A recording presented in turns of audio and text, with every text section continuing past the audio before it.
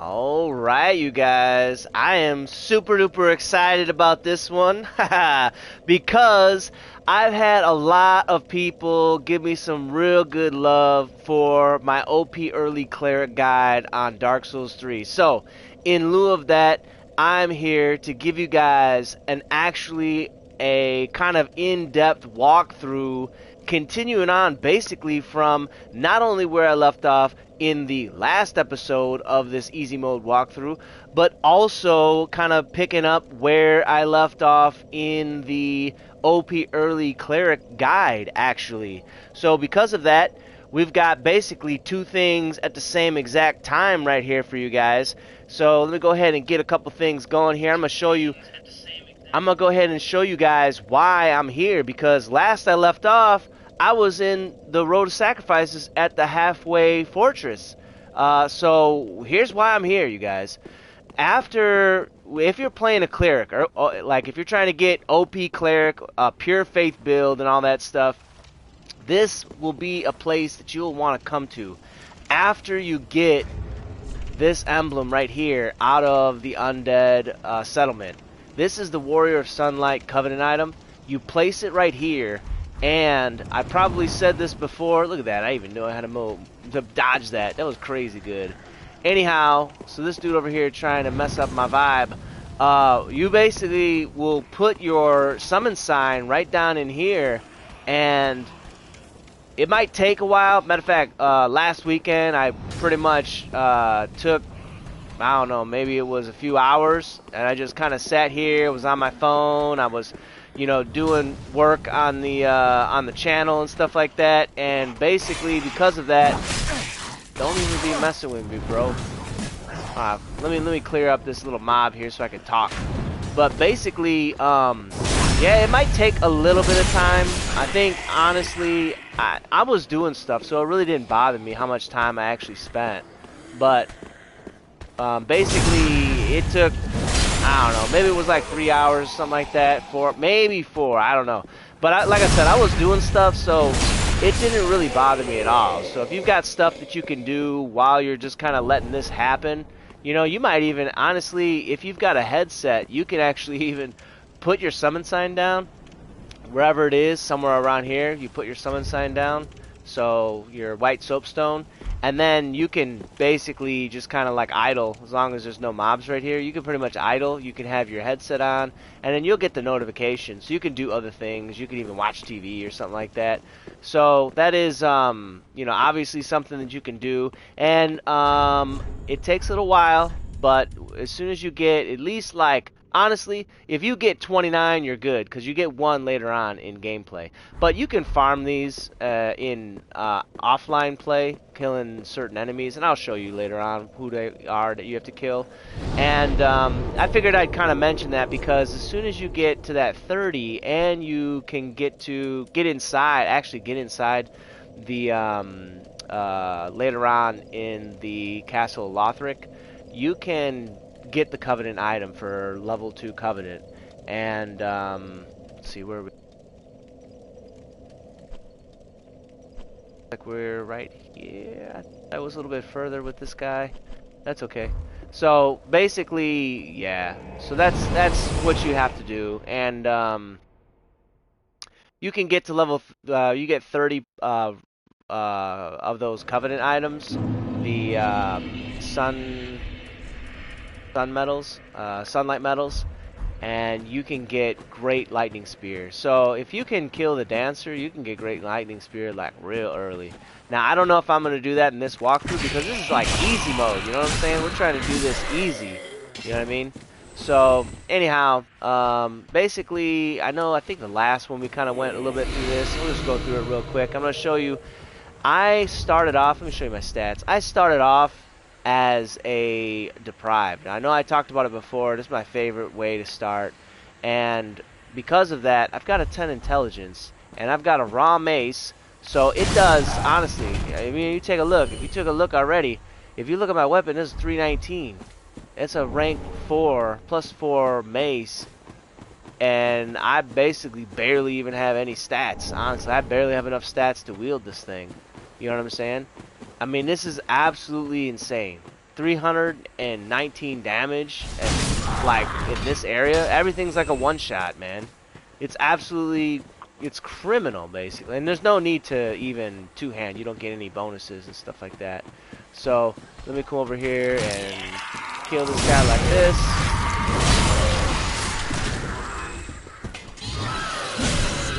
Take this dude to task with a two-shot. Come over here and mess this dude up. Like everyone, I mean, you know what? It's kind of good that I kind of came here again, is because you could actually see how much, like, the different level of difficulty that I'm having with this area, with my previous character, the Pyromancer, and then this character. It's like night and day, man. Honestly, it's crazy, crazy, crazy. And this is, I mean, you don't even have to be a cleric to be able to do this. You just, honestly, you can be whatever, man. And the cool thing about magic weapon is that it basically can give you 75% of your spell buff, and with the staff that I'm using, it's basically somewhere around 100 spell buff. So I'm getting a plus 75 magic damage on this thing, and this is early game, so most enemies really don't have a very good, you know, magic damage. And the other cool thing that I hardly even talk about in the OP video is this. All right. I can just honestly wail on people with Endure and just take it. I just take it, man. I just take it, dude. Like, dude, did you take a look? Watch the playback. I took barely no damage, honestly. It's absolutely insane. All right. So the mace for the win. You know, I mean, it's just absolutely good. So I've got, and because I'm going with some faith, I've got obviously the Cleric candles. I had to farm for this. I showed you where I had to farm last time. I wasn't able to do it on screen, but you know, that's okay. You know. Anyhow, you can do like this. I can do replenishment. You know what I'm saying? Take a swig, get some stuff back. You know what I mean? Do whatever I want to do. And and yeah, dude, it's super, super, super good. Super good. Let me go ahead and mess this dude up right here. Wait for him to get close. I'll switch out. I'll just switch out right now. Because, you know, he's going to jump at me. I'm going to make sure I'm ready to, like, combat that. Look at that. Messes these things up, man. Dogs, no chance. Alright, so we just got the new tome that's going to give me some more miracles, and it give me the Morn's Ring, which is going to give me, if I use it, then I'll actually be able to cast my miracles with a bit more potency.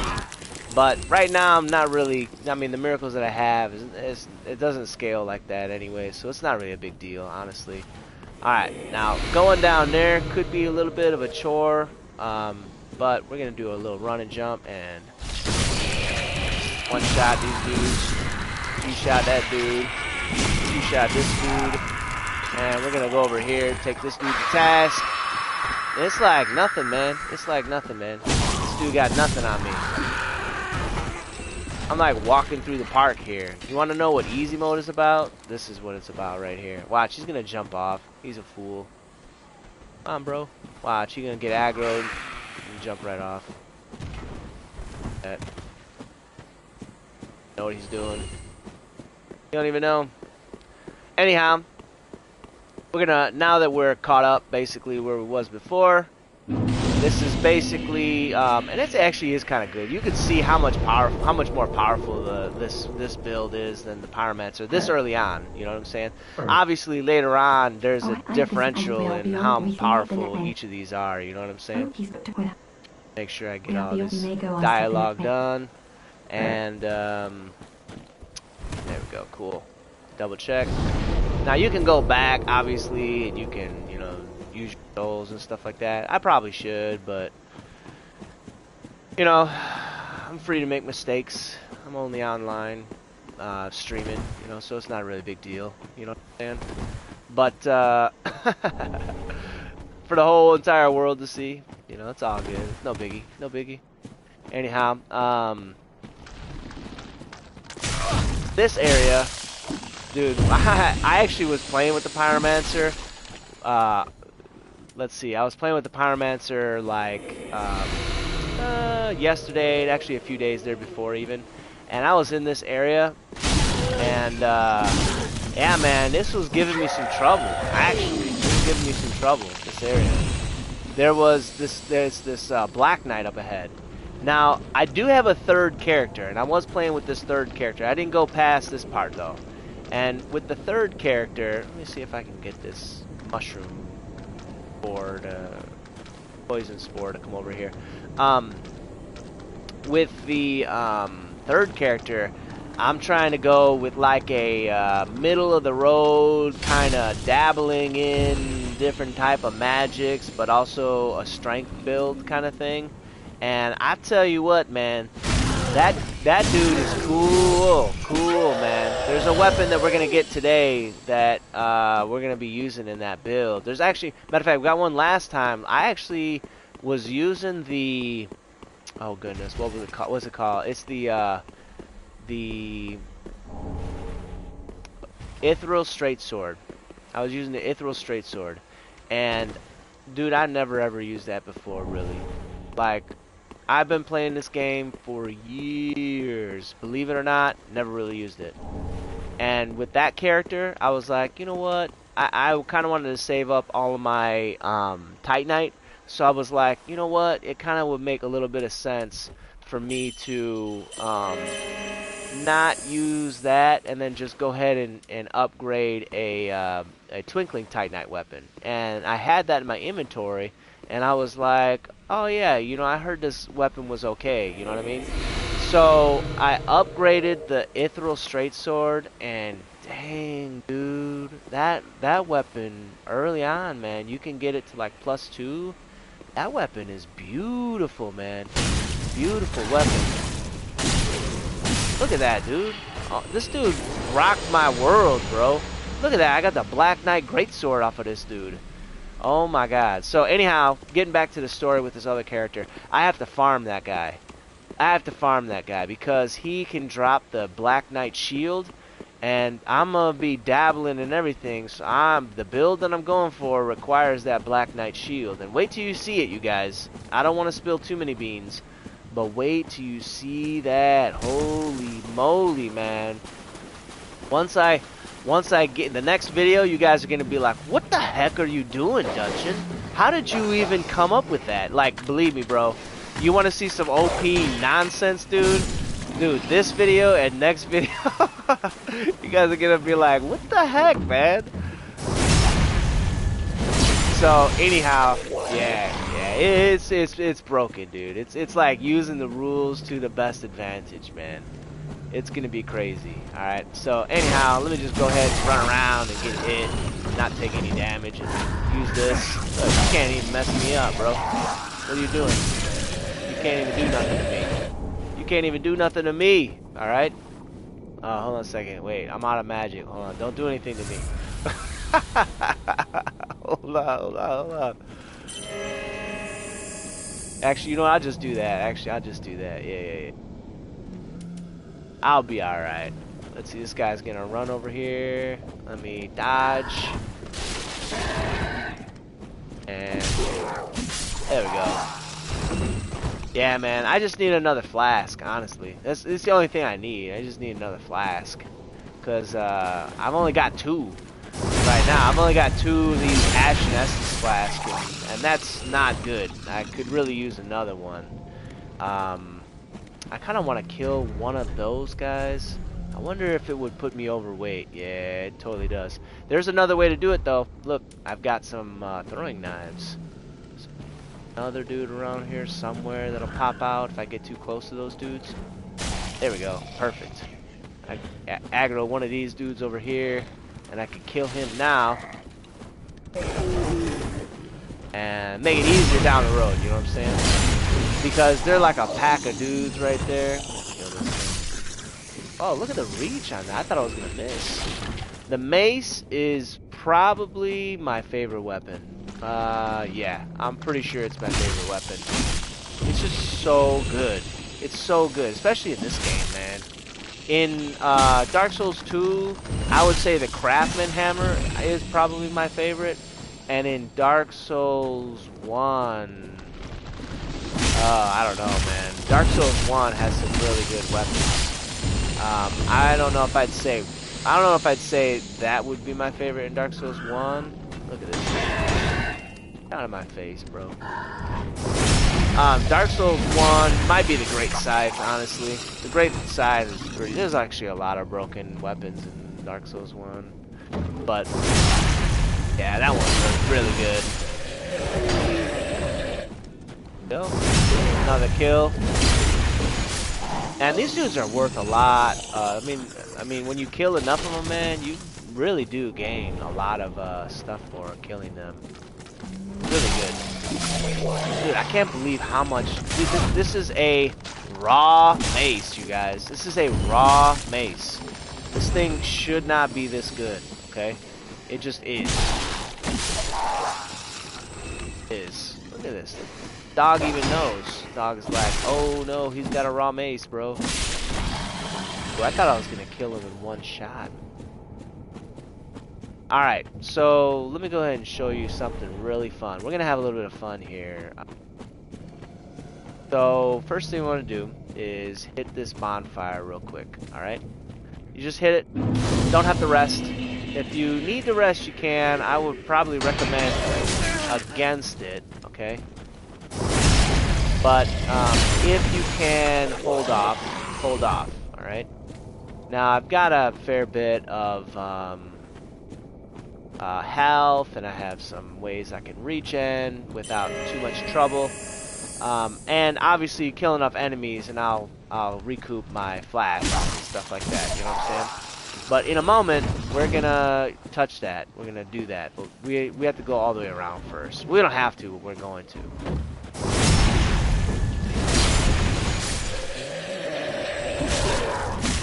Bro, hit me.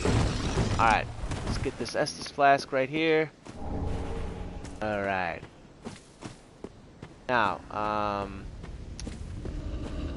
gonna mess this dude up right here.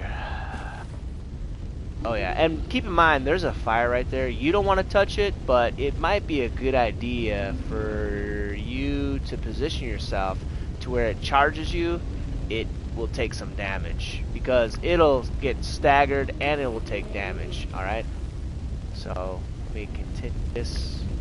I don't know, I want to milk this as much as I can. There we go. And then we're gonna do this and look at that. 3 hits. 3 hits, man. My goodness. It should not be that easy. It should not. It should not be that easy, you guys. But it is. It is. Alright, so let's have a little bit of fun. We're going to press our luck. If you want to have a little bit of fun, I would highly recommend try this. If you're kind of worried that maybe this is a little too dangerous, you know what I'm saying, then by all means, you don't have to do this. I love having fun with this because it's kind of risky. So, you know, maybe try it once and then, you know, I don't know. So try it out. So we're going to summon this, and the thing is, he's going to try to attack us and kill us. We're not going to sit around and let him, alright? We're going to basically run around. We're going to just basically run around and drag him along with us. And the thing is that because of what type of phantom he is, he basically is going to attack everyone, alright? He's going to attack everyone. So let me come around over here.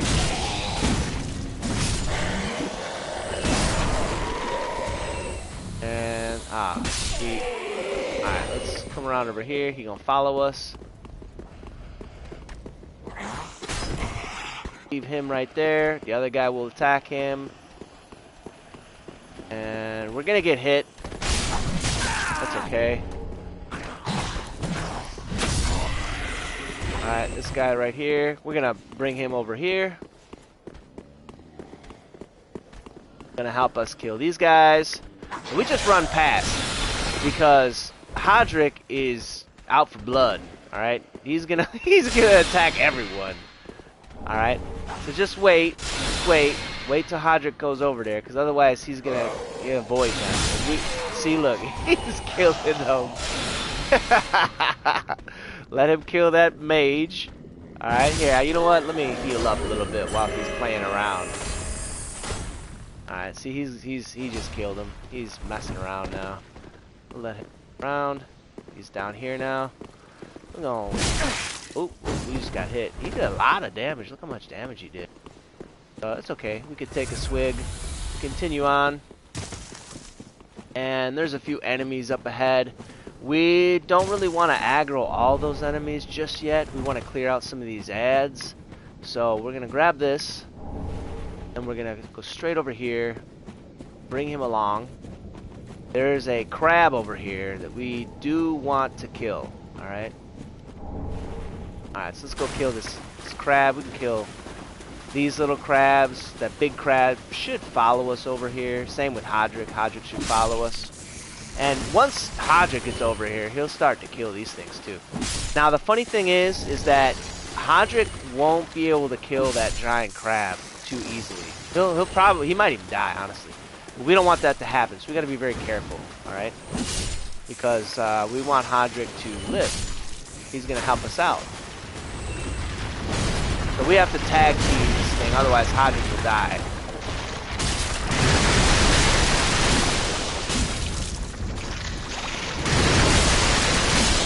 Alright, cool. Hodrick won't be able to kill him, so we had to help. Alright, now we're not going to try to aggro that other one, because the other one is going to basically be the one that we're going to allow Hodrick to die from. What we do want to do, though, is we want to aggro these guys. Alright, so Hodrick's going to come over here, and Hodrick is going to attack these guys, and hopefully kill them for us, actually. So we just play the defensive here. Hodrick is going to do all the heavy lifting because he is actually quite strong. I don't know where these dudes are. I'm kind of getting lost in the weeds here. Alright, there's one dude there and there's one dude over there. Alright, cool. Alright, so he's going to go and attack him. We can always double team him, actually. Now Hodrick... There we go. There we go. Now Hodrick is going to come over here and kill this other guy. Let Hodrick kill him. Hodrick should get aggroed on that other dude. We're going to let him do that. And actually, while they're fighting, we can heal up, actually. We'll do that. Yeah, we can watch, see how they do. We'll watch and see. We will approve or disapprove their fighting styles. Alright, it looks as though Hodrick is going to win, but you never really know. Alright, Hodrick won. Very good, Hodrick. Well done. And there's still one more NPC that we would like Hodrick to destroy for us. He is going to do our heavy lifting here in the swamp. So we gotta get invaded. Get another invasion. There it is. Alright, we're gonna let him kill this dude. So long as we don't aggro that. Oh, the other thing is here. It's coming. Alright, well, we gotta get Hodrick over here because Hodrick will die against that crab. Alright, and it's fine. If Hodrick dies against the crab, then yeah, it's okay. He did all the rest of the work, so that's cool. Oh, no. Alright, well, you know, let me go ahead and fight this other dude while he's fighting him.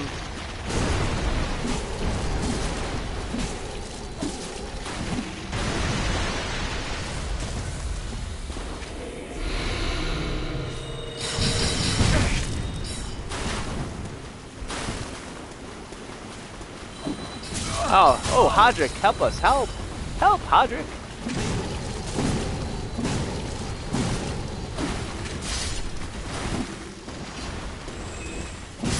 There we go.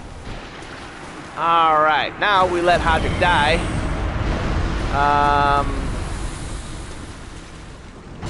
We're going to do this. There we go. Alright. There we go. Hodrick cannot stand. He will die.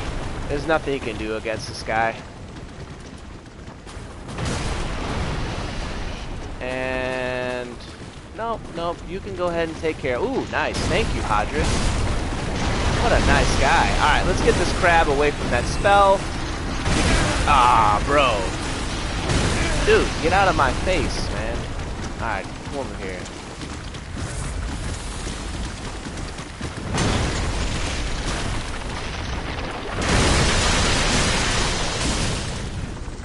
Alright. And just circle around with a shield. Do enough damage, and he will either die or get critical attack. Staggered. And there we go. Let's go ahead and heal up with this. And, man, that's how you really easily take care of pretty much everything in this whole entire swamp. Alright. And look at how many souls I have, man. It's absolutely insane. Absolutely insane. Alright. Now, the rest of the stuff is just a little bit of cleanup. There's a few of these little crabs. Kill them, don't kill them, do whatever you want to do. Make sure you grab the blossom, green something or other. And don't forget these. There are a spellbook and the Conjurer set, actually. Get some pyromancies, which we want. There's one pyromancy in here we want, in particular. And now, before we go, we're gonna run down those stairs. But before we go run down those stairs, there is one thing over here that we want, and no, we probably should talk to what's his name, but that's okay. Just for good measure, might as well use the replenishment spell. And if you have a poison spell, you can poison that dude from here. And there you go. He's toast, man. He's toast. Look at that. Basically, anyone can do what I just did. I mean, you just, you know, don't let Hodrick hit you more than like once at a time, because his sword will destroy you, man, even if you're real high level. And if you try to fight him, he will parry the heck out of you. So probably don't want to fight him one-to-one. You know, let one of those crabs kill him for you, and they'll be good, man. Be super sweet. Good. All right. Now, from here, we're just gonna run down here, and I probably should go talk to that dude before I come over here. Orbeck, or I think it's Orbeck. So, but you know, it's okay. It's totally alright. I can talk to him later. There's nothing I need from him. If I was a mage, I would probably be more inclined to go talk to him right quick before anything else. But what we're gonna do is jump over here. As soon as this is every single time, this is what I do. I come over here, I grab this spell, Iron Flesh, and then I just run back. You're gonna get poisoned. No, there's no way pretty much you're not gonna get poisoned. So just run back, and there you go, just like that. All right. Now at this point, I've got 20,000, man. I could elect to get that key, but I'm not going to. I don't want it. There's nothing in particular that I need it for. So, all right. I am Sirit. Duties, I doubt. Bless. All right. I doubt we can bless. All right. Make sure you expect. Oh my goodness. Last night I was trying to figure out what happened, man. I talked to her, and for whatever reason, her summon sign wasn't showing up at one of the next boss fights, and I didn't know why. It was really strange. So Welcome, anyhow, let's try to get another spell up in here. Let's see if we can get another spell. Almost. Look at that. Almost. Alright, well, that's okay.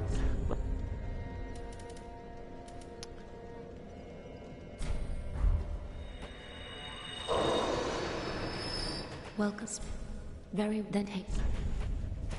Almost. Not quite another spell. Farewell, But Ashen. I could use a ring to get spell. This one right here. That'll give me another spell slot. The Saint's Ring, $300 at the blind lady that sells miracles. Basically, she's just giving it to you. Ah, I am. Now, I do need a little bit of coin here for this. First, let me give him this. With this. Now, he got more spells, and he can learn me some spells like this one. This is the one I want. I want poison. Do not be gone. What is it? So I need to use a couple more of these soul items. Worth 800. So then 400, and I should be good. Yep. Ah, I. That. Learn me a spell. Do. And That is what. soul. Oh, you have to praise that. Yep, and reinforce my Estus. Allot it, actually. Now, normally you don't want to have odd numbers because if you invade, you will be reduced by half round down. But we're not invading anyone right now, so it's totally fine. Right. It's good, but just something to keep in mind. You just want to be careful about that. And I've got a little bit left over, 66, so I'm going to buy 6 of these, and I'll buy 1 of these. And I know that's like, you know, not a big deal, but, and man, I only had 11 of those bolts, so I just increased it by half, you know what I'm saying? Let's go ahead and go back to the Crucifixion Woods, and we're going to go ahead and talk to Orbeck. We are going to kill the Crystal Sage, and we are going to move to the next area. And we're moving along because we have this Cleric build, and this is an OP Cleric build, you guys. I know a lot of you probably playing Clerics, you started as a Cleric, right? I get that, but I don't want to aggro that dog. I don't like dogs. Gonna sneak on by, alright? Don't be shooting stuff at me. Shooting stuff at me. Make sure we're not getting followed, you know what I'm saying? I don't want to get followed. Look at that. Alright, well, we don't need to kill the whole entire enclave. Making noise through the wall.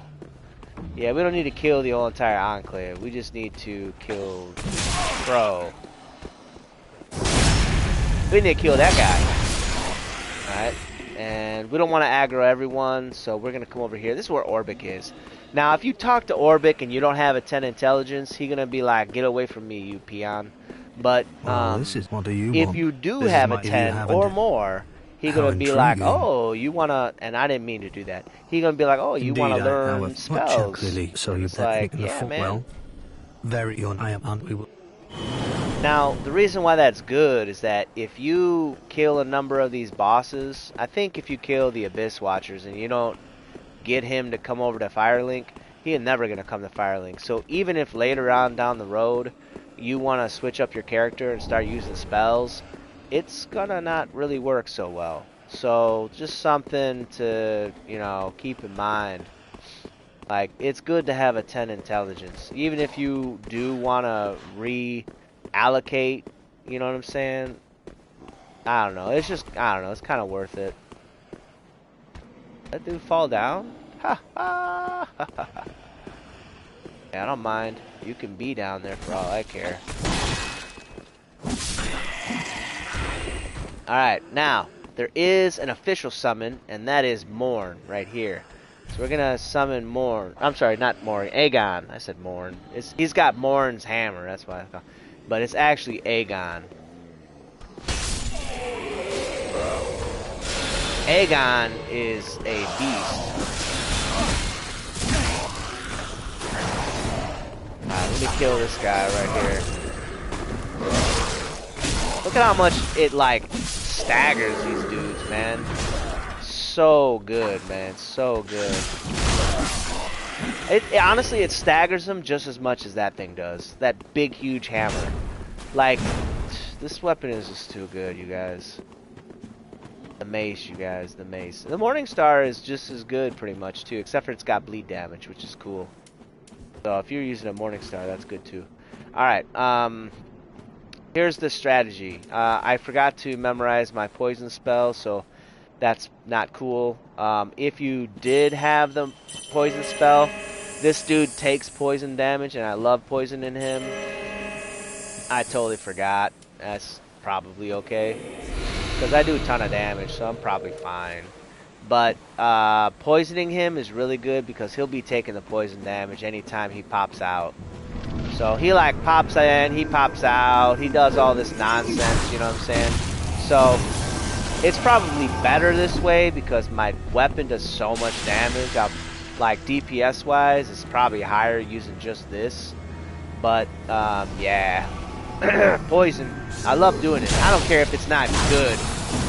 You know, if it's not like optimal, I still like doing it. It's just fun. It's just for me, you know. Now he keeps popping up. There's certain spots that he likes to pop up at. Uh-oh. I'm gonna take damage.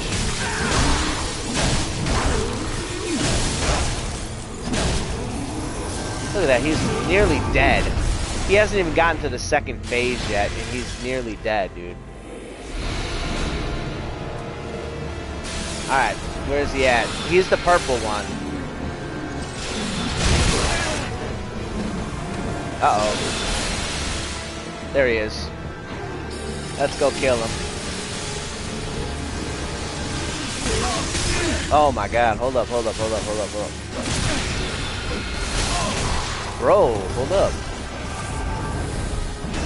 Dang, man.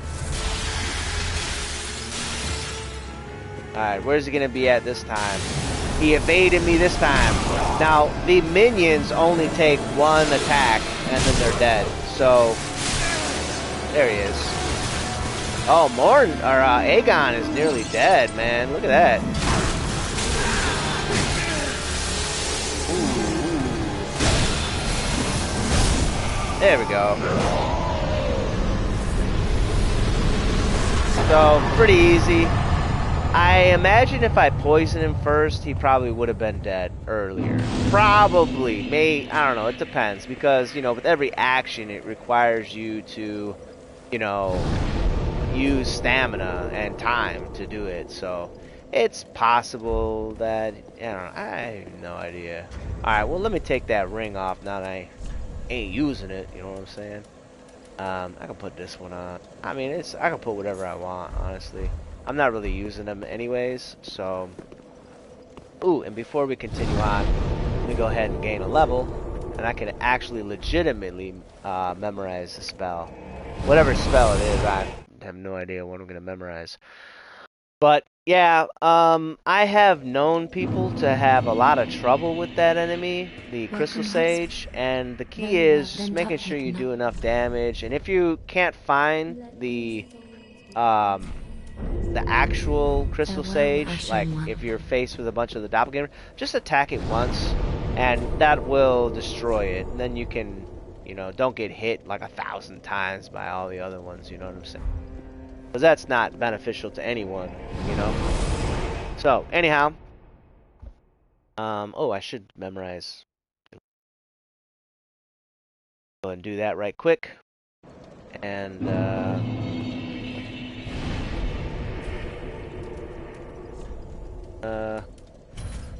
this is actually a pretty good spell. I don't have if I had a Thrall Axe, I would probably... My other character, I got a Thrall Axe, and I'm a Pyromancer, and I've got this. So I'll probably show you how crazy that is next time I play the Pyromancer. I'm not sure what enemy I'd be fighting, what boss I'd be fighting, but... and I've never tried it before, but I know it's actually pretty broken. So, we'll try it out, maybe. See how it is. It seems really powerful. We're gonna try it out. Anyhow, but that's like probably a couple videos down the road. This one, we are kind of doing, this is still kind of early game stuff, you know what I'm saying? I kind of consider it kind of early game. Alright, this dude need to come back. My spell expires.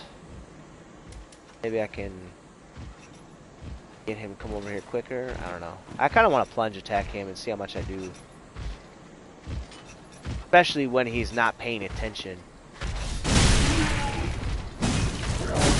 Ooh, if I was just a little quicker.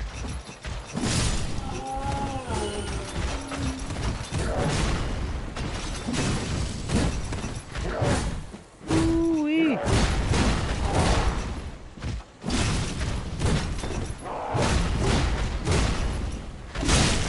Look at that, man. It staggers the heck out of these dudes, man. It's crazy, crazy, crazy. Alright. Now, I will say this. I've had this conversation. If you watch the OP Early Cleric guide that I have, then you would know that at a certain point, the raw mace, with the spell that I have on it, you know, even as low level as I am, you know, with the intelligence, it will basically do more damage than the blessed mace, all the way up to, I think it's like 37 faith or something like that. Alright, look, you don't want to dodge away from this guy. Dodge into him. Always. Always. So never dodge away, because this dude's reach is crazy. Alright? This lady, I should say, his reach. Always dodge, even though it seemed like your natural reaction would be to dodge away. That's only going to get you killed. Alright, don't dodge away. Dodge into her.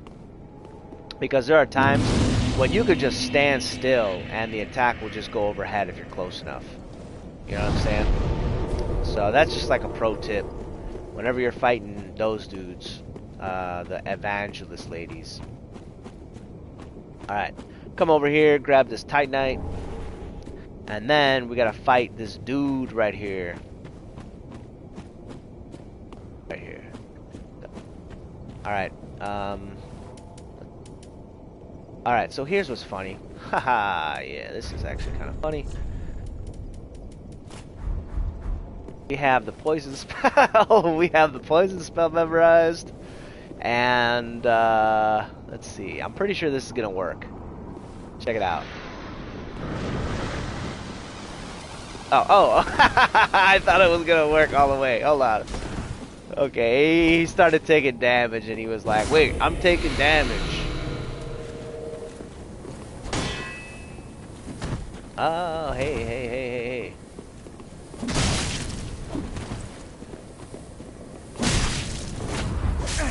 Look, bam. Alright.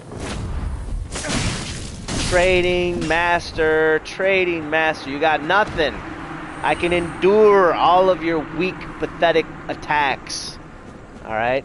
That's how you do it. Okay? I am by no means good at PvP. Mind you, I am not. But I do know how to use this weapon. Alright? Don't be messing with me with the mace, okay? And look, if you want to, you can come back and rest up and stuff like that. You know, it's okay. Buff myself up a little bit. Even do what I should do, actually. I should do this. And then switch this with this. And then cast this. And watch. I can move him in the way of the spell. Let him come into it. Come on, bro. Come into it. Come on. Ah. Hold on, it dissipated. I'm out of spell juice. I'm out of my spell juice, bro. Oh, no. You gotta get into the poison. There you go. Now, does he need to get poisoned to kill him? No. Alright. Come on, bro. Alright, here we go. Come on. Look. Alright. Round 3.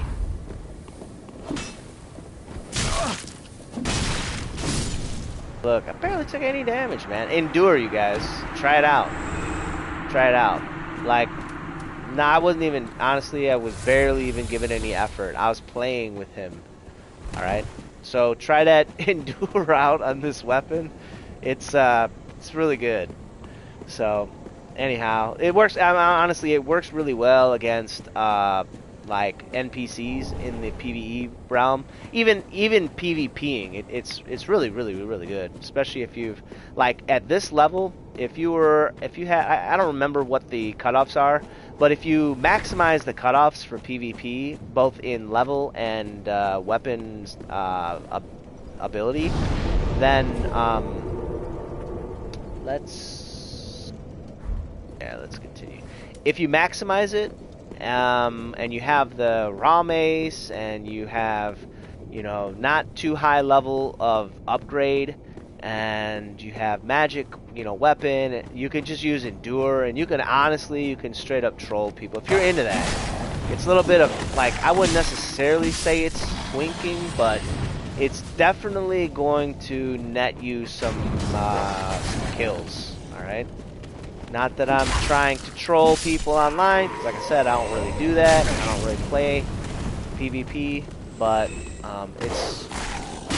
it's definitely something that you might want to try if you're into that.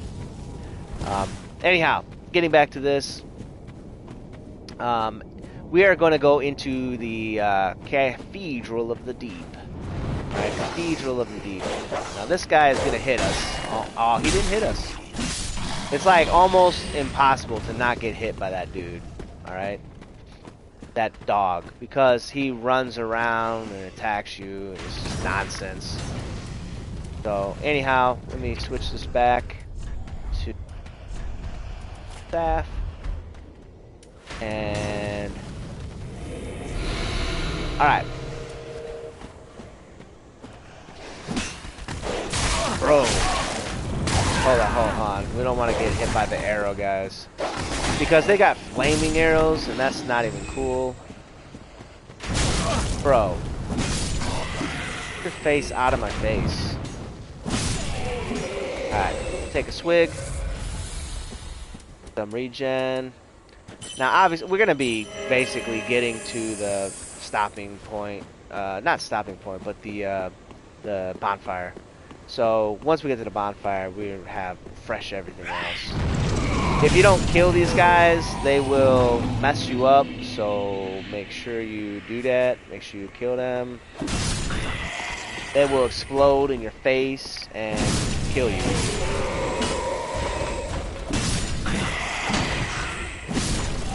Look at that, man. It's absolutely nuts, man. Nuts. Okay, if you have the DLC, then when you open this up, you will see Gale, I think his name is, Gale, whatever his name is, you'll see him. He's actually sitting here. Now, I don't want to say necessarily too much about who Gale is, but this is Gale, and he's going to invite you to Ariandel, alright? So we're going to light this bonfire. We got to make sure we have it lit. Make sure you have it lit. Otherwise, one time I didn't light it, and I just straight up talked to him, and because he teleports you somewhere else, then you don't have the bonfire, and that's not good. If you're not sure, rest at it, just to be sure, you know what I'm saying, and that's cool. And then basically expend out all his dialogue, and then you want to agree to go with him. And that's fine. You can agree, and once you agree, there's a bonfire right away, so if you don't want to really even go anywhere in here, you don't have to. You could just do whatever you're going to do, and then leave. I'm not going to really go through here, but I am going to get, I think it's like 2 or 3 items right away in the beginning. So I'm going to get those, and then I'm going to take off. Not that I need them. There's a poison, what you call it? A poison, let me talk to this dude. How critical is... you access. Alright, cool. This. Fantastic. There is a poison gem. There's a poison gem in here. So if you're running like if you're trying to run like a luck build, this is probably the easiest. I think it's probably the easiest way to get a luck scaling item, because poison does scale off the luck. to some degree. So anyhow, it's kind of nice if you're going for one of those builds. It is kind of nice. Now these guys are kind of tough. If you're not experienced, I might say probably avoid this till later.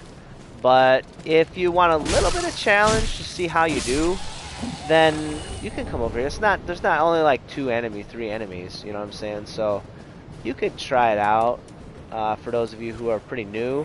And don't forget, you can always buff your mace with the spell if you're running like this character. Then when you come up to here, they do this really long animation like that. You should be able to land a backstab or two and get a wake-up attack on him. And with the mace, he staggers, so, you know, it's pretty good. Now, if you go over there with those dudes, they will basically completely tackle you, like all of them. They'll just gang up on you. So, I wouldn't go over there, actually, unless you're really in for it. Then, otherwise, just forget it. Me personally, at this level, I'm not trying to do all that. I'm trying to do an easy mode, so kind of showing you how to do this easily, not too difficult. Maybe some options to have a little bit of challenge and stuff. But okay, you can gain a level, but I recommend against it. Actually, here's what I recommend. I recommend giving her the the Paladin's Ashes. Okay, and then that's gonna open up some additional items, such as, I'm pretty sure that's what opens up the mace, and it opens up the canvas talisman, which we actually are going to need, just not yet. I want to make sure you have a torch. At this point, if you do not have a torch, let me double check and see if I've got one. But if you do not have a torch, you need to see. I don't have one. You need to have a torch. So it's only 300, and it is going to be life-saving. I know it's like, how is a torch life-saving? And it has nothing to do with the light that it puts off, okay? So grab yourself a torch, and I think that's pretty much all you need. If you're going to do what I'm going to do, then buckle down. I'm going to spend 6,000 on 10 Undead Hunter Charms, and I'll show you what I'm going to do with them. Alright? Now the other thing is, we just killed the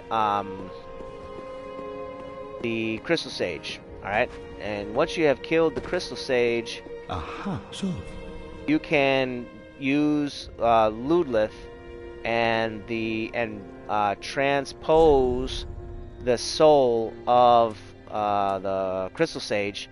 And while you can get Crystal Hail, it's not really that good of a spell. However, the Crystal Sage Rapier, on the other hand, while it's not a good weapon, it has a really unique ability, and that is, it gives you an additional bonus 50 to your discovery.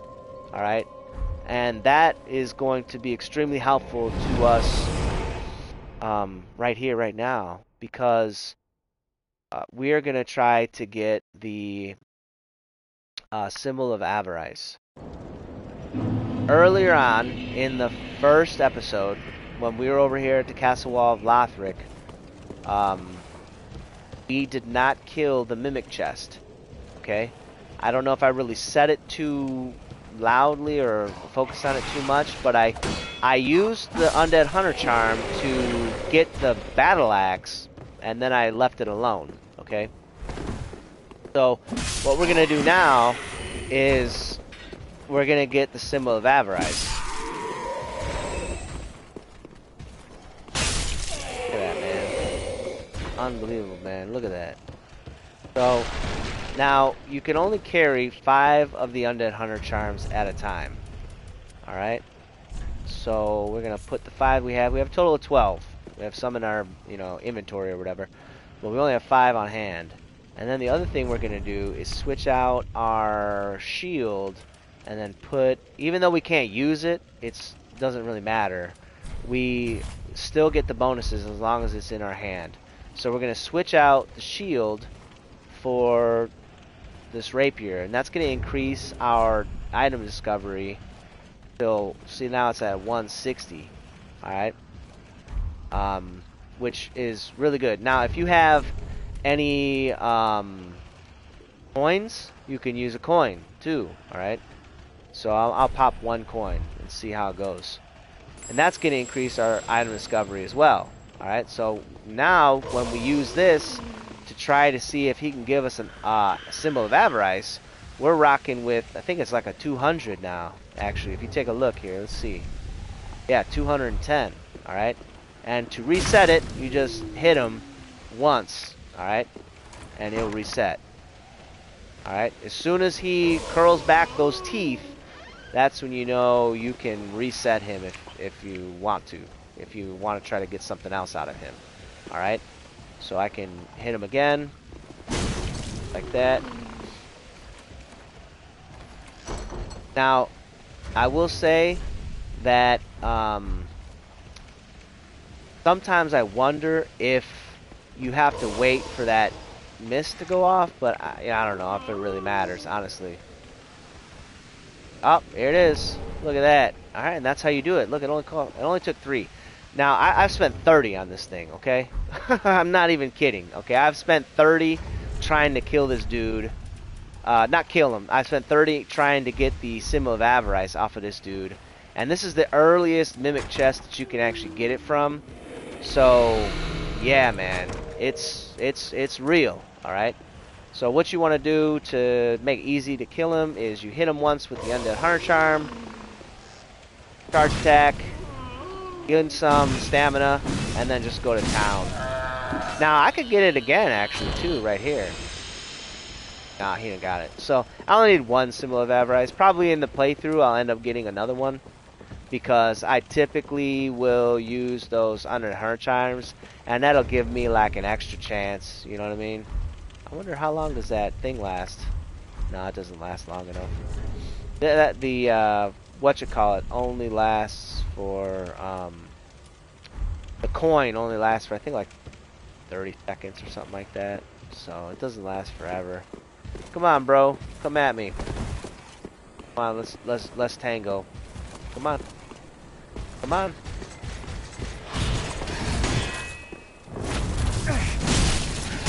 Yeah. Oh, I need more endurance.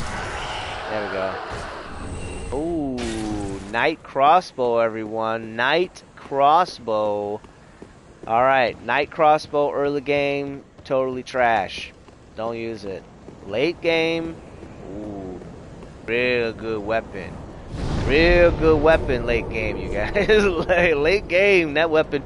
Throw some lightning arrows on that sucker, and dang, baby, you got yourself something real good.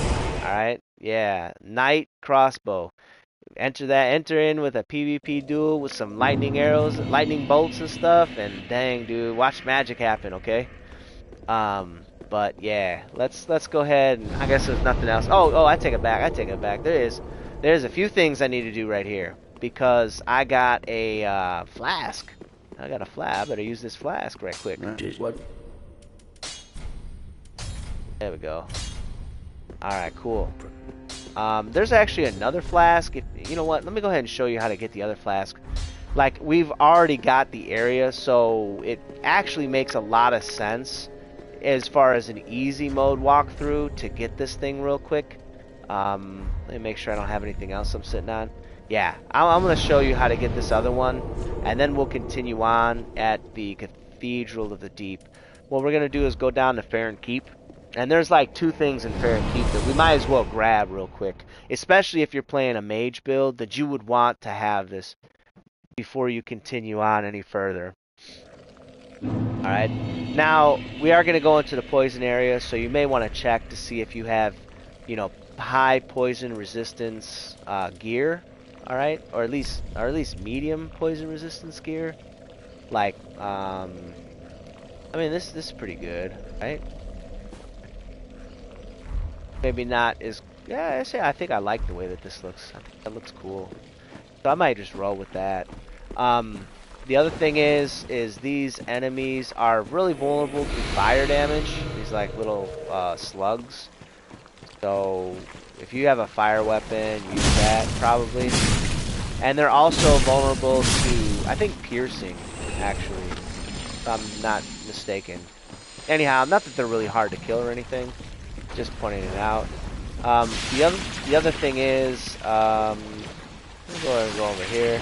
I get these things. I'm gonna get all of these, so I might as well come over here first. Grab that. Come over here. Oh, you know what? There was a spell that I needed. Dang it. It's okay. I have these, whatchamacallits too. Go ahead and switch this out for this. Poison moss. And obviously, you don't need to have caressing tears. But if you do have it, then that's, you know, obviously going to be really good. However, that being said, the effectiveness of your gentle repose is going to counteract the poison. The poison is low enough to where gentle repose will actually out-heal the amount of damage from the poison. So just keep that in mind. Alright, before I go over there, I'm probably going to get poisoned, and then I'm going to get attacked. So I really don't want that to happen, and I don't think if I use my poison moss, it'll actually help me right now. I think you have to be poisoned. You know what I'm saying? So let me kind of... Actually, you know what? Let me buff myself real quick. Even if I get poisoned, I still won't really feel it too bad if I got replenishment going. And just do like that. I think I'll be alright. I have pretty good poison resistance. Come over here. Now there is an enemy over here. And this enemy is not a trifle. Okay? I wouldn't mess with this guy. Alright, hold up. Yeah, you gotta endure. Oh, wow. Dark sword, y'all. I got a dark sword last time, too. How about that? Anyhow, this is what we wanted. We wanted the Sage Coal. Now, I'm not trying to emote everyone. Alright, so now that I have the Sage Coal, I can make blessed weapons, blessed shields, and I can make magic, or not, I'm sorry, not magic, crystal weapons, and crystal. I'm about to get attacked, bro. Where's that shield at? There's a stone plate shield. Here it is.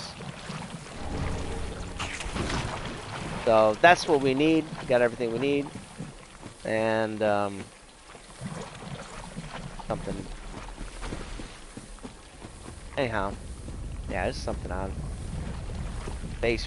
I know you guys can't see it because you're on the other side of YouTube, but yeah, something itching my face. Anyhow, if you're poisoned, you're near a bonfire. Obviously, that will reset, so you're all good there. We're gonna go straight to the cleansing chapel. If you want, you can use your souls, and that'd be good, obviously, because you don't really want to be running around with souls and stuff if you end up dying. But for the sake of this video, I've been through this area 1,000 times. Even if I do happen to have a misfortune or a misstep, alright. I've done this 1,000 times. But for those of you who are new to this, use your souls. Don't come into a new area with a bunch of souls. I've got 5,000. You know. And oh shoot! And I was supposed to use the Estus flask. So obviously you'd want to go back and use that Estus flask. That'll give you another Estus flask, obviously. So that would be very good. Me, I'll use it when I come back. Now, I just picked up one of the best weapons in the game. It's called the Astora's Greatsword. As long as you have a 18 dex and, I don't know, 16 strength or something like that, 13 strength, whatever the strength is, you could do anything to it. It's going to be good. No matter what you infuse it with, it's going to be good. Anyhow, this is the weapon on my other character that I want, the Executioner's Greatsword. I've never really used it, and I've always wanted to, but yeah. Alright. Alright. Here's the trouble. I have the whatchamacallit, this over here, but I need to equip it. There it is. Alright. There we go. Now, there we go. you basically want to burn them. If you're a pyromancer, it's easy. Alright, you can just throw a flaming spell. But if you are not, then you can stagger them real easy. Or if you have a fire weapon. Fire weapons work beautifully here. Alright. The other thing is, if they hit you, it's going to cause some sort of like weird like mummy rot or something. I have no idea what it is. But it's not good, I can tell you that much. Alright, and if you take damage from it, it's gonna be not good. Yep. Yep. Yep. Ha ha ha ha ha. Yes. Alright, if you've got a flame spell, shoot it at those guys. If you've got what I've got, then try your best to attack them.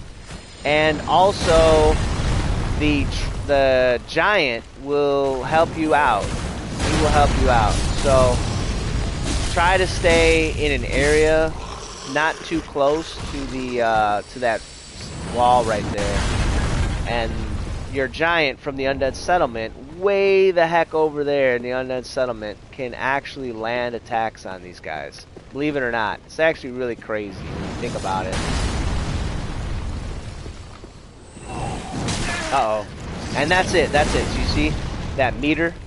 It went away really quick, but if you get hit once, that meter will begin to fill up, and you'll start to take crazy amounts of damage, and it won't really go down. It'll just keep going up and keep dealing damage. So you really do want to be careful around these guys, and make sure you have a torch, because I mean, as far as I know, that's the only thing that will actually stop it, aside from just out healing it. Now, I really should have a fire weapon for this area, because it's real helpful, especially when you start to fight these like little these other slugs. But anyhow, once you pick up the last branch, young white branch or whatever it is, then if you collect all of them, even the ones inside the Farron swamp, then the giant will actually, I don't know, die or grow old, or I don't know, he's just not there anymore.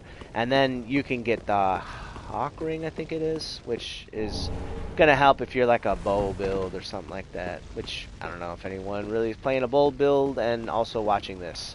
So if you are watching this, you probably, and you're playing a bow build, then you probably already knew that. So, but if you're thinking about playing a bow build, then just know there's a hawk ring, and it makes your bow build better. And that's that. Alright. Now, dodge, do this, and we can kill him. If you have a fire weapon, and it makes killing these guys so much easier, because your fire weapon will constantly stagger them. It's actually a beautiful thing. It's a beautiful thing.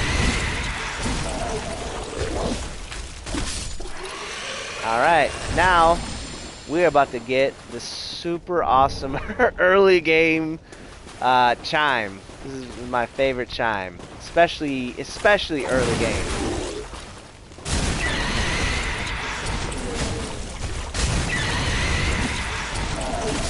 Let's go ahead and put it on. Alright, this chime also has some very unique properties. It will give you an equivalent 99 dexterity for the purposes of casting speed, which is fantastic for a pure cleric. Fantastic, absolutely fantastic, because basically it allows us to be able to cast really fast. Now, early game, it's good enough to where it's pretty close in, like, if you're going to actually cast any spells, it's going to be pretty darn close in effectiveness to anything else that you got right now. However, the spells that I got, I mean, replenishment, I mean, yeah, man, that's cool. It doesn't scale with anything, so, yeah, that is 100% a good idea to be using. Alright. killing these lizards. Obviously, you're getting some Titanite. Now, for my other character that's using the Ethereal Straight Sword, that would be, I would need one more Twinkling Titanite, I think, and then I'd be able to rank it up to +3 at this point. And I cannot remember if there's another one in here, because there's a big lizard right here, but it put it on this. I could put this here. Kind of not good, but it's okay. Anyhow,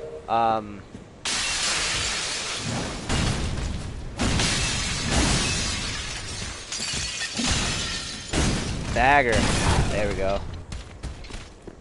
Look at that. It's probably dead, actually. Look at that. Oh my god, bro. It had no chance, dude. It had no chance. Alright, yeah, well.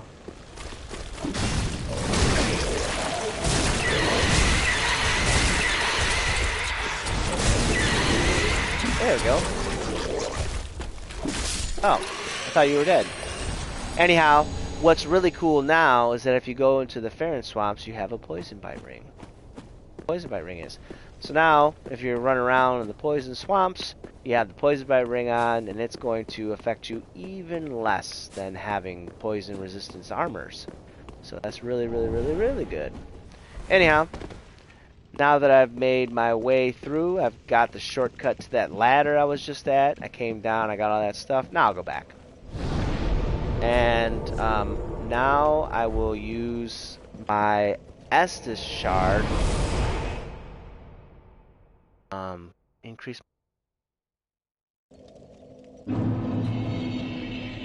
Honestly. Oh yeah, and don't forget to use your bone shard you just got. It's always very important, because that's going to increase the effectiveness of your flasks. So, but let me go ahead and do this. What? First, give them the coal. If you have anything to infuse, go ahead and do that. Me, I'm using a raw mace, so I'm all good. Make sure that you use your shard. And I'm going to pot this.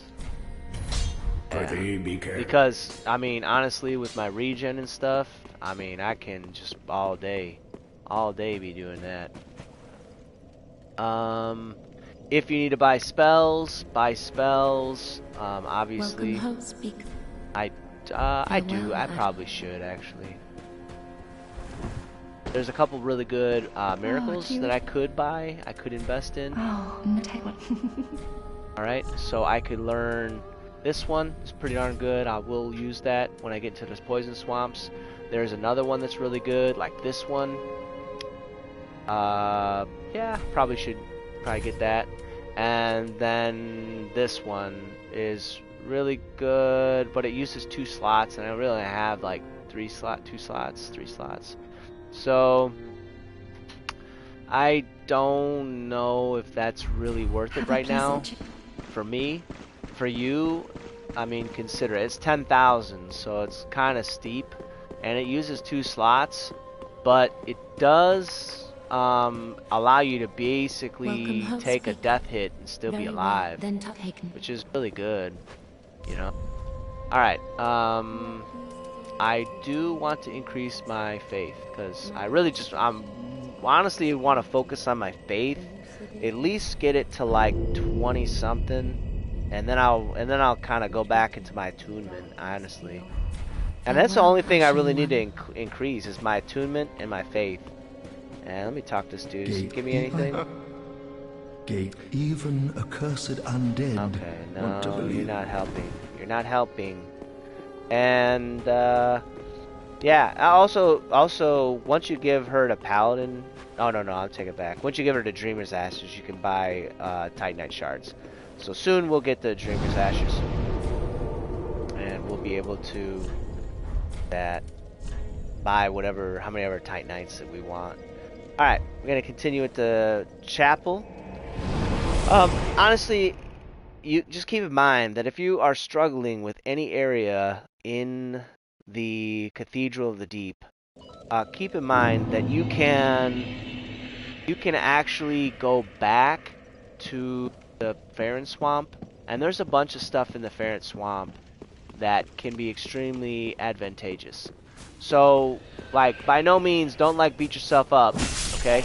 You definitely have options of things to do.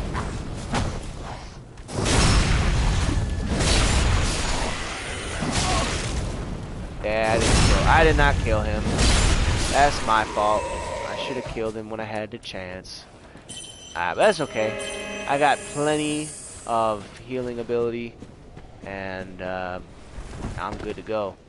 I probably could have used my shards to like upgrade and make a poison weapon. Or not poison weapon, a fire weapon. That would have been cool.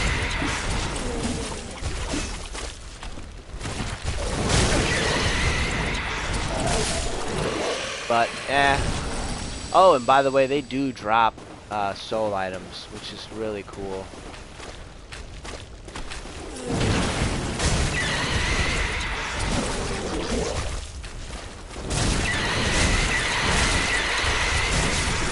I should have upgraded this, honestly. I mean, it's not really worth it, but it kind of would be cool. You know? Because I really don't need any other weapon besides my mace.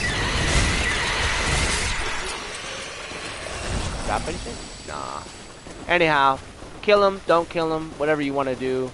To me, they're worth killing because of how many souls you get. Plus, you get the chance, like a decent chance, for them to drop a soul item, like that one, which I think could give you like another 1,000 or 800 or something like that. So, I mean, I think it's worth it. Even if they drop the smaller one, I think it's 400 or 800 or something like that. Either way, you're still getting a lot. It's, in my opinion, probably worth it. Alright, now before I go out there, I'm going to buff because it's that Grave Warden. And by the way, I know I've made videos about this before. They can drop the Warden Twin Blades, which is actually a really good weapon. If they do drop it, then if you're a Dex build, you might want to use it. It's really good. And it doesn't look, the way that they're shaped and stuff, it doesn't look like it has the same hitbox as the Sellsword Windblades. It looks shorter, but it's actually like pretty much the same, actually. So, something to keep in mind. They're pretty darn close to the same.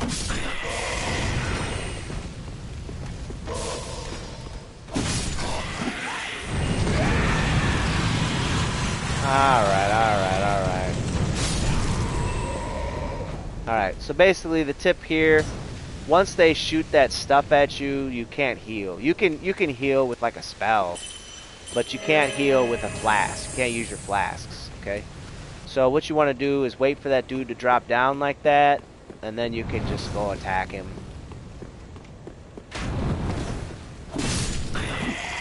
Just like that, easy peasy. And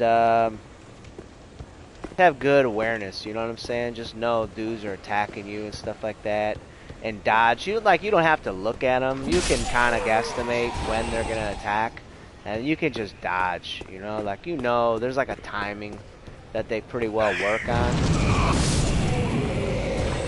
All right, like this dude here, he about to drop down any second now. Maybe I gotta attack him first. Yeah, let me switch it. Now, I do have a crossbow, which I probably should use, but... Oh my goodness, man. I need to get on the low side. Having the high ground doesn't mean all that much in this game, you know? Anyhow. And there's these dudes. There's another one too, right here.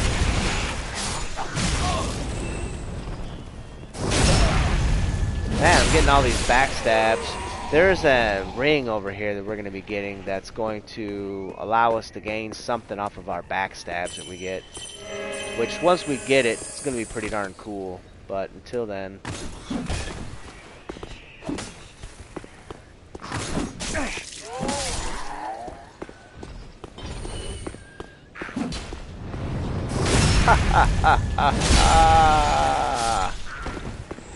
Ooh, yes! Yes! Yes! The Thrall Axe is, in my opinion, one of the top tier weapons in the entire game. You saw it here, everyone. That is how you get the Thrall Axe. Sheer luck. Alright? Kill those things and get some luck, and you're good to go, man. I should have buffed my weapon. Yes, I should have buffed it. My goodness. Hold on.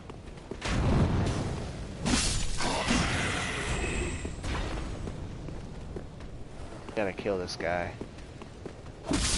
Cannot leave him far too dangerous alive. And there you go. And that's how you do this little area. Other thing you could do, if you have a bow or a crossbow, you can shoot them, like snipe them from safety. Just aim for the head, you know what I'm saying? You should be good. Let me see if I can get this guy over here. Yeah, otherwise it's a pain to kill him on the other side. See if we can get him to come on over. Yep. Remember, dodge to the... or not dodge, but rotate around the right, because he swings... I think he... whatever side he swings, we're rotating right. That's usually the best course of action. Alright, we kind of do want to aggro these guys. Can I aggro them with a poison spell? Kind of nice. Yeah. Oh, hold on. You know what? No, we ain't even... Oh, I need more magic.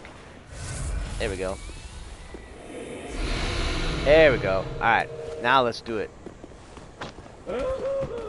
Alright.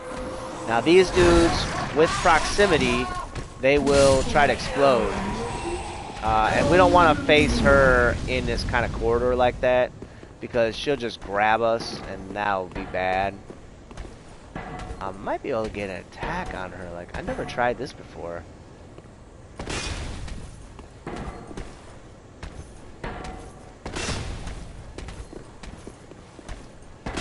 No, I guess not. Maybe if I had a longer weapon. Remember what I said, always dodge into her. Don't ever dodge away, man. You dodge away, you're done for. You're a goner. Ooh, I have a feeling. I thought for sure she was gonna... I don't think she's dropped anything good for me. This playthrough, at least. Which is kind of a bummer, because she's got some pretty interesting drops, actually. There's some more Hunter Charms and Fire Bombs. Go ahead and heal up. Right. And having that regen spell is quite awesome. Let's make the jump. Now, a lot of people don't do this, but I do this, okay? What you want to do, make that jump right here, okay? Trust me on that. Trust me.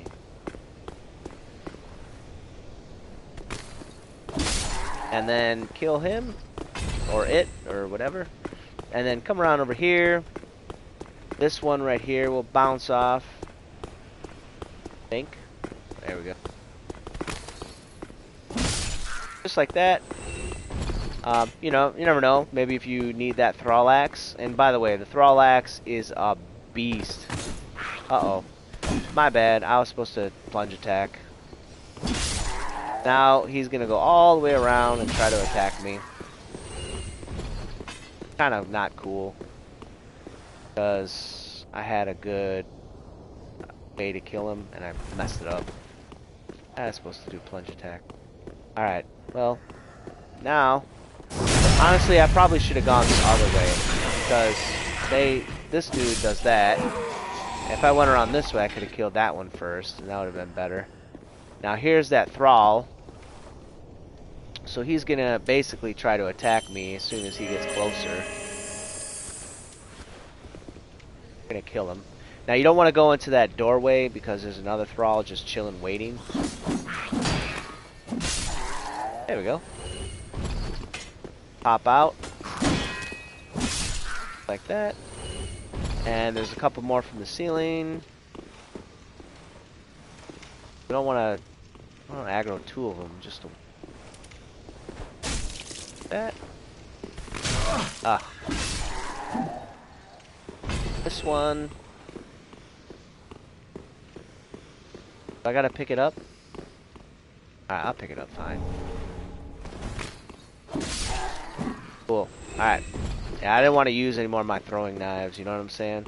Like, I only have so many of those. And I really don't feel like buying any. I could, I don't want to. And throwing knives are nice, honestly. I never used to use them. And I used to accumulate like thousands of these things. And finally I was like, you know what? I might as well just use these things. I never really use them. So, let me... Oh, she's here.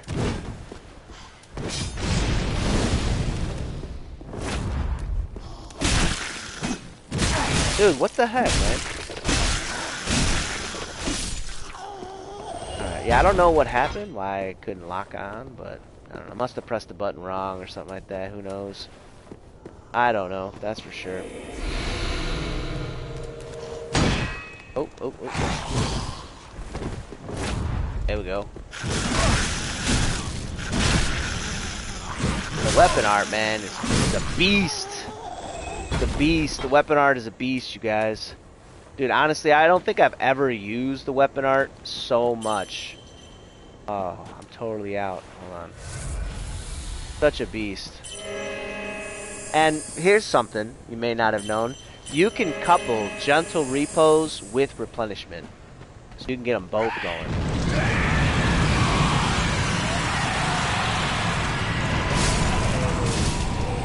And you can like increase, like almost double the regen rate. You know what I'm saying? So it's really good.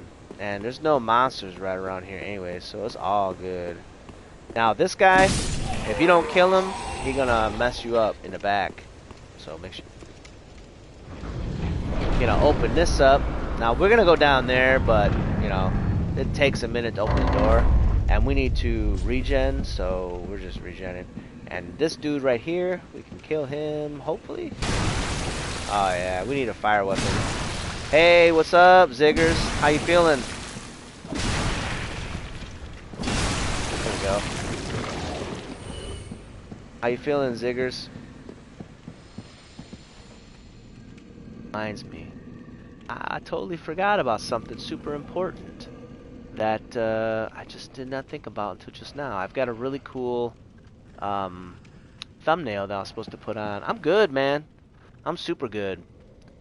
It's Friday and about to have like a 3-day weekend, you know what I'm saying? So obviously I'm feeling really good right now, you know what I'm saying? Alright, let me go ahead and put this thing on right here. Well, how about you? How about you? How you doing? Attack these dudes while I'm waiting for this to load. Yeah, it's gonna be good. Alright, this guy pops out. You can... Here's, watch this, watch this.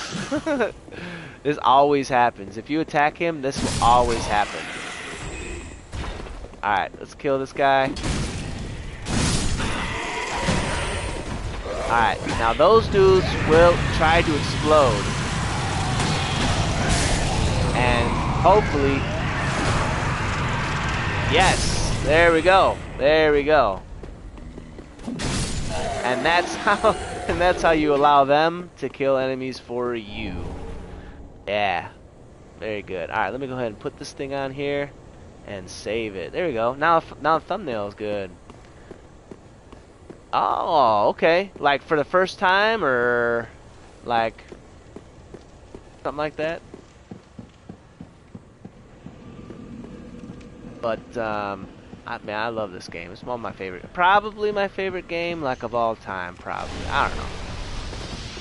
It's definitely up there if it's not. I played this game probably more than any other game, I imagine. I don't know. There's a couple great games that I really love. This is one of them. Definitely one of them. I also love oh man, the second boss. Yeah. So was it the tree? The I don't know what it's called.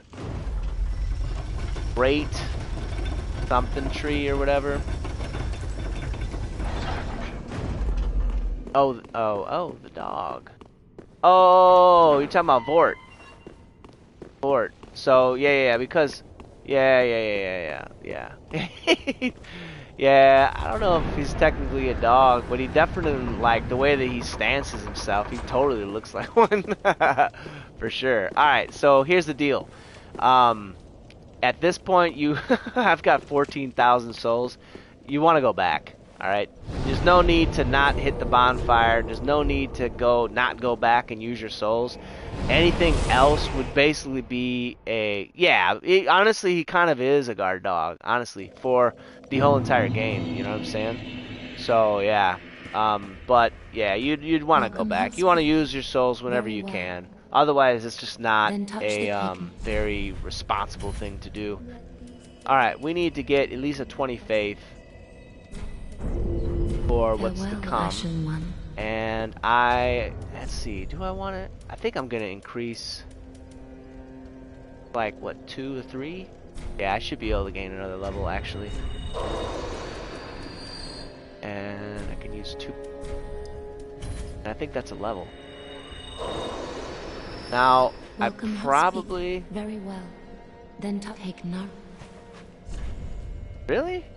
You know what? Here's the thing, man, about this game. There's interesting, Zigger, that, okay, people say, I totally get what you're saying with regard to it, like really hitting you hard, man, because you get frustrated as all heck in this game, you know what I'm saying? However, that being said, I don't know how many times watched videos about how this game will actually help your depression. If you have any level of depression, because while it definitely frustrates the heck out of you, especially the first time you play any of these games, blind especially, if you persevere, if you are able to push past, your proverbial limit on frustration, you actually will really feel good about yourself, man, because you're gonna be like, dude, this boss was killing me time after time after time, and I ended up killing him, you know what I'm saying? Like, I ended up beating him, I figured it out, you know what I'm saying? And the amount of, like, self-gratification that you get from that is absolutely amazing. It just really is. I think I have the wrong spell on, I don't know. And I really don't, let me kill these guys. I don't want these guys to cause me no trouble. Besides, they can drop deep gems, and they can drop the cloaks that they have on. And I think they can drop Scholar Candlesticks too, maybe. Oh, yeah, man. Totally, man. I always tell people, especially any of these kind of games, whether it be this one or like Bloodborne or anything, I always tell people, like, just play, you know what I'm saying? Don't worry if you die and all that stuff. Just play, and you'll eventually get it, you know what I'm saying? And then you'll feel a lot better about it. You'll be like, oh man, I totally accomplished. And the thing is that you learn. You might not see it. You might be like, man, this game just keep kicking my butt. Like, I walked away from Bloodborne, the final boss. Okay, I killed the final boss, and there's a final boss. And I didn't realize that once you kill the final boss, that, like, you're good. Dude, get out of my face. That you don't have to kill that boss again, you know? But, I didn't realize that. I came back 2 months later, I started a new playthrough, and I was playing through this new playthrough, and then I was like, you know what? I feel pretty confident about this game. I was like, maybe a quarter to a third or halfway through the game, and I was like, you know, let me load up that previous playthrough. I loaded up the previous playthrough, and I obliterated the end boss. Like, absolutely demolished it, dude. In fact, if you want to go back and take a look at my live stream for Bloodborne, I nearly took out the end boss without taking a single hit. Nearly. It was close, man.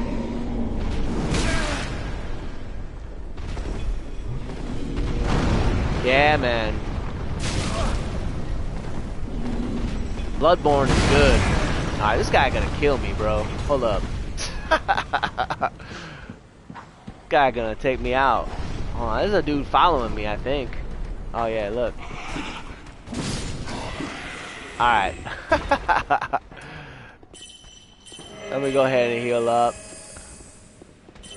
But it says here, you said I actually got Bloodborne and DS3 at the same time. I wish I had, because I would have played the heck out of DS3. I actually ended up getting Bloodborne first. And I found liking Bloodborne, that I made a whole new video of me playing it. Yeah, man, Bloodborne is fun. It was my first game. I probably would have... Let me knock this guy down, actually. I probably would have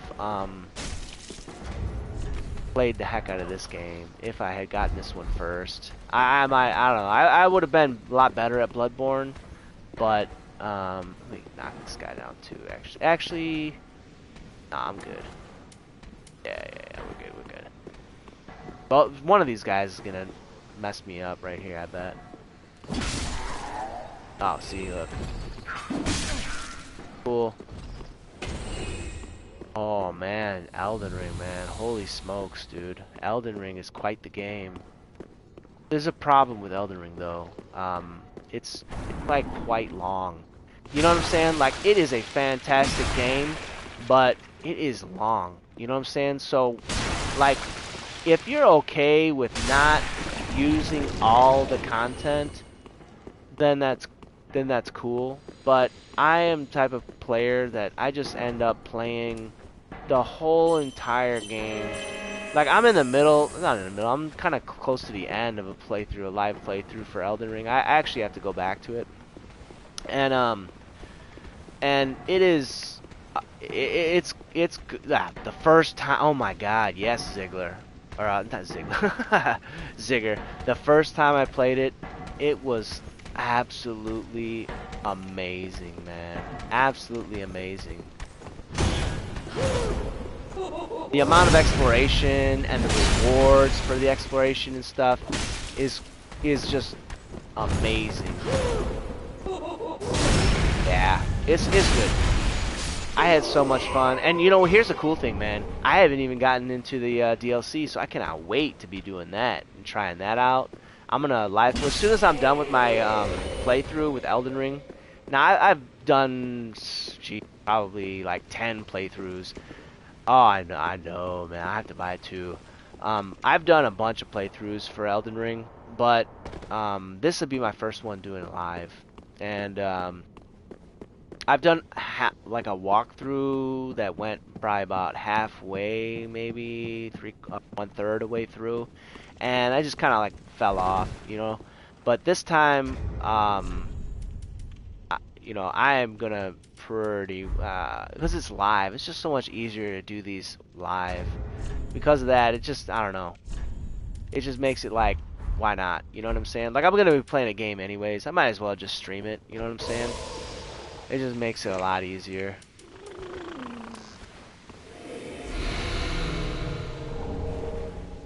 Alright, so like I said before, when you're trying to kill these things, first light them up with an undead hunter charm, put them to sleep, and then when you want to kill them, they're already like weakened, and you can get all the stuff out for free, and then you get a second chance at getting the symbol of Avarice, which I do have. I do have one of those already, see? And they're really good because they increase your discovery by like, oh, thanks, my man. They increase your discovery by, I think it's like 100 or something, 200 maybe, or something like that. but then they also increase the amount of souls you get, which is... So typically what I do is once I defeat a boss, I real quick switch over to the symbol of Avarice as soon as I defeat the boss, and then I get those extra souls. You know. Little tip. Alright, here we go. Check it out.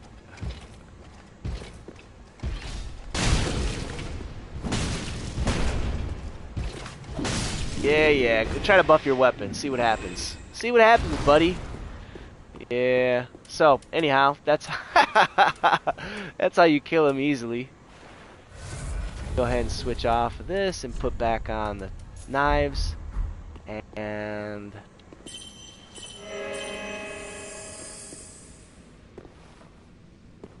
oh yeah, man, I do a ton of live streams, man. I've got a whole litany of live streams that I do, man. Let me see, do I want to buff? I think I want to buff this. I might go toe to toe. There's a spider in here, and I think I'm gonna go toe to toe, man.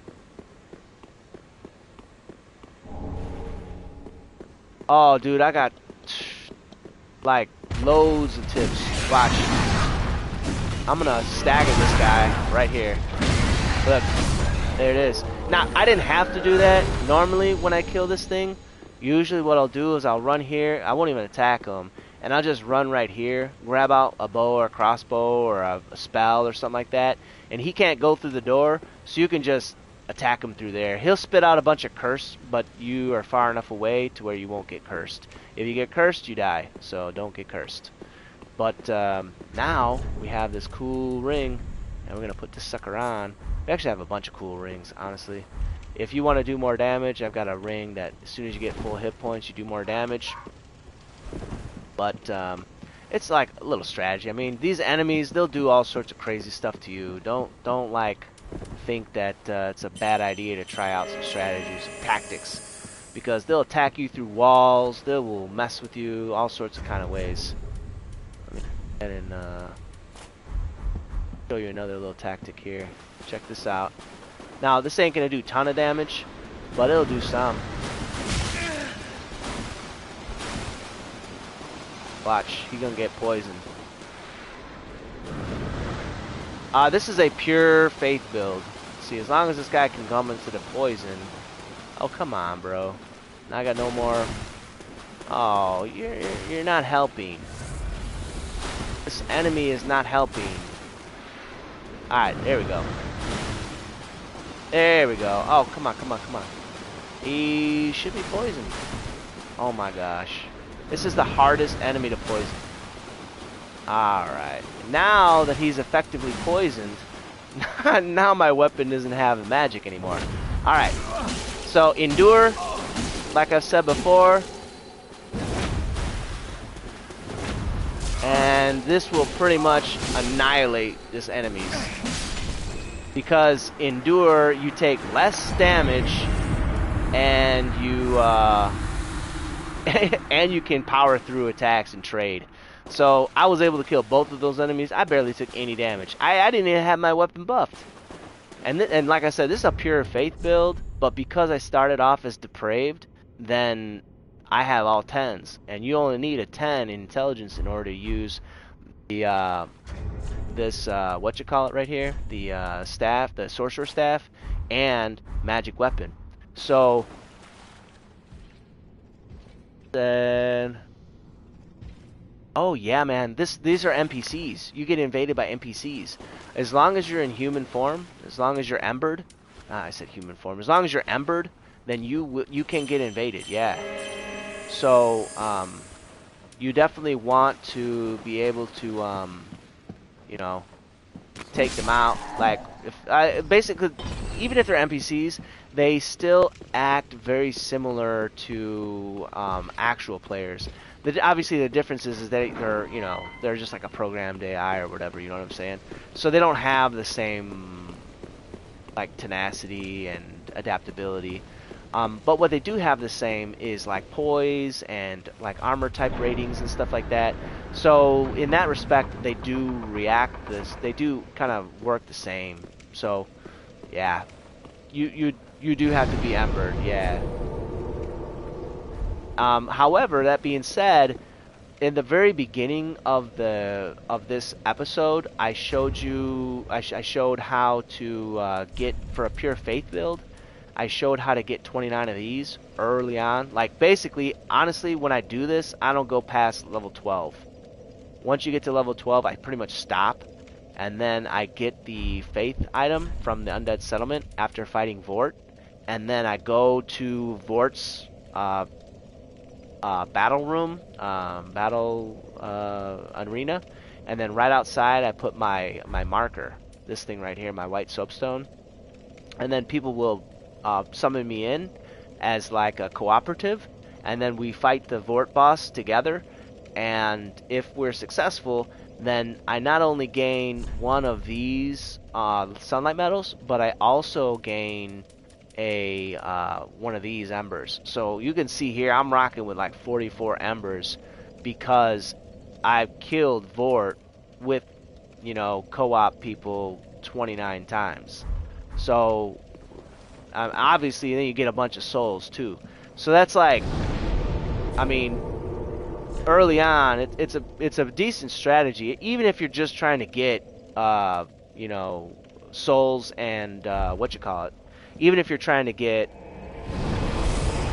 I would say, I mean, if you're going for faith, I would say sunlight. If you're trying to get better at PvP, I would say Way of the Blue, because the Sunlight Covenant is mostly co-oping to fight bosses. For the most part, not all, but for the most part, that's what most people do for the sunlight.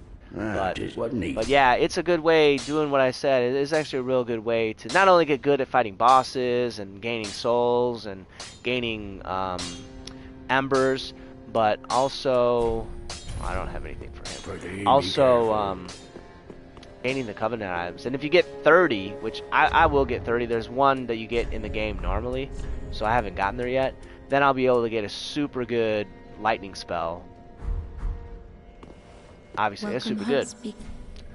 Very well. Alright. I'm not trying to emote. It's not. It just happens. Alright, I'm trying to increase my attunement because basically I know I'm gonna be a pure faith build and stuff, but I don't need my faith to be up that high yet. I still rocking hard. I'm rocking this mace. And this mace is carrying me, man. It's just an awesome weapon, and it's raw. With just one-handing it does 244 damage. It's crazy. The weapon only weighs 5 pounds. It's just broken, man. So anyhow, you only need 12 strength to wield it. It's just crazy, man. Crazy good. And I'm buffing it with the magic, which brings it up to like over 300 AR. So I have an OP early Cleric build video, and I'm gonna link it to this like once I'm done with the live stream.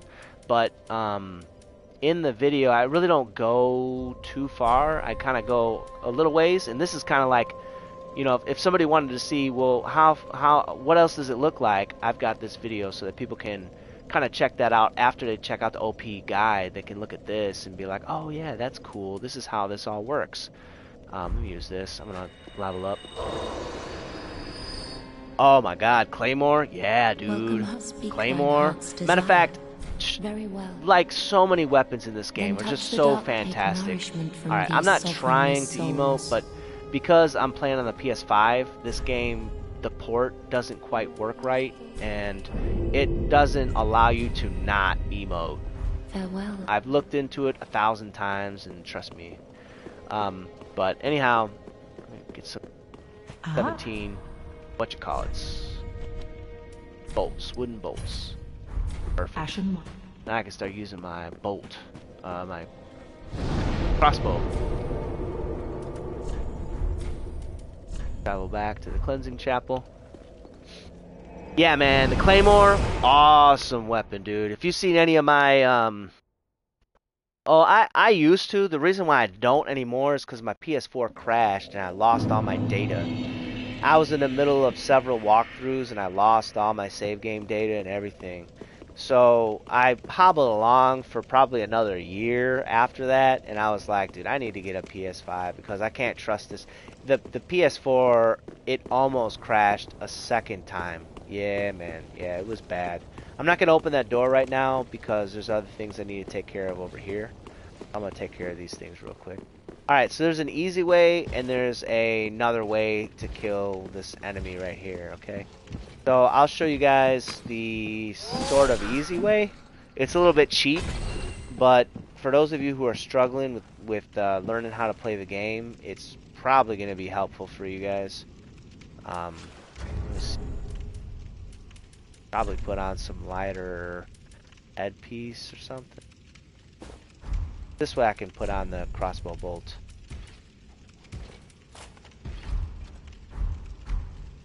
Alright. Alright, let me get rid of these guys. Actually, don't forget it. I'll just get rid of this guy. Alright. Now he aggroes, he comes over here, and I could poison him. I'm not going to. I want him to get over here. Actually, I should poison him. Basically, what you want to do is aggro him to the point where he comes over this door, and you can use the door to attack him. You know, he'll get really close, and you can basically attack him through the door. Obviously, he gets his shield up, but he'll try to buff and stuff like that, and then you can get free attacks on him. He'll even de-aggro, actually, which is really strange. So if you kind of just chill... Here, let me go and put this on. See how he kind of de-aggroed? It's like really strange. You would think like, the enemy is right in my face. But he does, man. Just be careful when he buffs like that. You'll see he actually... That thing will blow up. And he moves fast. A lot faster than you would think. Now he's dead. He's poisoned. And that's like, you know, yeah, obviously the poison didn't do a whole lot, but it did something. You know what I mean? And that's like an easy way you can take out that guy. I used to do it all the time. If you got time to do it, then obviously it's, especially if you're new, then I would probably say yeah. But if you know, have the mace, then you don't even, yeah, man. With the mace, you can just endure, power through, and just annihilate the dude.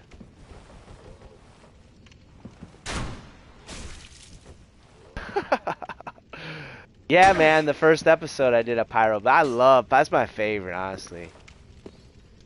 Pyro builds are my favorite builds. The mace is my favorite weapon, but the pyro build is my favorite build. Where's this enemy at? Oh, and by the way, I do have, this is probably my second favorite weapon, is right here, Thrall Axe. Oh my god, bro. If you get your hands on a Thrall Axe, man, I would recommend you try it out. Because you can put on a super low tier pyromancy and just become nearly a god, man. It's just like, honestly, it's just like the endure ability. The problem with endure is it only lasts for like 5 seconds or something like that. But then the Iron Flesh spell, it's a pyromancy, that thing lasts for hey, kill this guy. It lasts for like 30 seconds, so it lasts for a lot longer.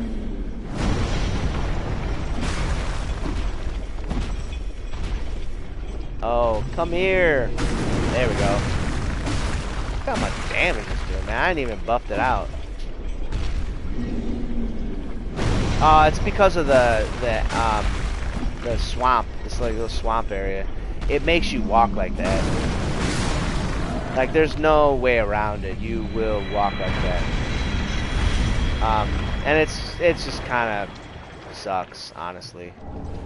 That's just how it is. But yeah. But the cool thing is that I don't know if you saw, it dropped a large Titanite shard. Now, in the first episode, I showed how to get 2 large Titanite shards, like pretty much in the first area of the game.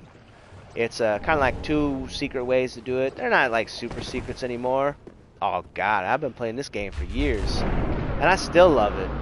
I mean, honestly, I probably like this game more than Elden Ring, believe it or not. Even though Elden Ring has better game mechanics, like it just does. The game mechanics for Elden Ring are so smooth. This game though, it's just precise. It's just precise, man. This game has got it going on, dude. It's got like the right just about everything. You know what I'm saying? The only thing about this game that is kind of a bummer, it's the only thing, I mean, maybe there's more than only thing, but the only main thing I could say down, like bad about this game, is that it's pretty linear, you know? Like you basically go from one area to the next area to the next area. There's not like a whole lot of options for like, you know, like, oh, I can do this instead. Like, no, you really can't do anything instead. You basically are going from one place to the next place. And it's not like Dark Souls 1 or Dark Souls 2 to where you've got all these range of different options of things that you can do. You basically don't have any options to do anything.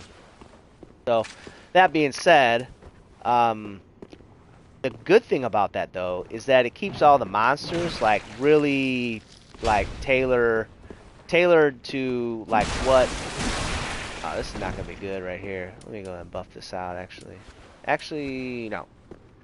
It keeps the enemies tailored to your level of character. You know what I'm saying?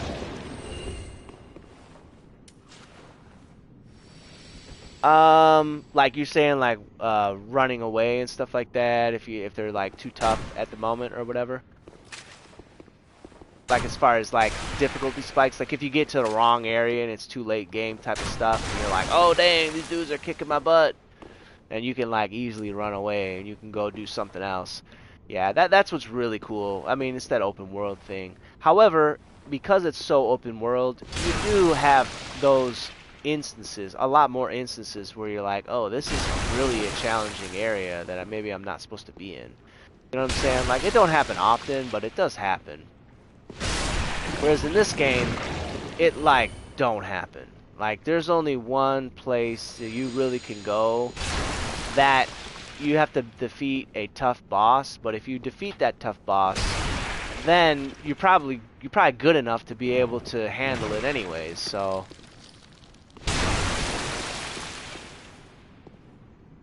Right. Yeah, there's a lot more option to I'll come back to this and do this later kind of thing. But in this game, I mean, it gets you started off right on cue too. I mean, with Gundyr. Like, if you can't pass Gundyr in this game, then you'd be like, man, I can't play this game. You know what I'm saying? Like, it's like an entryway to the game. You know what I'm saying?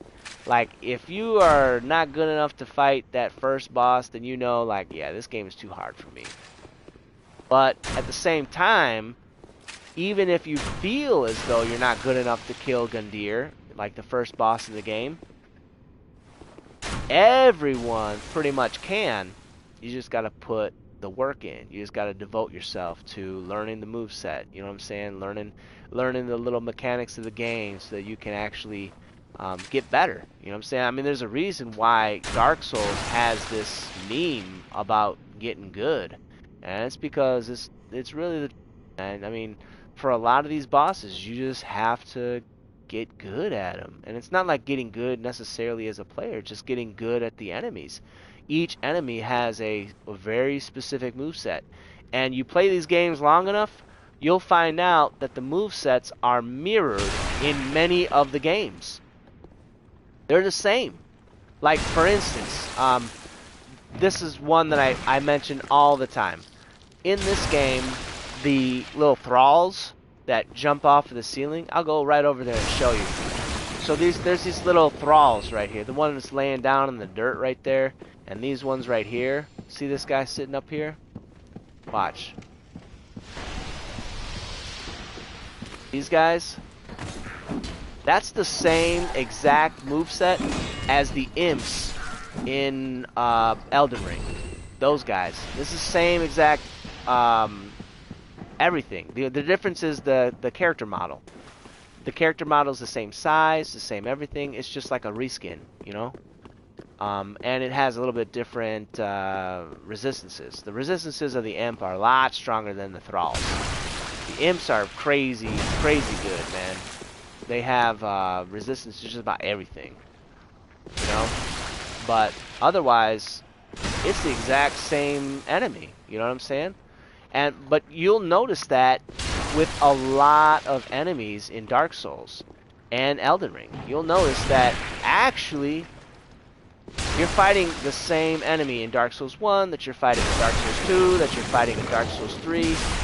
It's just a reskin, you know? And if you play it enough, you'll begin to notice these things. And it's not I wouldn't say it's a bad thing either. You know what I mean? It's kind of cool because you're like, okay, I know how to fight these guys. You know what I'm saying? Even though you might not notice that first because they look a little different. You know, the character models typically are really similar in size, but they look different. Even bosses, even some bosses will actually behave very similar to other bosses sometimes.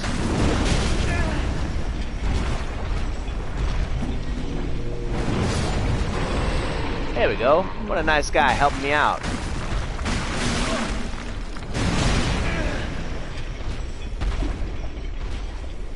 Oh boy.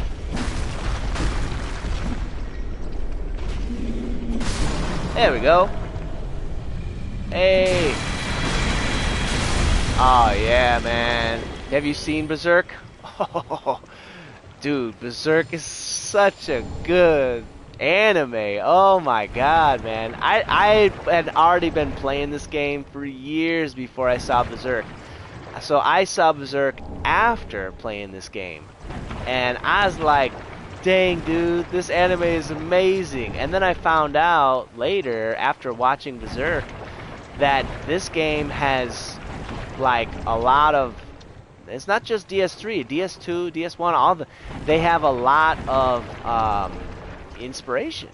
Yeah, man. Yeah, man. Yeah, man. Yeah, man. Totally. Absolutely. It has got to be one of my favorite fantasies. People I know, I'm like, yeah, man, I watch anime. They're like, oh, what anime you watch? And I'm like, yeah, man, I've watched Berserk and all these other ones and stuff like that. And they're like, oh, yeah, no, I've watched, like, you know, what's that high school one that people watch? The, Academy, or no, Academia or whatever, My Hero Academia, people will be watching. I never seen that. It could be good, but I never seen. I just don't typically watch that kind of stuff. I watch like dark fantasy. Yeah, Black Clover, man, absolutely, bro. Push past your limits, brother. Push past your limits, man. Yeah, dude, that one. I full disclosure though, I have only gotten past episode I think 150. So, I mean, hey, man, I got 150 episodes in it. There's a lot of episodes in that one. You know what I'm saying? So, but, yeah. Alright, you get too close, that guy aggroes, and he will basically wreck you. So, basically what you want to do is two things. You can come over here. You can try to see if he'll fall down the hole. I've done that before. He'll fall down the hole. Otherwise, oh yeah, man, yeah. All the manga too. Nice.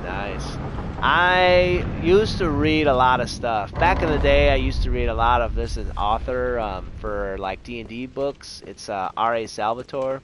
He's the creator of a fictional character called Dritsto Erden, who is a dark elf. Super cool, man. Real good book series and stuff. I used to read them all the time. And then I started having kids and stuff. And then I never really had any time to read books. So now I basically just watch stuff, you know. And it's cool, man. Maybe it's you know, reading the materials is obviously a lot more defining, and you know, it has more, you know, Oh, I bet, man. And like I said, reading the stuff typically is, you know, has much more in-depth, you know,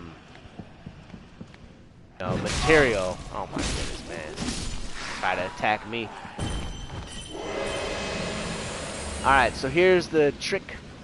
We're gonna try to sneak up if we can, and then we probably will land a what you call it? Here we go. Sweet. Yeah, man. Yeah, I got kids. I'm an old man, actually. Use that endure just in case he tries to take a swing at you. And there we go. Oh yeah, man. I'm an old dude, man. I've been playing games. Yeah, man. Backstab and endure. But man, I've been playing games since like the 80s, bro. Yeah. My man, the first game I ever played was Super Mario Brothers on the NES. I was like 5 years old, man. That game was crazy. I was like, oh my god, what the heck? It's like, what is this? This is so amazing. You know, you're like moving your model around everywhere and doing all this crazy nonsense, you know. It was good, man. I mean, it was a platformer. I've talked about it before. I'm not really into platformers anymore, but back in the day, man, NES, pretty much all the games were platformers. You got real good at that, otherwise you weren't good at anything. I had to learn how to move the controller around on the D-pad, stuff like that. I mean, I grew up in the era where video games really started to get big. You know what I'm saying? Like, I grew up with the NES. That was the first game console that I had, and then the Super Nintendo SNES. Nowadays, people call it the SNES. We never, ever, ever called it the SNES. Ever. Never, ever, ever. Never. We never called it that. Nowadays, people call it that. It was called the SNES. That's what it was called. And, oh, bro. Yeah, for sure, dude. For sure, man. I've been playing for my whole life, basically. You get, after, you know what I'm saying, you play for a while, you get good. So anyhow, what just happened is, this dude tricks us to come over here, and there's two giants that come and attack you if you don't kill them. But they're already dead. So we've messed up his plan to trick us. But he's gonna try to trick us again. Don't worry, he's gonna try to trick us again. Anyhow, now we've gone through all that. Let me just double check here. Yeah, we're going through all that. Now we can... I have two large shards. I need to get 2 more large shards to upgrade my mace to +5. And you know what? I'm gonna kill this guy because I could use a little bit more souls, actually. Bro. Apparently, you cannot do a plunging attack with a torch. I didn't know that. Learn something new in this game every day. Yeah, man. I'm down with that. Bloodborne is awesome, man. You just let me know. Let me know when, man, and I can load up. I'll load up and check out some. You can check out some of my live streams, see how I play Bloodborne. But if any kind of boss or anything like that, I'll jump in and live stream a boss or two. That'd be cool, man. I love Bloodborne. Bloodborne's an awesome game, man. But yeah, you know what? Check out the last episode of my Bloodborne live stream, man. Have you beat Bloodborne yet? Welcome. Very then hey. Farewell, Ashen One. Oh yeah, man. But yeah, if you haven't beat Bloodborne yet, oh, okay. Yeah, man. If you maybe I don't know, maybe you do want to wait so you kind of experience it and stuff like that. But whenever you do, like, watch that, you'll probably be like, damn. I even impressed myself. I was like, holy cow, man. Like, I actually did really well. I'll be honest, man. I die from, you know, here and there and stuff. Sometimes I die a lot more than others. I mean, it's a part of the game. You know what I'm saying? You're not. I mean, even people who do no hit runs and stuff, they die. Even people who trying to do no death runs, they die and stuff like that. So it is what it is. It's a game, you know. But when I was fighting that boss, man, I was on, you know, cloud 9, man. Oh yeah, yeah, like I said, it's just a matter of time, man. It's a matter of time, patience, stuff like that. So anyhow, we just now opened up that door so that we can go up the up to the top of the cathedral. Now, it's not mandatory. I can fight the boss right now, but it's very pleasurable to go up here. There's stuff up here that I want, such as the deep ring, which is right up here. Which is the strangest thing. This is one of the only enemies that, like, I don't get it. I don't understand why. But you kill this enemy, and he doesn't drop it. You just get it. Watch. Watch. You just get it. This is really strange. I don't understand why that happens. There might be something to it that I don't know about, but yeah. Yeah, no matter how much you die in the game, in the Souls game, there's something in your soul telling you, no, yeah, man, that is the truth, bro. That is the truth. That is the truth. You know what it is? It deals with determination, man.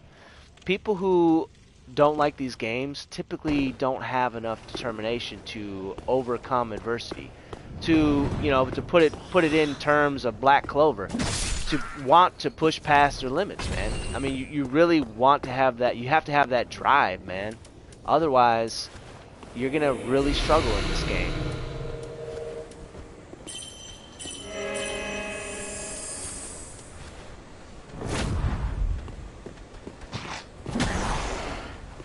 There we go.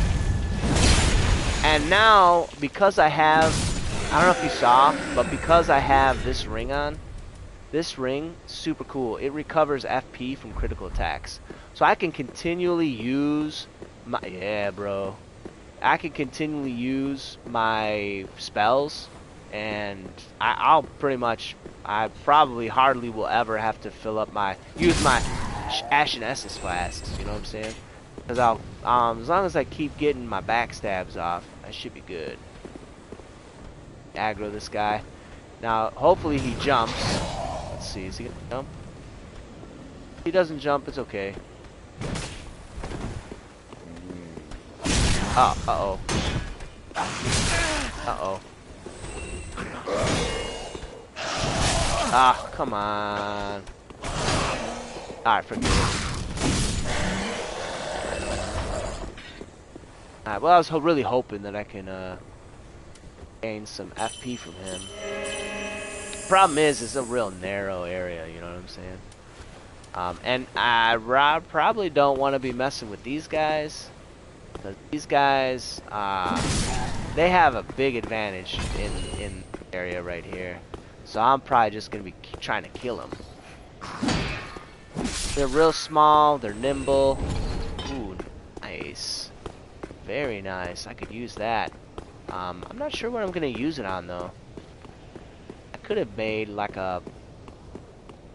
I really don't know what I'm going to do. I have an awesome weapon, you know. Oh, I know. It's like a missed opportunity, man. It'd be so cool if they had rings and the talismans. You know what I'm saying? Ah, bro.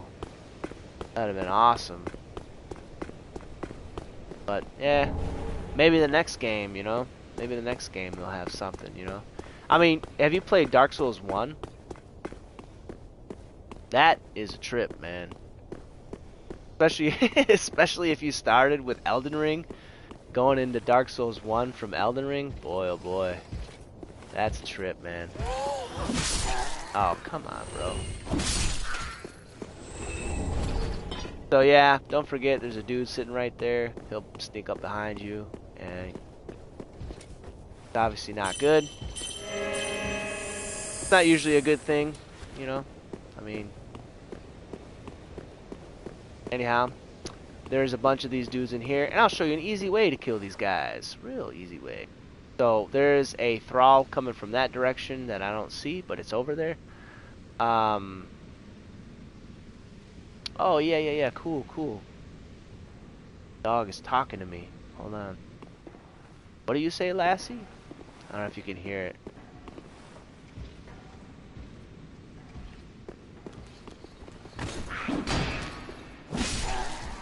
Alright. And there's another one. There's another one behind me somewhere. I know there is. I just don't know where it is. I will say that in Elden Ring, the guard counters, man, I love the mechanic so much. Oh my god, I love it so much. But anyhow, like I said, I was going to show you an easy way to kill these guys. So you can get a crossbow. Let me load up my crossbow, actually. Oh, I can hear him. He's... Oh, I thought he was... You can hear when they actually change up their movements. Alright, now he's aggroed. So he's gonna double move or something. He's gonna start running at me. And... Here. Running, man. Basically what you want to do is just kind of run around. And he's gonna jump off. He'd actually fall off. You aggro him in the right way. Yeah, man. Oh, yeah. I mean, I could kill him. I just want to show you, like, the easy way.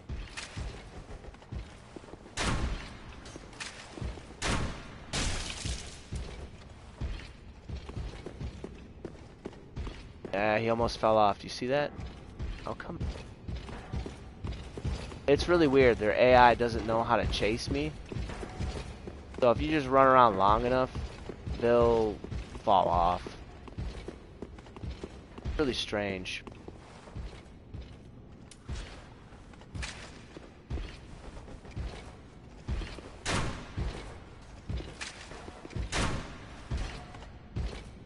I should have let him. He probably was gonna fall off right there, actually.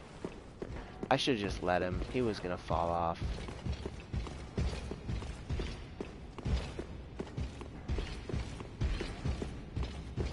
Close. At least once. Oh, come on, man. Oh, dude, it's a Cathedral Greatsword, man. Those weapons are real good, man. Alright, you know what? I'll try with the other guy if he doesn't want to jump off. I'll attack him over here. He's gonna come back over here anyways. I'll mess him up.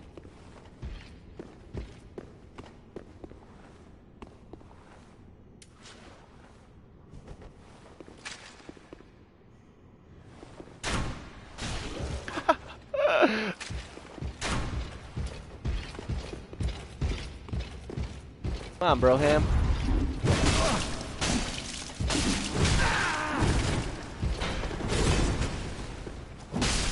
Yeah, and there you go. Ooh, oh, I thought it was gonna drop something cooler, man. They have real good drops, man. Yesterday on my other character, they dropped their armor. I was in this area with the Pyromancer, and he dropped the armor and a helmet. Obviously, the Cathedral Knight Greatsword, real good, man. Real good. Oh, yeah. Here, check it out. I'll show you. This guy will do it. This guy will fall off. Watch. Alright.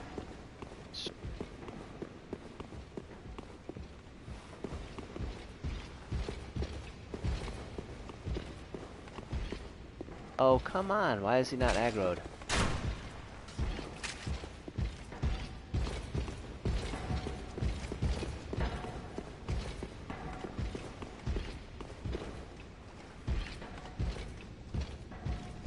Ooh, he almost fell. See, he will fall. He will fall. Oh, come on, man.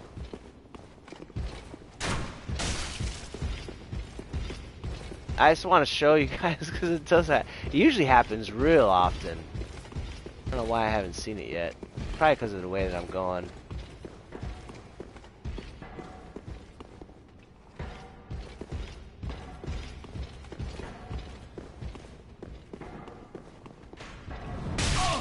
Oh my god.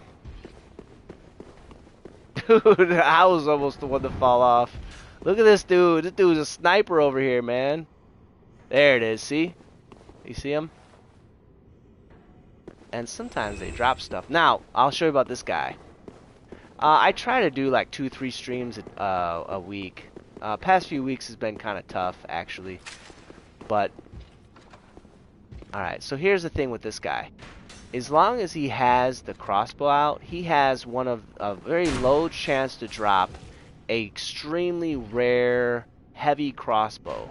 Alright, you can only get it from like these guys when they have their, I think only when they have their crossbows out. I could be mistaken on that, but if you can get it, this is probably the easiest place you can get it at.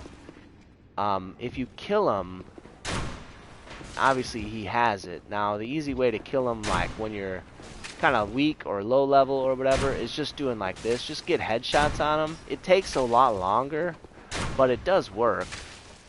If I can nail my headshots, I'll be better off. There you go. So gravity will end up killing him, and you typically will see. Are you serious? He's not dead? That cannot be.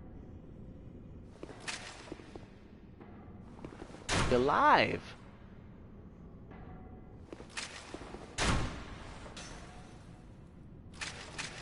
Alright, well, it looks like I'm out of arrows or whatever. But that's okay, I'll kill him. I gotta go down there anyways.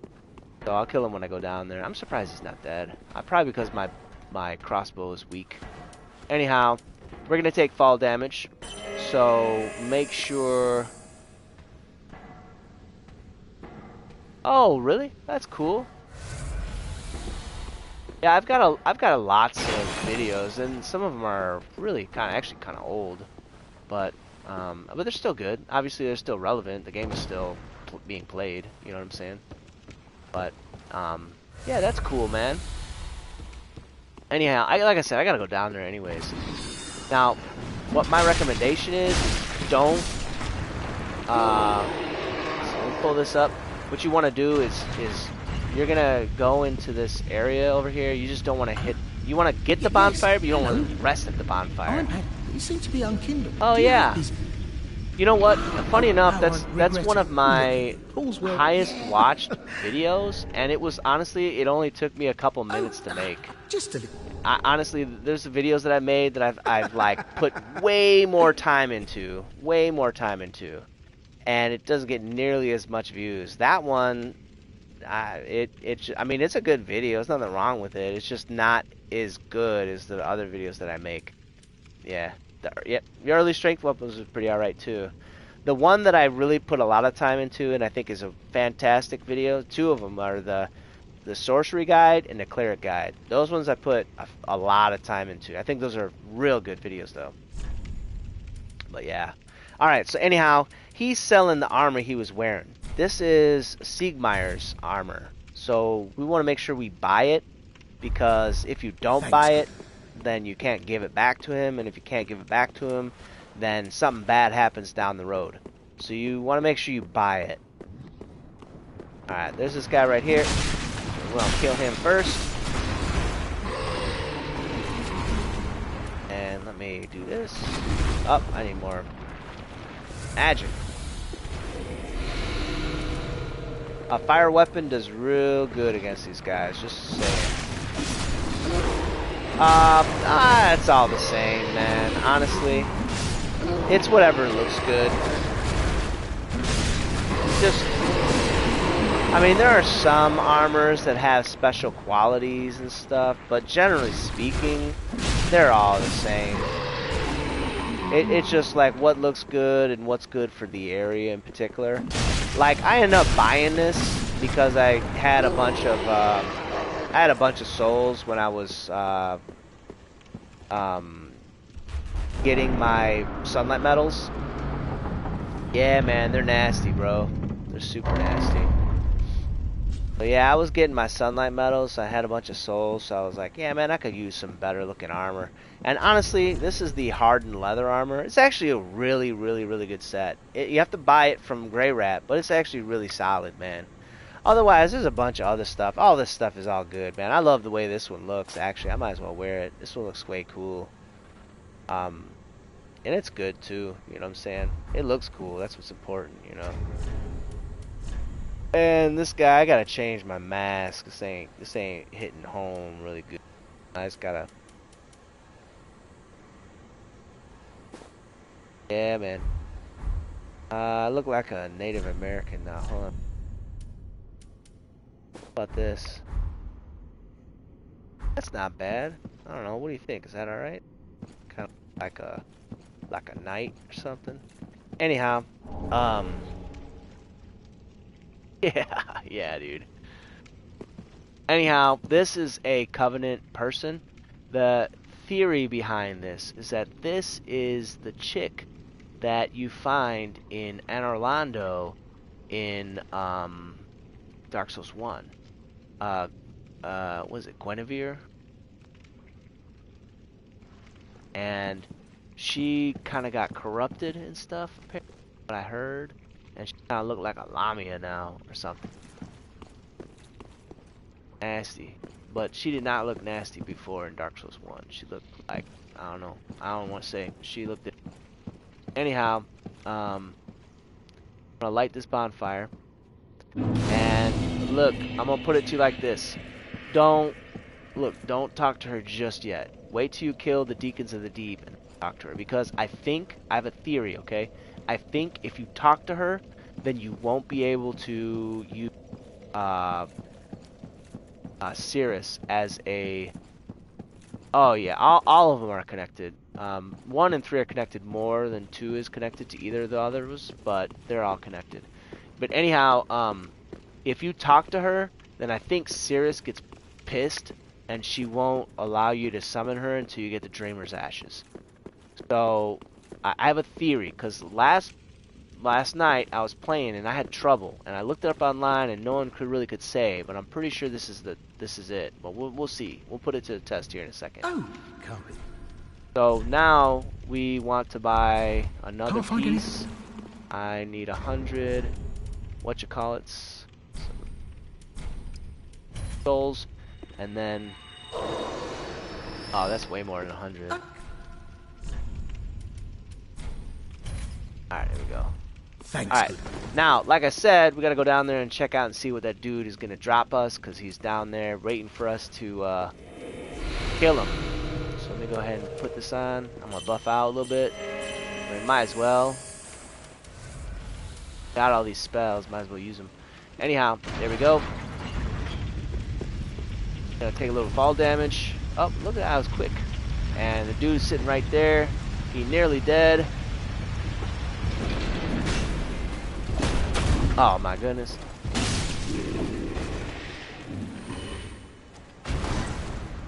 Dang man, he didn't drop nothing.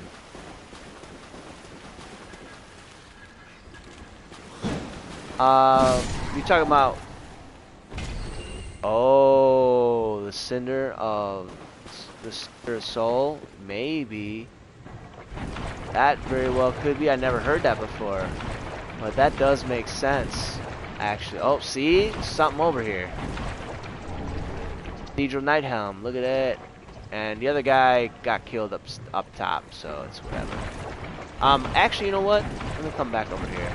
There's another one. Remember that first one? We can kill him and see if he could drop anything for us. You know what I mean?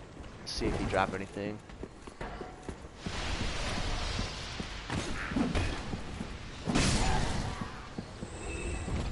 Not that I need it, I just kind of want to see if he'll drop something for us.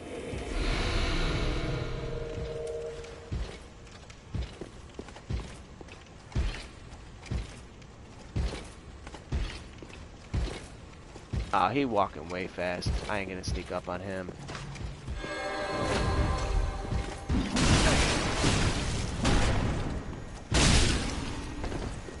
Hold on. Uh-oh. Ooh, he endured as well. Oh! Ah, he didn't drop nothing. Alright, well, that's fine. Alright, let's go ahead and go back. We are going... What do I need to go back for? Actually, I don't go back at all. What I need to do is... fight the boss. Go to the bonfire here and fight the boss.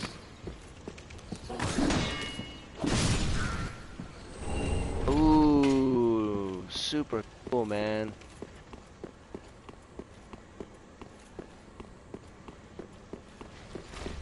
Oh yeah, man. That actually kind of makes sense. Yeah. You know what about Dark Souls 1? I'm at the very end. I've got one more live stream to do for Dark Souls 1, and I really don't feel like doing the DLCs. You know what I'm saying? So, I haven't done it because if you fight Gwyn and kill him, then you move to the next playthrough. You can't like wait. It just automatically bring you to the next playthrough. You know what I'm saying? And that's like not cool, man. Oh man, the connectivity of all these games. I mean, whether we're talking about the connectivity of like how the game is connected to itself in a singular playthrough, like with regard to, I mean, not just the character quest lines, but like how the level is designed. You know what I'm saying? The level design is immaculate, man. Especially Dark Souls 1. Dark Souls 1 has some crazy good, like, connectivity. But the way that they're connected to each other, man, is so good.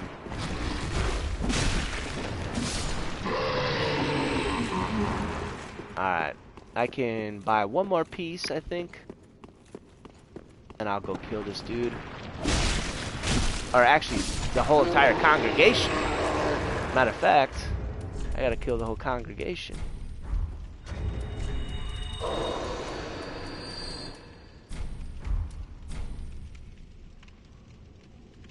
Both. Oh man, totally. Oh, can't resist. Alright, so I only have one more piece, the legs. I'll get that as soon as I fight this boss.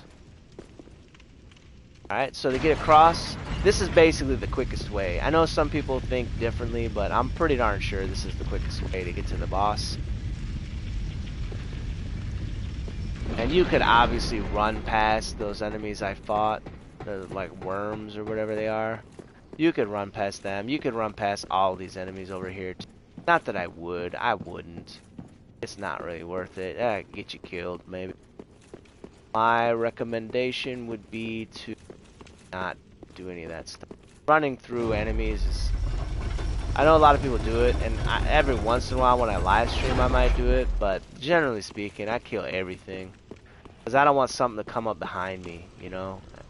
That's like, nah, I don't like that at all. That's how you die needlessly.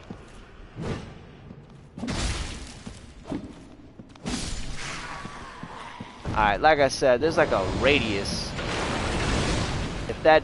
If you attack close enough to the dude with the sword, he will aggro. Yeah, man, that's what I'm always saying. I'm always saying that, you know what I'm saying? Like, why not kill them? You know what I'm saying? Like, you're just trying to level up anyways, you know what I'm saying? So, why not kill them? But that's just me. That's just how I play. And that's partly why, with Elden Ring, I have, like, my misgivings. Because I'll kill everything, everyone, do everything. I mean, I'm trying to, I don't know, it's just how I play. And because of that, it takes forever, man, to play the game. And I like the game, it's awesome. But yeah.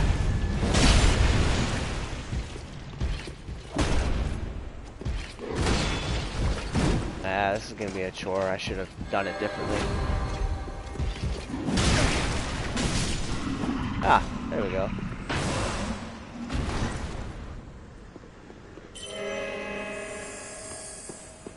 Alright, we're gonna leave those other dudes there. I don't think I need to kill them for any reason. These guys will get me filled up with FP. The backstab. Haha. Yeah, man. See, really, you're the villain in this game. Alright, so here I'm going to get Henri. And then, if everything went well, Cirrus will be right here too. Let's...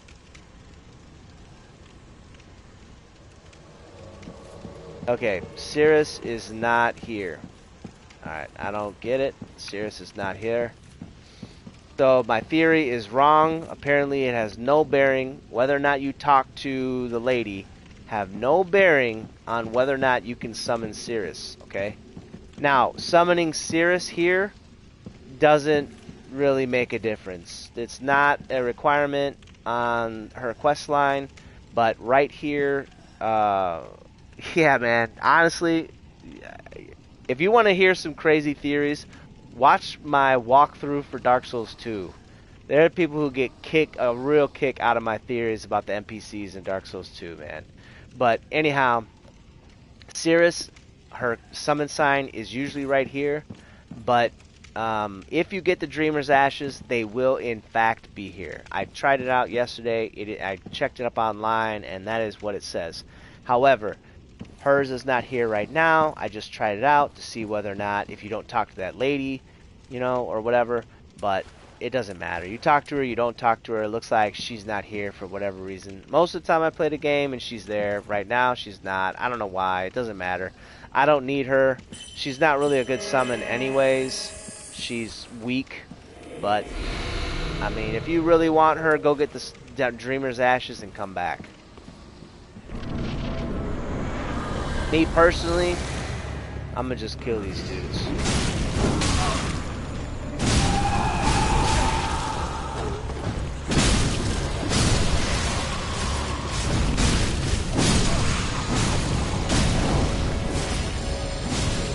What? Get up, get up. Oh, let me get some FP. Hold on. Let me get some FP. Oh, hey, look, the boss.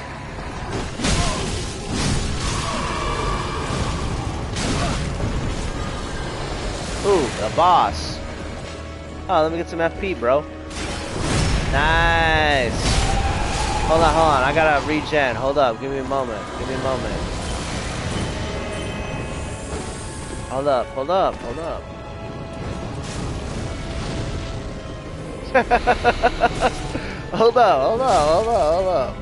Oh, look at all these dudes.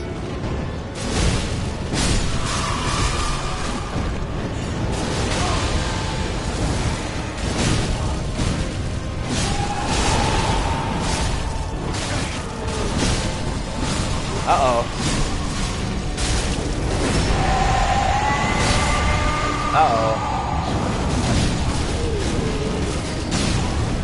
Alright, so here's a trick. What you could do is, you could use the,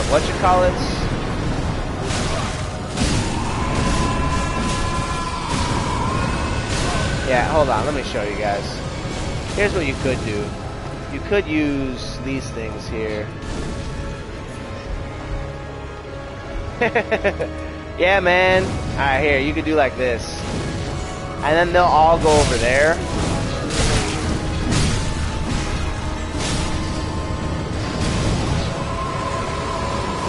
Ooh. Yeah, bro.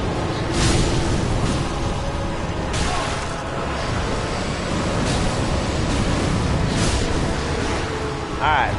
Like I said, switch over, once you kill them, switch over to your, make sure you have your helmet on, your symbol of Avarice. You're going to get a whole bunch more souls. And if you have your coveted silver serpent ring, you'll get a bunch more souls. And that's how you kill them. You just, whoever is red, you kill them and they're dead. And that's that. Like I said, you don't need to have, what's her name? Honestly, most of the time, Cirrus just makes the battle more difficult, not easier. Most of the time, because she's just not that good, honestly. We're gonna rest, and we're gonna... Oh, we shouldn't have rested, actually. Dang it. Let's go back over here. Hopefully, what's-his-name didn't leave. Patches. Man, I hate Patches, man. Although, I think in the last live stream, or no, the 1 or 2 live streams from Elden Ring before, I actually killed the, oh, yeah, man, the tree jump, it's not, I mean, when you first learn how to do it, it's like, I remember the first time I did it, it took me like 50 times, like, no joke, man, like 50 times, but once you learn how to do it, It's easy. I pretty much nail it pretty much almost every time. Alright, do I want to kill the rest? I don't know, maybe. Maybe I probably should.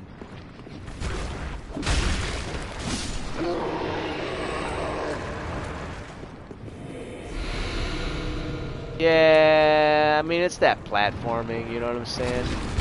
That's not even the hard one, bro. The hard one, I'll show you the hard one.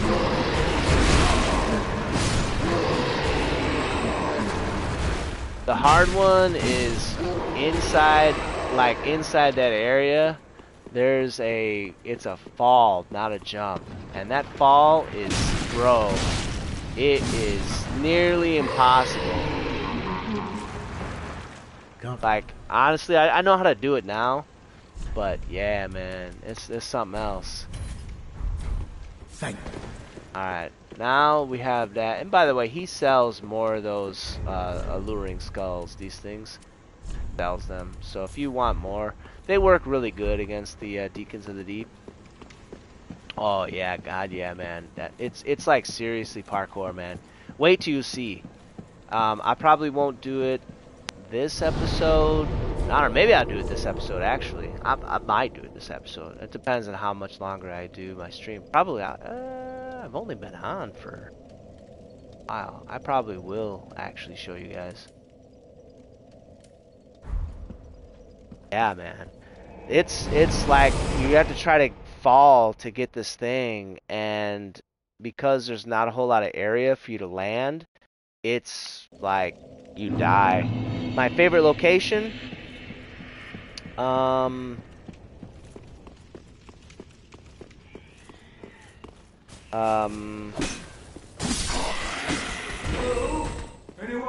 here's Sigmire. We're gonna give him his stuff so that he can help us later. My favorite area, probably, it's not what I meant to do. I don't know, man. I like the first half of the game, generally speaking, a lot. I like the Archdragon Peaks. I find probably the most struggle, honestly, but I do like that part of the... I mean, I like the struggle, you know? I mean, the Undead Settlement is fun. I mean, the whole game, I don't know what would be my favorite. Souls. And then we're gonna go to the Poison Swamp. Trying to think, man. I would probably not say Boreal Valley. Yeah, the swamp is pretty cool. A lot of people don't like the swamp. I like the swamp. The first time I played the swamp, it was kind of like, I don't know if I like this, but now that I know how to do it real good, I actually do like it. It's very well. Then take. all right. One more level, and I got another spell. I can memorize another spell, which is super duper cool. Yeah, man, the swamp is cool, man. Speaking of which, I'm gonna put on Caressing Tears so that I can get rid of my poison without using a poison moss. And this is that spell, Iron Flesh, that basically makes you like a straight up tank, you know. And if you have, the problem is you can't move really, but if you use like a Thrall Axe, you can hop around with the weapon art. It's a quick step. Anyhow, let's see, do I have anything? No, I don't. Go to the swamp. Actually, speaking of the devil, let's go to the swamp. And the swamp is really easy area to navigate, in my opinion. I guess it kind of depends on your build.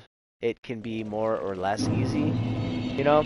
Like, the cool thing, the Pyro build probably is the easiest to go through, honestly.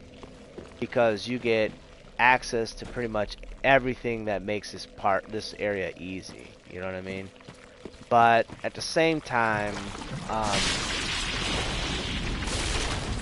using the Cleric build is pretty good too, because you at least get Caressing Tears.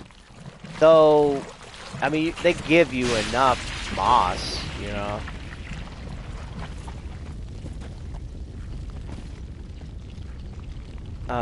Wait, what? Did I ever...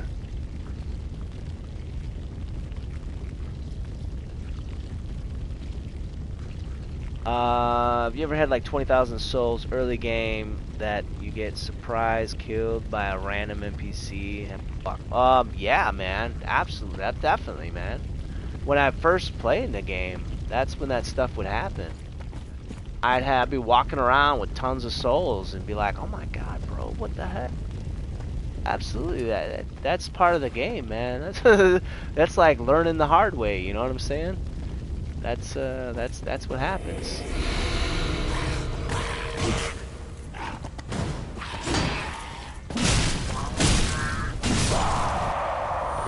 Like for instance, there's these dudes up ahead. I don't like them. I don't like them at all. I am gonna go whole hog when I fight this guy because they can tear you to shreds in a moment, in an absolute moment. So what we got to do is put out the flame here so that the flame will get put out here and then turned on in front of the... I'll actually play this out. This is a cool animation. So now one of the flames is put out here. I should say cinematic. And then in front of the doors here to the boss, one of the cauldrons, or I don't know what they're called, but they're lit up. And through there is where the boss is. That's where the... And what's cool is that we're gonna go into an area in a moment that you can see all this stuff, man. You'll see like pretty much everything. Super cool. Where am I even at? Okay, here we go.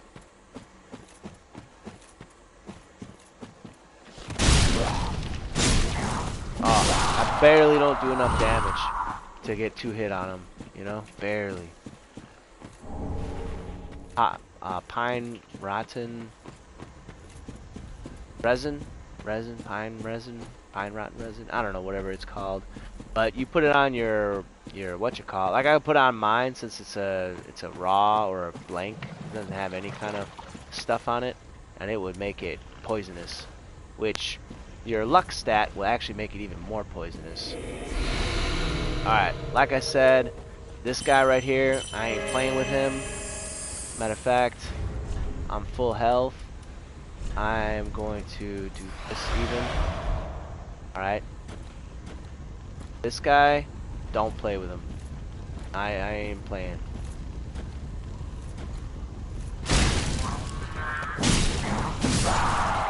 Alright. I don't care. He's dying. Play with those guys and they'll straight up jump on top of you. They'll try to rip your head off and then you'll die. Like, it's crazy. I mean, honestly, it don't matter what level you are. They will still mess you up, man. Yeah, dude. They'll mess you up, man. Don't play with them. Don't. Just take them serious. Just take them serious. That's it. Just take them serious. Oh, am I all out of... Okay, so here's the thing. I'm out of crossbow bolts, but I have a bunch of regular arrows. I've got 99. Now, I can't, like, really use this very effectively. Yeah, man. It's just like the brain suckers from Bloodborne. Now, I can't really use this very effectively, this item. However, let me see here. Actually, you know what? Let me switch out back to this. This have better poison resistance. I'm gonna need that. And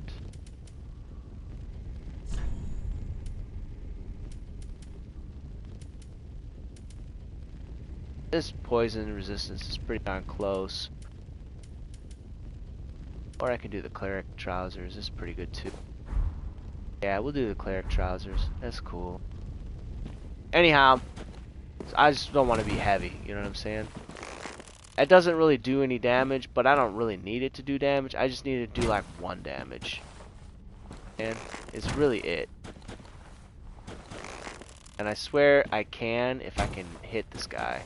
There you go. Alright, so I ain't trying to do a whole lot. I'm just trying to aggro them over here. Because if you don't, then you'll have to fight them in the swamp or like on that little area right there, and that just makes it more potentially more difficult. This is easy mode. Yesterday I did it and I was fine, but I know how to play this game. I'm assuming most of the people watching might struggle, so we're trying to do it as easy as possible. You know what I'm saying? Alright, my man, I really appreciate you, you know what I'm saying? I really appreciate you being up in here and, you know, asking questions and talking about, you know, Berserk and all that stuff. And, you know, yeah, let me know about the live stream, you know, co-op and stuff. I'd be down. I love Bloodborne. I love all these games, you know? And do yourself a favor, put your channel down here too, so that people who are watching the live stream later, because I do replays and stuff, maybe they want to catch some of your content. You know what I'm saying? Put it on there so they can check out your stuff.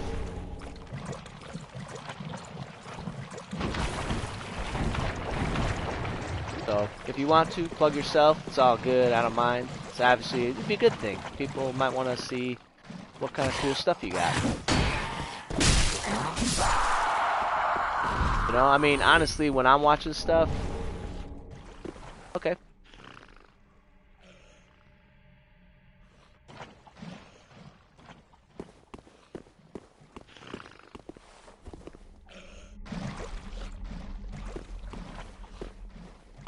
But yeah, when I'm watching videos and stuff like that, I'll go from video to video, you know what I'm saying? Just trying to, you know, watch stuff that I like. And I love this game, you know, so I love pretty much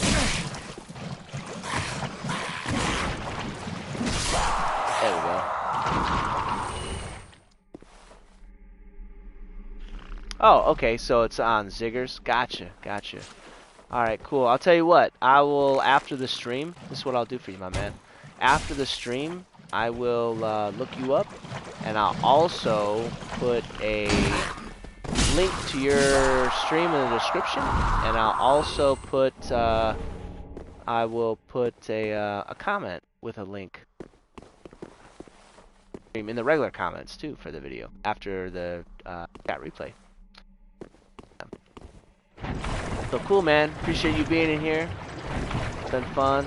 And, you know, enjoy the rest of your weekend. Oh, no problem, brother.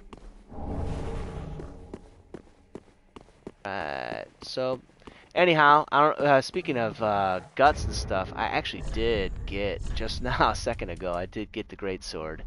It was right up there.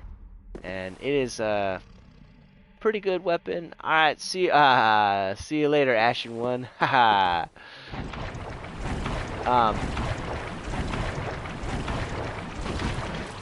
So yeah, in this one, the Great Sword is pretty good, but my favorite Great Sword is in Dark Souls 2.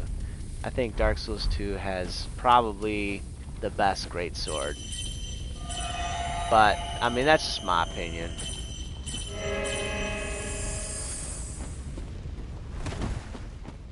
But yeah.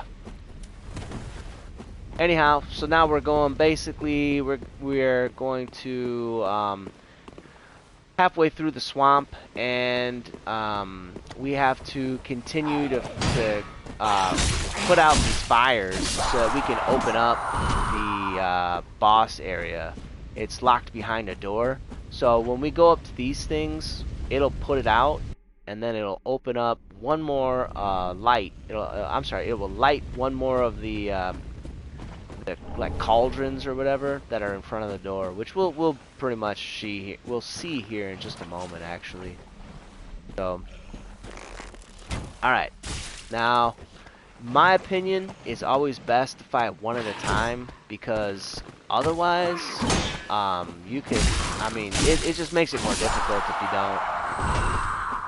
Especially there's a wizard over there, and he'll get in your face and start poisoning you, which, I mean, granted, the poison in this game isn't like super terrible, but it's still bad enough to cause a nuisance. And what's worse is it makes it so you can't even see. So, I mean, there is that. be like, you can't even see, you know what I'm saying? These guys, the ones that drop the poison in front of you, they have a chance to drop heavy gems. So if you're like a strength build and you're looking for more heavy gems, just kill a bunch of them and you'll be able to get the heavy gems that you need. And you can, I'll show you what you can do. You can actually like farm them right here. If you can kill them quick enough, I'd say it's probably worth it. There's another area that have potentially an easier way to kill 3. But this one is pretty good too. Yet last night I was using it with my pyro build because I could just throw a bunch of pyro spells and they would like straight up die.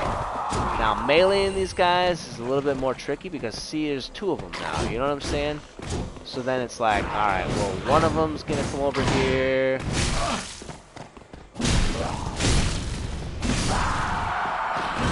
Oh, bro. Alright, I was trying to attack you through the wall though, you know?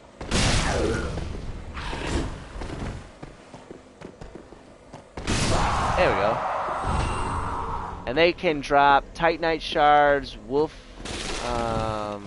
covenant items. They can drop any of the gear that they have.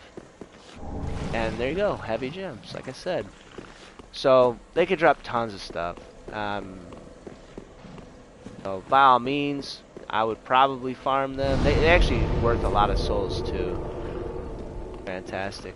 So if you're trying to like farm for levels, then good spot, especially early on. Go over here. There is a bone shard right up in here. I thought it would be enough damage to kill him right out.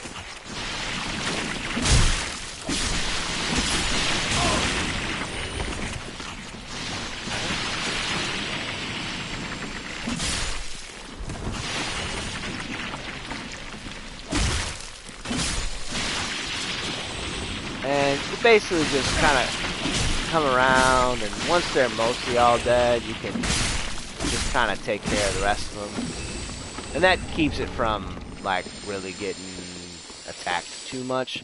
There is a drop around here somewhere on the other side over there. So if you really want it, you can come over here and grab it. Just know, I think there's an enemy near it, though. Yeah, see it? It's right there. There might be an enemy there, so just be careful. Alright, there we go. If you get poisoned, just make sure you have the poison mosses at the ready, and you'll be good. These guys, you can kill them, you can not kill them, it's up to you. As long as they get away from the ladder, you want to be able to climb the ladder, that's the main thing. I recommend killing them. Like I said, I pretty much try to kill everything. Alright. So there's an Estus flask and a sunlight talisman. Now, the sunlight talisman is not really necessarily that awesome. The canvas talisman is really what you want. It has much better poise, and it has a real good, much better poise for the weapon art, and it has a real good spell buff. Spell buff on it is real good. So I would 100% just be canvas talisman. Once, probably soon, I'll probably be starting to really use the canvas talisman, honestly. The one that I got right now, the chime I have right now, it'll have uses pretty much, and that's the third Twinkling Titanite. Now, with my other character at this point, I'd be able to have a +3 Ethereal Straight Sword. But and there's the Dreamer's Ashes, so now if you really want to, you can go and summon Cirrus if you didn't kill the Deacons. But, get this. But yeah, the,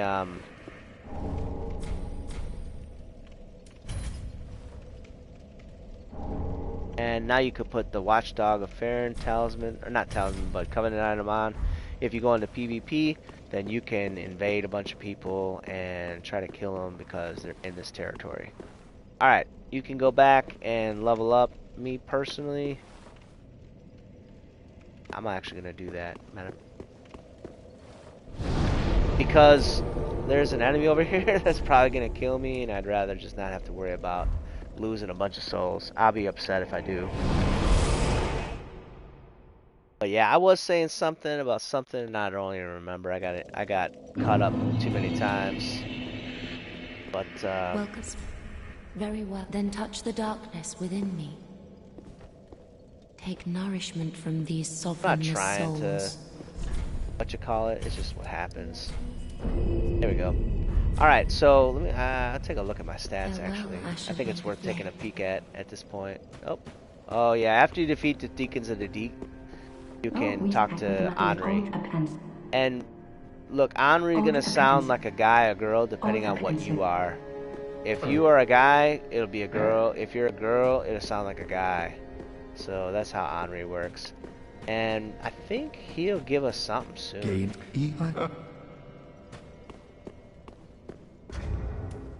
Anyhow, stats. So I've got soft cap for vigor. I'll probably get my attunement up to 30 soon, very soon probably, and then I'll pretty much devote everything else to faith, pretty much until I get my faith to 60 actually, because there's really no need for me to do any of that. If I have my spells, I'll be pretty well good once I have enough spells. Alright, so, if you're a sorcerer, especially a pyromancer, so like my pyromancer, I did get Deep Soul. Cleric Candlestick, I talked about that before. I generally would not use it, but, I mean, you can cast spells out of it, and it's a sword. So it's not necessarily good at either, but you could try it. It could be kind of interesting. I tried it and I played with it, and I thought it was pretty interesting. Problem is that if you do, then you won't be able to get Deep Soul. Soul is actually a real good spell, so it's a trade-off. I don't need either of them, so I'm not going to get any of them. Alright, that being said, let's continue on with the bone shard. Gotta use my bone shard. Alright, now we're good to go. Now we're gonna go back to the old Wolf of Farron, and we're gonna be able to get our weapon ranked up, and pretty much, honestly, we're rocking and rolling, man. Like, for real. Alright. Moving on up the east side to that deluxe apartment in the sky high. Alright, put in the comments if you know what song that is. It actually comes as a theme song from a older popular television show. So anyhow, here's the trouble. This enemy is a difficult enemy. I fought this enemy in various forms, probably hundreds of times. He's you fight him like 3 times every playthrough in Dark Souls 1. In Dark Souls 2, fight him in Dark Souls 2? Yeah. Remember how I was talking about player models? This is the same model for the old Iron King. Same player model. A little bit different, tiny little bit different moves and stuff, but generally speaking, it's the same. And usually I'll fight him twice. In Demon Souls, it's pretty darn close to. Uh-oh, that was a bad start.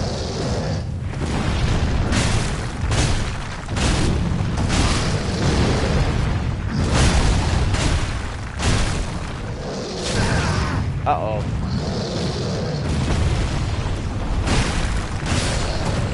Woo! Remember, if you can, put on your helmet as fast as possible to gain extra souls. I don't think I got the extra souls, but yeah, it's okay. I'll have to watch the playback later and see if I actually did get the souls.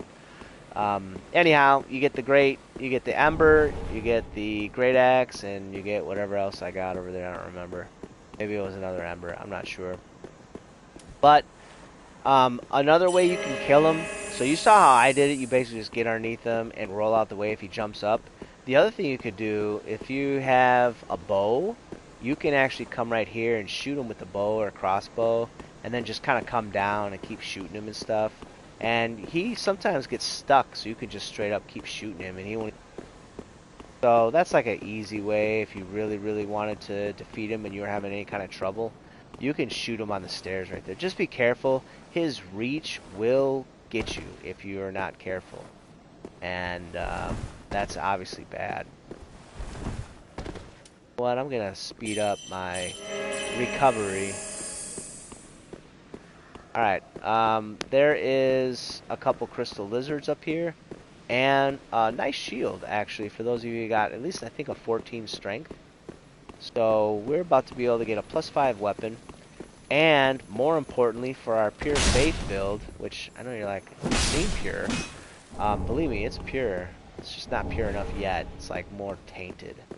But basically, we're going to get, what I just passed up is lightning spell.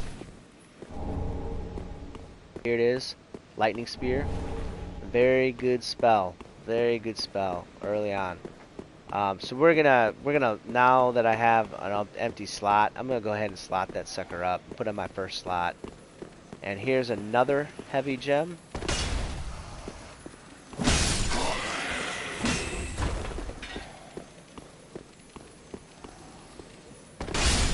There we go. You just gotta be careful, man. Otherwise, those dudes will move and stuff like that. And if you miss them, just quit out the game, just immediately. Just quit out the game or kill these guys and then quit out the game and load it back up, and it'll be sitting there again. You don't have to worry about. Don't freak out. Unlike other Souls games, you don't have to go back to the bonfire, which is super duper cool.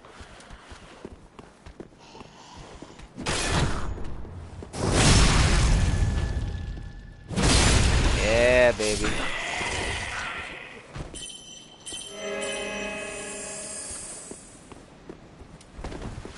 Alright, I never really use Hummer Bones, but I think I'm about to use one. I don't know, we'll see. Basically, I just want to show you this though. One time I did die here, so just make sure that you're just kind of sliding off. One time I died, so don't die. Just drop down on the areas. I don't know, maybe I don't know, maybe I'm not using a Homer Bone. I'm right here already. So anyhow, now what we gotta do is there's a couple scrolls over here we need to get. There's an NPC to kill, and there is a fire to put out. And that's pretty much what we need to do for this location before we can get to the boss area. Alright. Now, oh yeah, I'm gonna go back and I'm gonna switch this.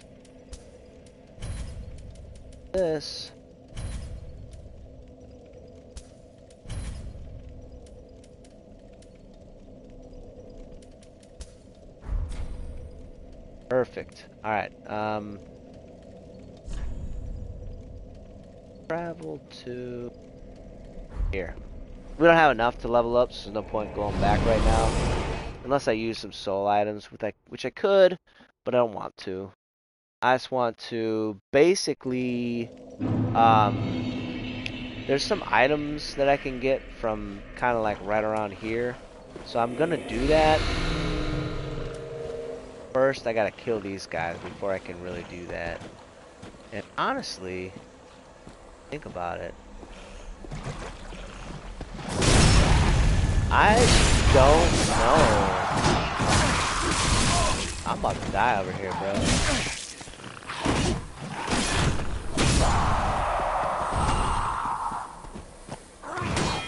You know what? Actually, I need, oh my goodness.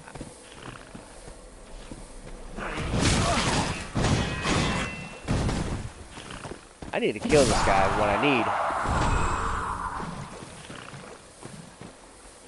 Alright, you know what? Yeah, you know what? I do need to go back, actually.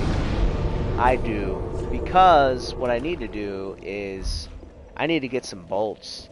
Because I need to kill these enemies, and I usually shoot them with arrows, but I don't have a strong enough dex to use longbow. So what I really need to do is get some bolts, and also I think I'm gonna rank up my crossbow, actually. Yeah, I think that's a good idea, actually, now I think about it.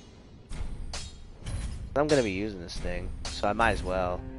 I'll rank this thing up to, yeah, forget. I mean, I ain't got nothing else to rank up. I'll rank this up to +6.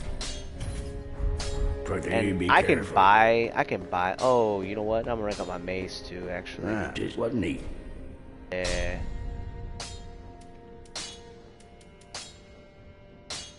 Mace to +5 now. Be careful.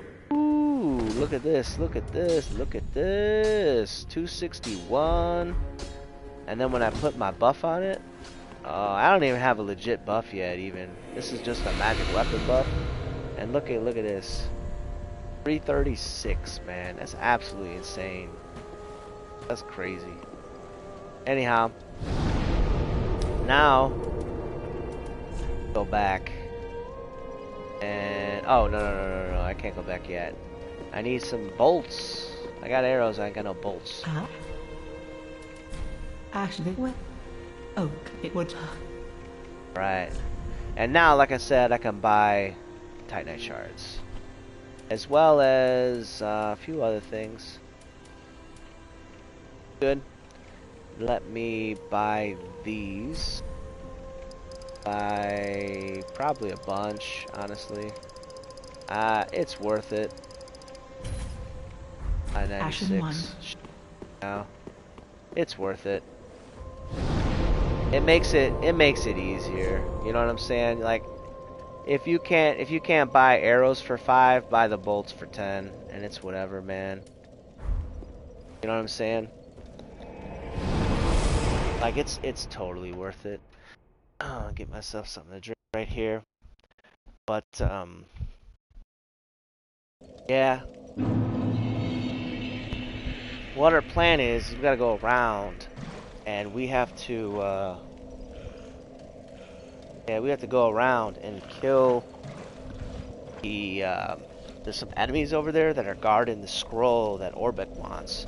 So we need to get that scroll, otherwise Orbeck's gonna get mad at us and leave. So before you kill the boss of this area, you gotta make sure you get Orbeck his scrolls. At least one. You want to really get both. Right? Even if you're not a mage. Alright.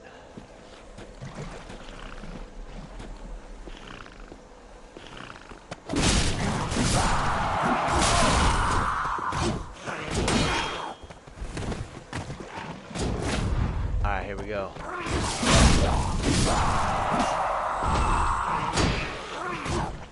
There we go. It's one way to do it. Dang, bro. Honestly, this feels like it's packing a bigger punch, man. Holy smokes. Alright. We're pretty much done with the bow now. We got a decent crossbow. And we have bolts, right? Yeah, man. I got bolts and everything, man. I'm not fat rolling. Alright, cool. Alright, so here's the deal. There we go. Oh yeah, 40 damage for as far as that was. Oh yeah, we're good to go. The other thing too is I have a spell. I have a spell that I can shoot at this guy too. See how much the spell like does, how much damage it does actually.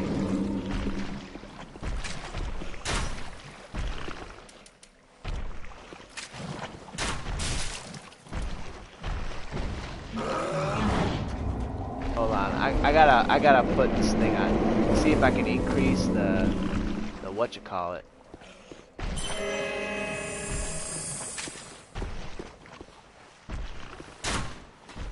Oh, dude.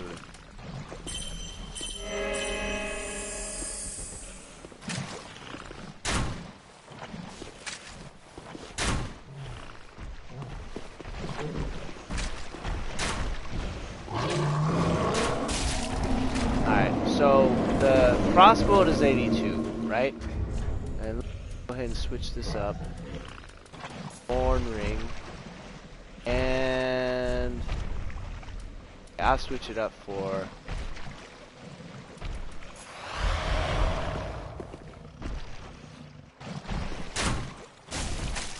oh wow. The headshot does a lot of damage. Oh, plus I have this ring on actually. Oh shoot. Dang, man, having this ring on really does help, actually. Holy smokes. Like, really makes a difference.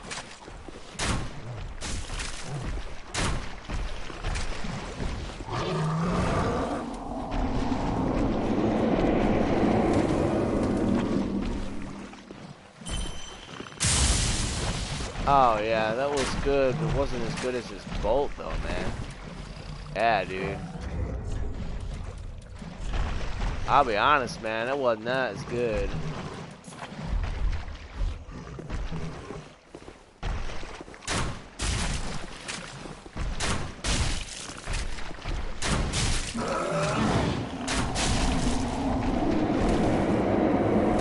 Yeah, man, this ring, dude, holy smokes. So, I don't know if you noticed this, but his face looks just like the face of one of the end bosses, actually. What's his name? The Nameless King. It's the same, I think.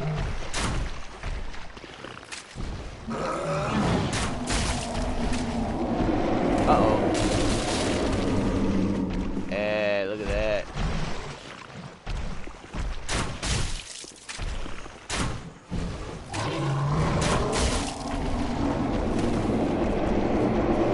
Oh, you know what? And I could also get that hawk ring too.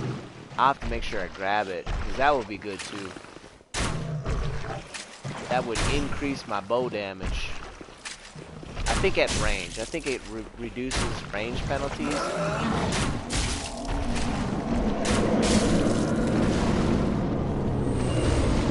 Alright, so now all three of them are dead. Did I have to kill them all? No, but it makes it so much easier when I go around. Now obviously they're dead, so I don't want to hit the bonfire, but I want to attack this guy,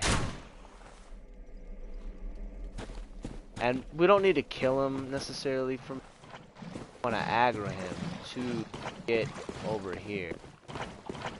Perfect. Closer and closer we can get him over to here, the better.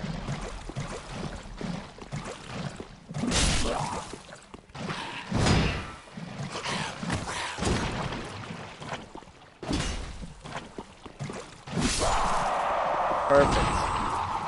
Alright, now what we need is basically aggro the rest of these dudes. We don't want to be going through this poison area with a bunch of dog creatures following us. That just isn't a good idea.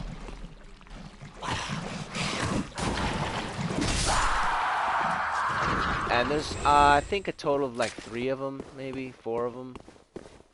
I'm gonna try to aggro.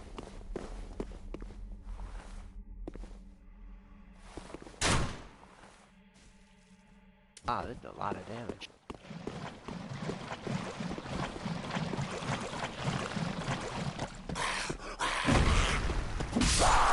Holy smokes, man. Alright, there's one last one, I think. And it's right over here on the right. And then once we kill him, then we can kill the, there's a crab over there. Wow, that's so much damage. I don't think I've really often ranked up the crossbow. Crossbow pretty good.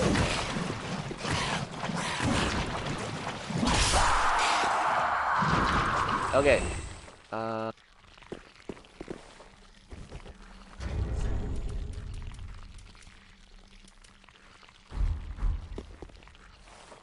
Alright. Now, obviously the bow has a little bit better range. But I should add it from here.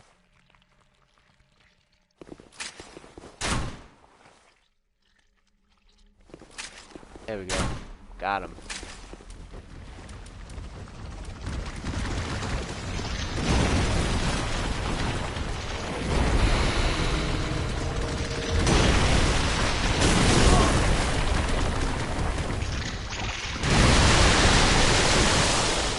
Now basically we just want to fight them over here. Where's more dry land instead of swampland. Uh-oh. You really don't want to fight them on this side. You want to fight them on the other side. Because of that move. That's the main reason. That move will grab you, and then you're going to be in trouble. Ooh, nice. A Titanite shard, too. Wow, very cool. Okay, like I said before, the gentle repose will actually combat poison buildup. I mean, not poison buildup, but poison damage. So, I mean, honestly, I could just run out there like this, and I should be fine.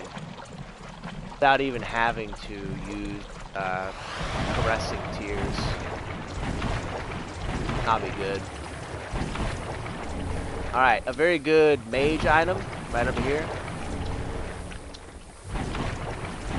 It is the Crown of Dusk from Dark Souls 1. Basically, it's going to increase the amount of damage you do with your any magic damage. So, yeah, I'm pretty sure it even affects magic, like weapons and stuff like that. So, if you have like a crystal, you know, weapon, yeah, I'm pretty sure it increases the damage of that too. So, the only downside is you take more damage, magic damage, if you take any magic damage. So it's not like a huge downside, it's mostly an upside. Alright, Chris.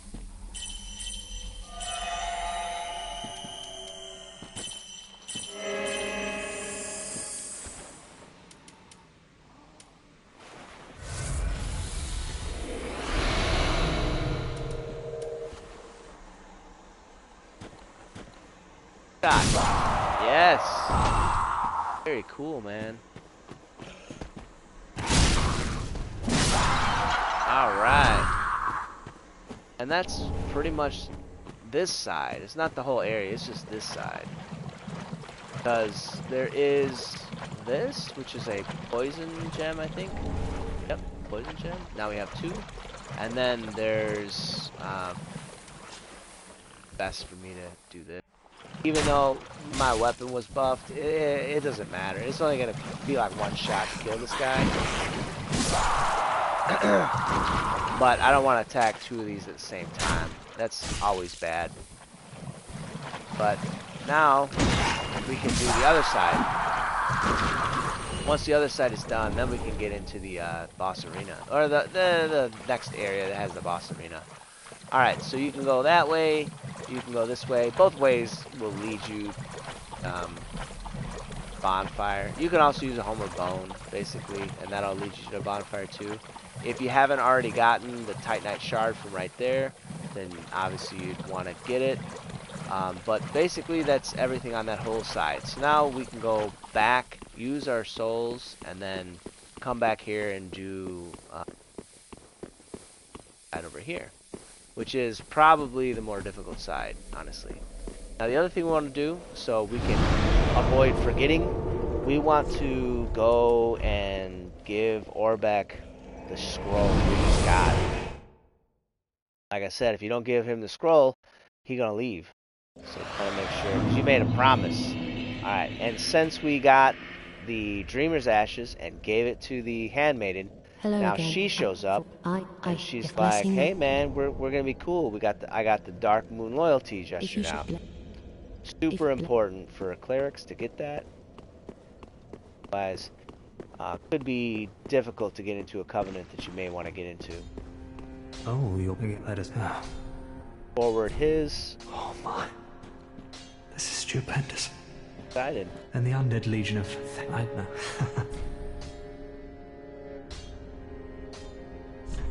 Now, it's probably worth it to learn some of these. We need to get hidden body. Or do we need hidden body? No, actually, I don't think we do. We need Farron Flash Sword. Yes. Farron Flash Sword. Need Pestilent Mist. Oral Decay. Or Oil Decoy. And Spook. I think that's all we need. Now we talk to him. You're a fine. You should have so on. Now we get the Young Dragon How Ring. do you like this? And Silent Ally. And Slumbering Dragon Crest Ring. So With this, it's a very one. now, full disclosure, you only need to buy, I think, like 1 or 2 spells to get the Young Dragon Ring.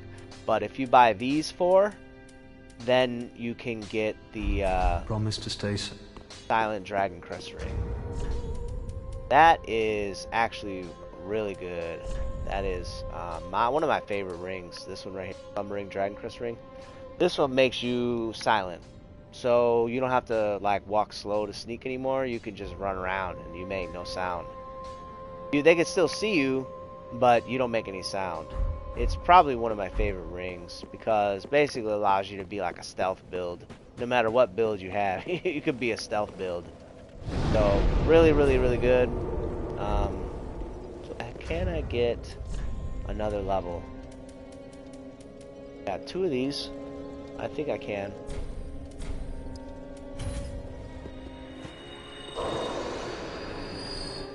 Well, then hey. I need Farewell, 2. Ashen One.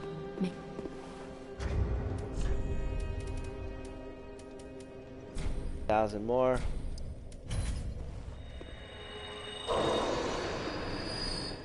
That. Well, then hey. Ugh. Farewell, Dang Ashen it. One. May Like.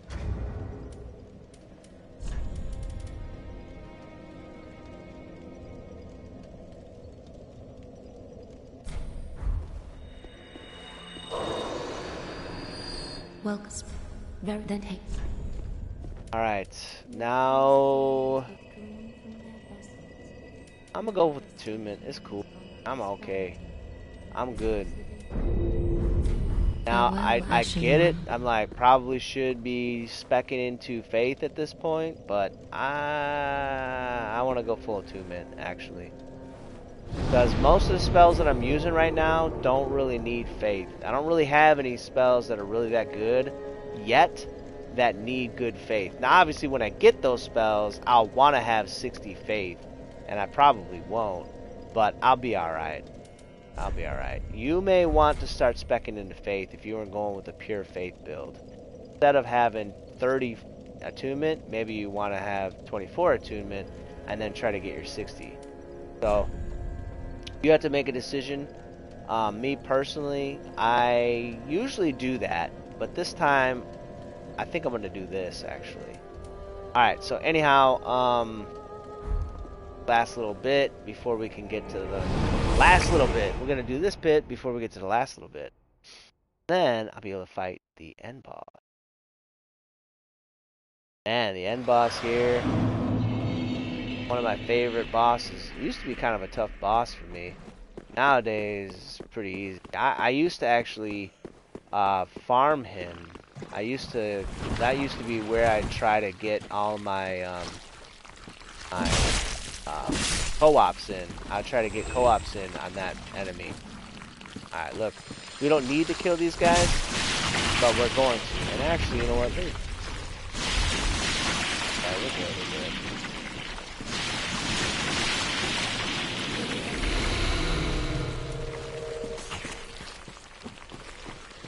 Over here like this.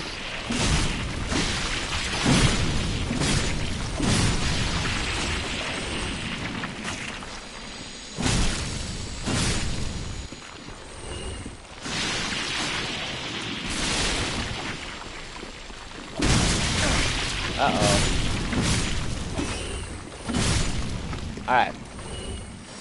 Get full again. And... Alright. Now, here's the next thing. We have to go this way. Well, we could go that way. We're not going to. We're going to go this way. So, there is one of those elder... And, they're not typically easy to kill. So, what we're going to do is, try to range attack them first. Looks like, I mean, my whatchamacallit seems to do pretty good damage.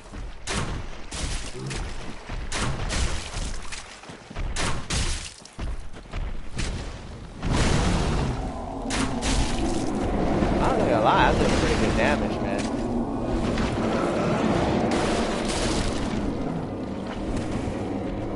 Now, the cool thing is that this little area right here does block line of sight, which is fantastic against this guy. Wow, I've never done that before. That works really well. So if you've got a bow, you can do that. If you got spells, you can do that. A lot of times I will try to melee them, and I will. I'll end up meleeing them. There's pretty much, I think it's pretty unavoidable. There's a couple of them that you can't not do. But anyhow, alright. In this next area, we are going to fight a bunch of basilisks. Hopefully I'm not going to be poisoned while I do that. That would be bad.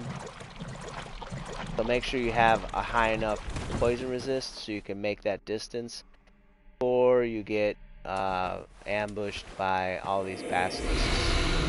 So here they come.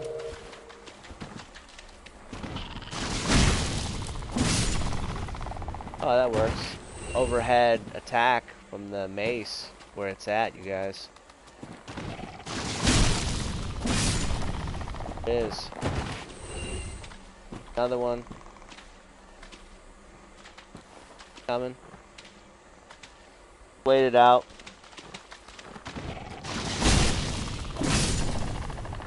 So, obviously you don't want to stay inside the curse cloud.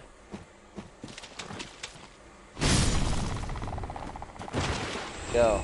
Alright, now before we go any further, what we want to do is, we want to aggro, there's two more. We want to aggro one at a time. Really liking this crossbow, man. I never really got into the crossbow before. I mean, I've used it before, but I've never really ranked it up like this, though. Good.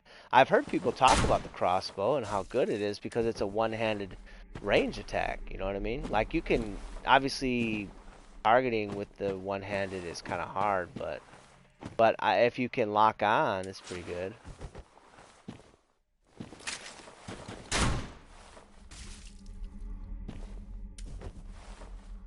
So, I should be able to... Oh, shoot. Hold on.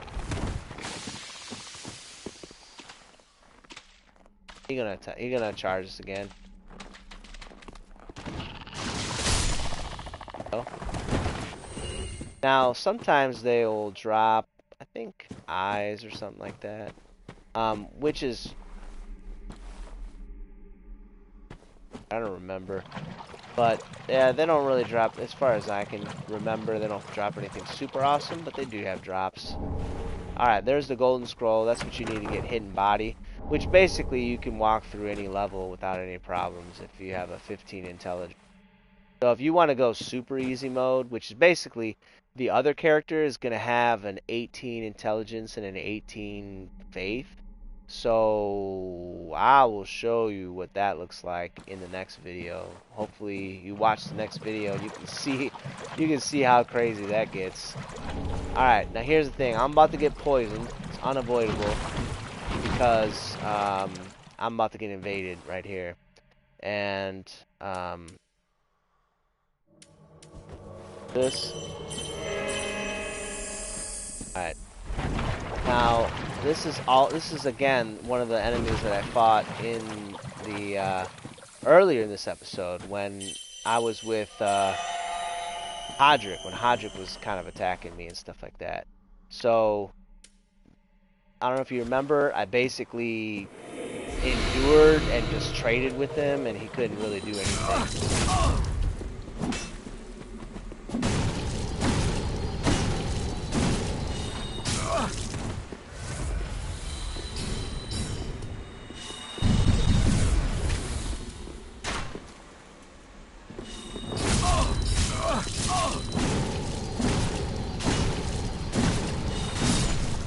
There you go.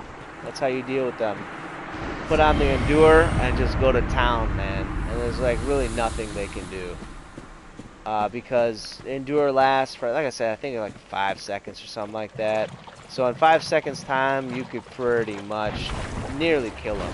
With the amount of damage that I'm pulling, man, they got no shot. They got no shot. Because you don't get stunned while you're endured, and you take less damage and stuff. It's incredible.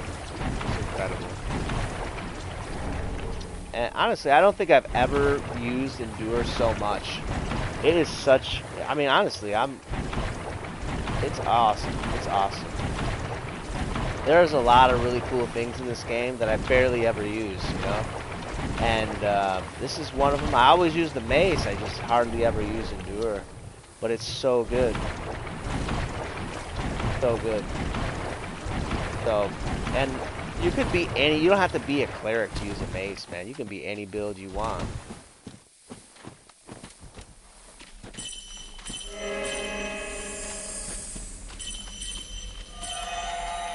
And we're about to fight this enemy right here.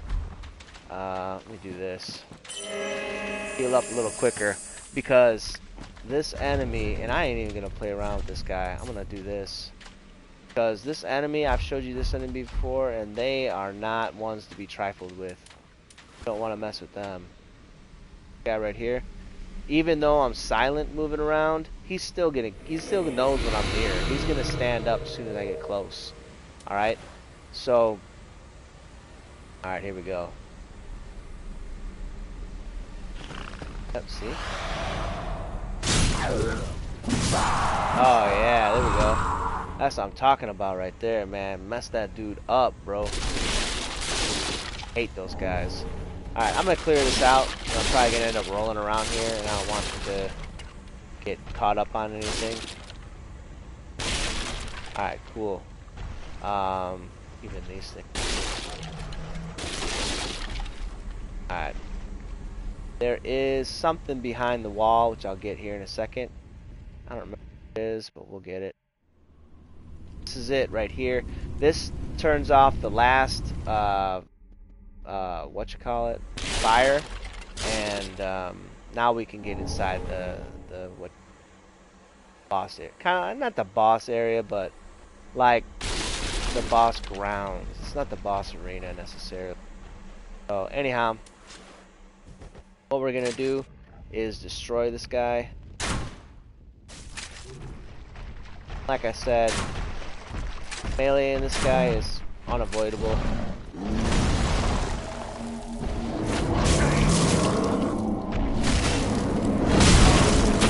Uh-oh. Uh-oh. Endure only lasts 5 seconds.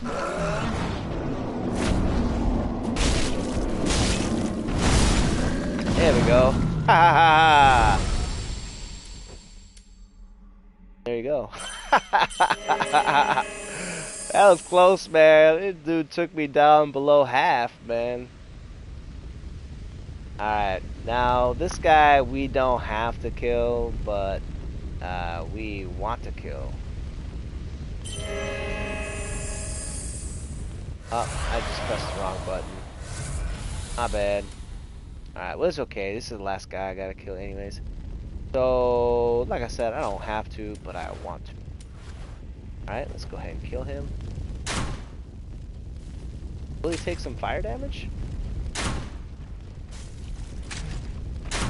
Uh-oh.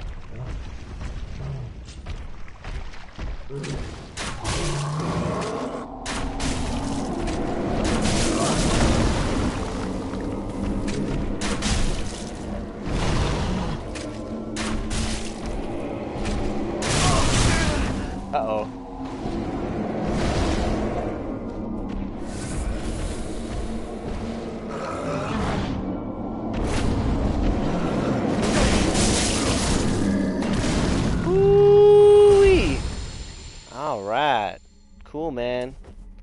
Let's go ahead. Now that pretty much all the enemies over there are dead. I don't think.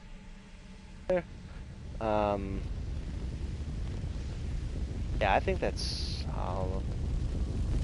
There's some of the, whatchamacallits over there, there's some slugs or whatever, but that's pretty much all of them. Now, if you don't want to kill that thing, obviously, either of them, I don't, the one that was straight ahead, you probably did need to kill, but the one that walks back and forth right here, you can kind of avoid them.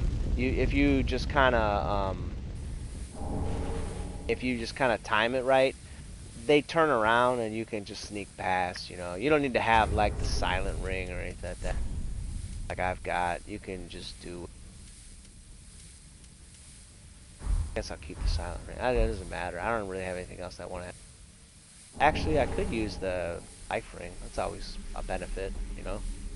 A little extra life, you know what I'm saying? But yeah, you don't have to kill those enemies if you don't.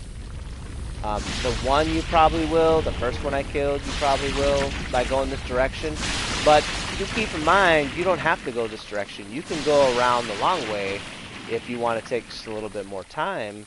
And then you can come through this way and you can avoid him altogether by timing it right. And then you're good. Home or bone out or do whatever you want to do. Now, at this point, basically, you can go back to rest. I'm not going to. It's like a really short area to cross before you get to the next bonfire. I do have 15,000 souls, so if you were me, I would probably say go use them and then come back.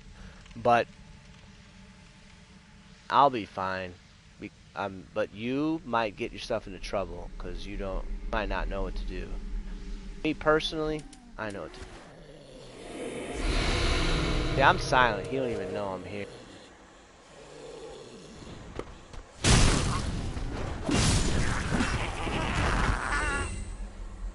Drop anything.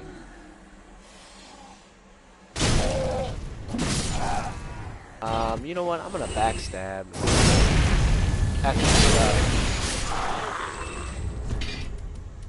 Oh, you know what? I gotta put this back on. Yeah, let me backstab. Some extra stuff. Sometimes these guys can drop some really good stuff, though. They can drop some real good swords, knives, great Corvian knives or whatever. They're real pretty good. And scythes are pretty alright. And the mage can drop the storyteller staff, which if you cast any like spells, it's probably worth getting. Alright, now those dudes over there, they're Dark Knights, and they will straight up murk all these guys and give you free souls. Just be careful if you're too close to them, they will attack you, and that is probably not good for you. Me, I can handle them, but for you, maybe it's too much. I don't know. I probably shouldn't come over here like this, but I'm going to.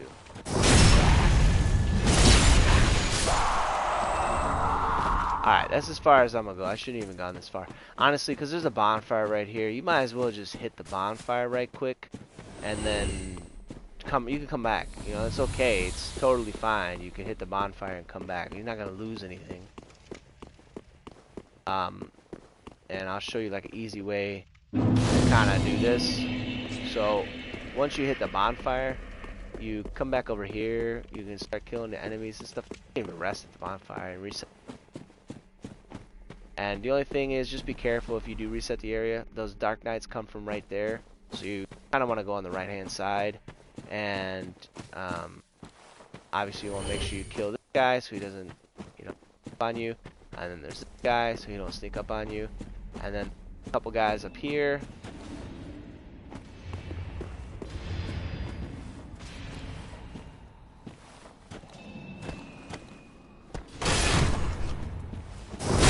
Go.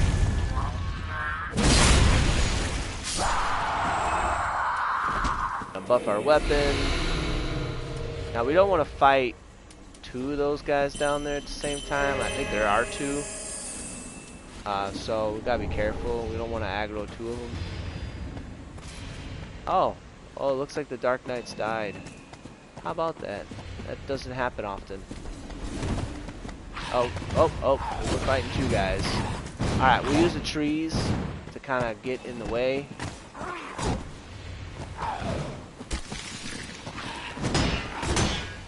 And there we go.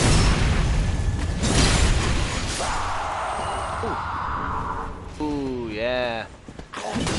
Now, honestly, I played build once. I think it was a luck or dex build or something like that.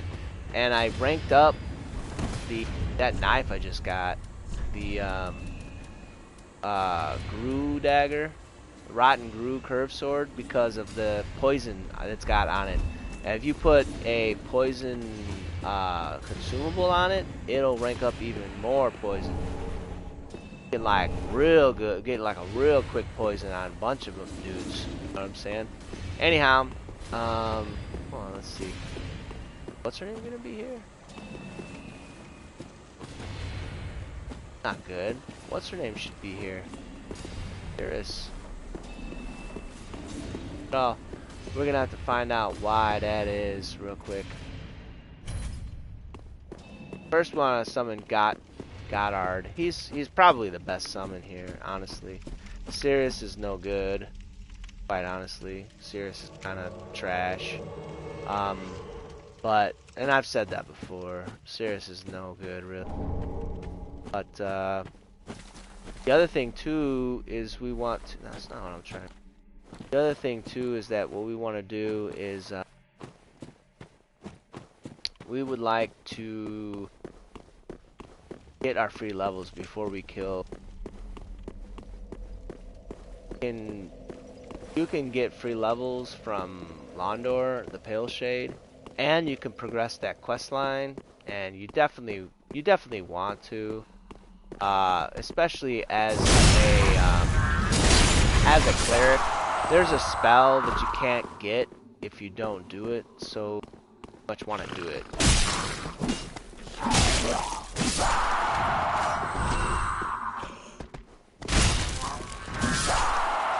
Alright. Now obviously I don't need any help killing these dudes, but I don't know, whatever. It's funner this way. Alright. Let's buff out all the way. Might as well.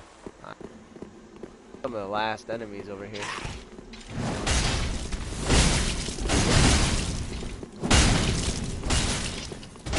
And there we go. He dead. There we go. And there's great magic weapon right there. Out. I can't use it yet, but you know that's pretty good. Alright, I'm gonna go here and come right back. Now there's an enemy that's gonna aggro, and we want it to come over here. Whoa, whoa, whoa. Oh, what, are you helping? What are you doing over there, bro? What the heck? Not helping. Alright. Let's see what we can get. Hey, bro, we're over here. Dude, we're over here, man. What are you... Alright, anyhow, we're about to fight this enemy right here. Buff out again.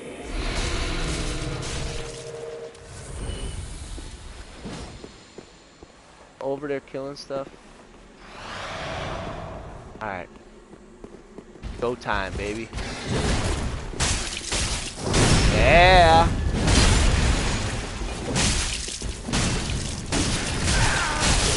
Alright. What did he drop? Drop. Look at that, baby. Black Knight shield. Yes. Now, I'm probably not going to use it on this guy, but on the other guy, I am. That is going to be my thing. If I have to, I probably won't, but if I have to, then I'll end up sharing this with my other guy, actually. And there's a way to do it. You have to, like, do a bunch of stuff to do that between profiles, but it's possible. You need, like, an extra friend to help you. But, yeah, it's totally possible. I've done it before, but more than likely all I gotta do is just kill them a bunch of times and they'll drop it. It's not that low of a drop chance. So that's all the stuff right here. What we want to do is drop down here, grab this atonement spell, and then grab this hollow gem. That is everything. Homer bone out. Go to the shrine. And like I said, we gotta get our 3 levels. But I'm gonna show you a real quick farming area. Welcome us. Before we do that. Very well. Then taken. Especially if you need upgrade materials. Farewell, that real quick. Ashen One.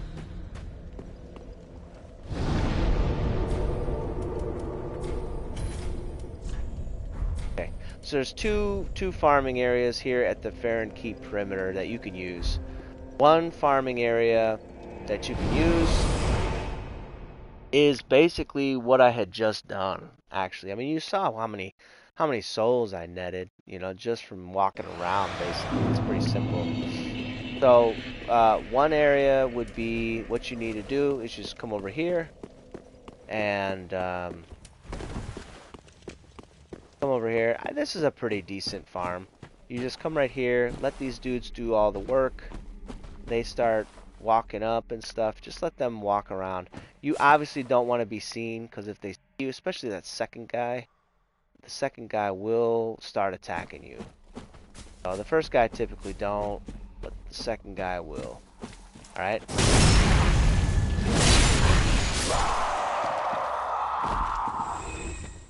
Alright.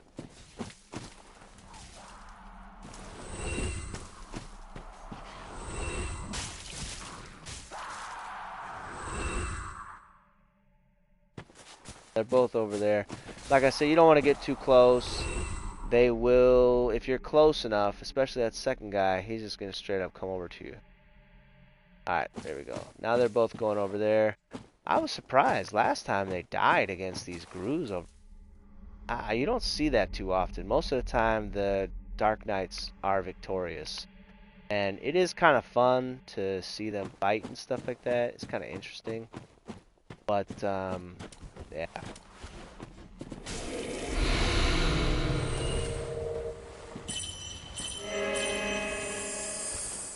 Alright. Oh, the dude up here went down. Oh, here he is.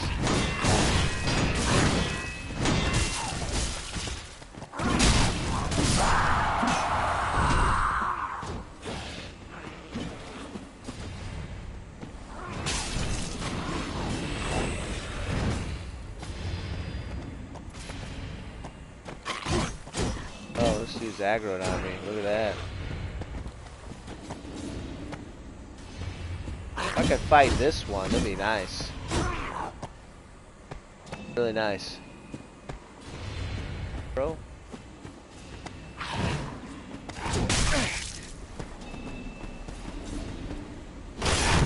Perfect. And so in a matter of moments, I'm gonna net probably around somewhere around 5,000 souls. How many? I wonder how many I started with. I don't even know how many I started with. Yeah. Cirrus here? Yeah, here's Cirrus's. What you call it? I was wondering why I wasn't there before.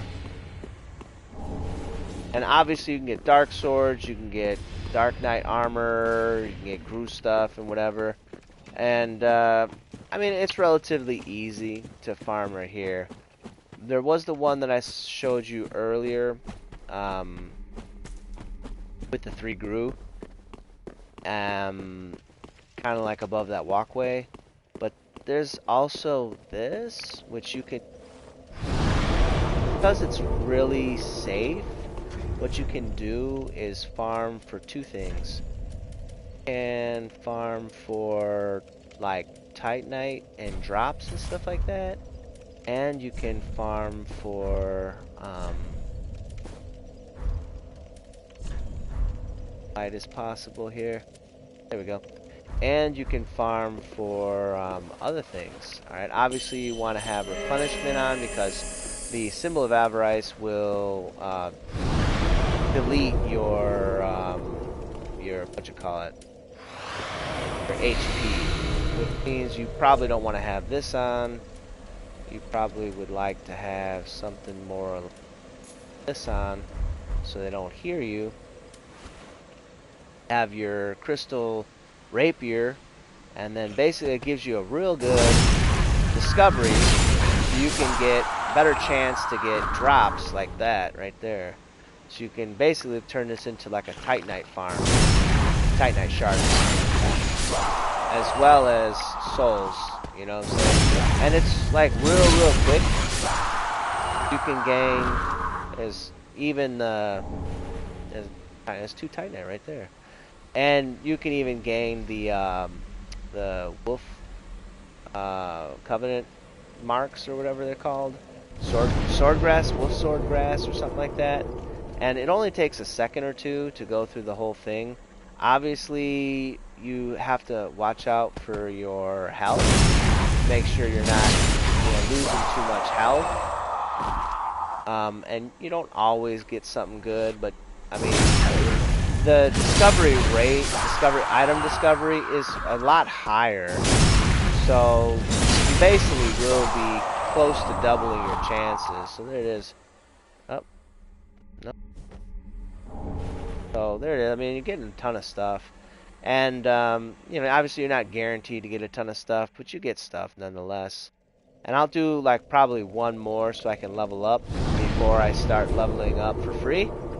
And then I'll show you how to get the, I'll try to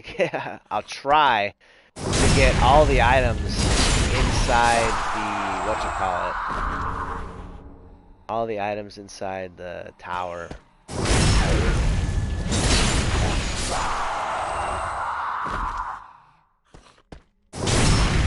Actually, you know what? I think I might need to actually kill them a few more. Because I need 20,000 to get into the tower before I can even do that. So that kind of is a bummer, actually. Do I have any? I do have this. It's not gonna get a lot.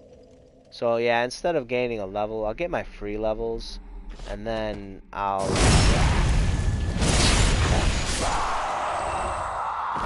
I don't know. Maybe I won't. I don't know what I'll do.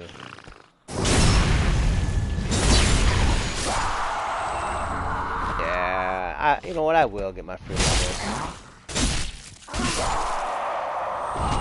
But you see, I've already gotten several Titanite. It's definitely pretty area to be farming all this stuff. You know what I'm saying? And then I'm gaining a ton of souls too, and it only takes a couple seconds to go through the rotation. And especially if you're trying to rank up the Wolf Knight without going online. Now, if I was ranking up the Wolf Knight, I probably would go online. I mean, it's a really hot spot. Even today, you get into the Wolf Knight or the Wolf's Covenant and start trying to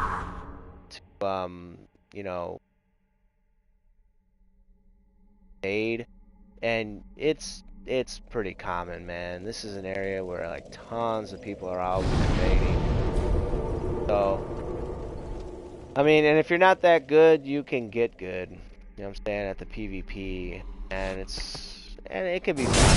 I mean, honestly, it can be pretty darn fun. And the only thing, I mean, I don't know. There's really nothing bad about it, honestly. It's overall good. All right, should be good enough. I'll do like one more, and then I should be good enough. And then I'll use a soul item, and then I'll get out of here, go to the Firelink Shrine, grab the key for 20,000, and then I'll show you how to get the Firelink Shrine set, or Firelink Lady set. I don't know what it's called. It's a pretty good set. I actually like it on a female basis. I like it. Now, obviously, there's a much better farm later on, but this one's pretty good. There's actually, I would say there's two farms in 3 farms. This is one of them, but there's 2 other farms in the game that I would say are really good. And I would say for early game, this is actually a really good farm. So anyhow, we're done with this. Let's go ahead and move on to... Go ahead and move on to the Firelink Shrine, and I'll show you how to get that stuff.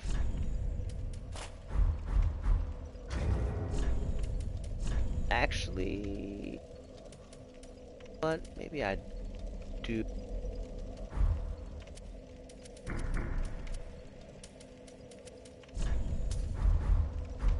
Yeah, because if we could take less fall damage, that would be helpful, actually.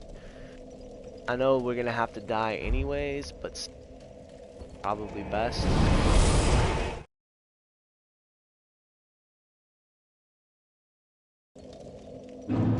Alright, take...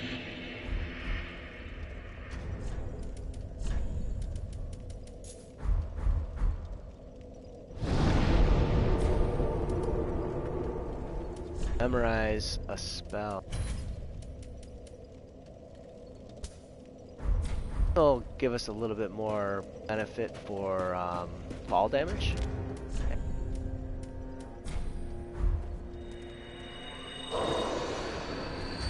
Perfect.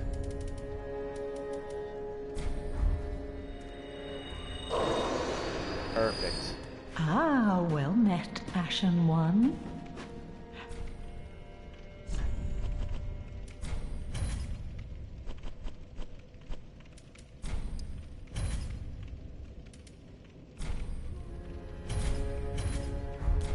Perfect. Alright. I probably need more crossbow bolts, but this is good enough. Ooh, before I even begin. Gaining EI. Alright. Get our free soul, our free level. Oh. Then shall we begin? Yep. Bearer of the... Alright, for our free levels, we're going to rank up our attunement a little bit, and then we're going to rank up faith all the way. Now, the way that the free levels work is you get 5 free levels. However, in order to get each free level afterwards, you need to basically die. You need to die. If you don't die, then it's not going to work. Alright? So... other thing we're going to do is we're going to couple our free levels with how hard it is to get this thing. Now, if we get it, then we'll just die a different way. But, like, we'll come up here and jump off. And that's a pretty guaranteed way to die. But, since we have to get this item, well, we don't have to, but we want to get this item, then what I'm going to do is try to get the item as best as I can. Quick as I can. Alright, so the Firekeeper set is pretty good set. It's it looks cool, especially for female characters and stuff like that, but it's really hard to get, honestly. You either get lucky or you get good. Honestly, it's really what it is. Now, patches right there locked us in, and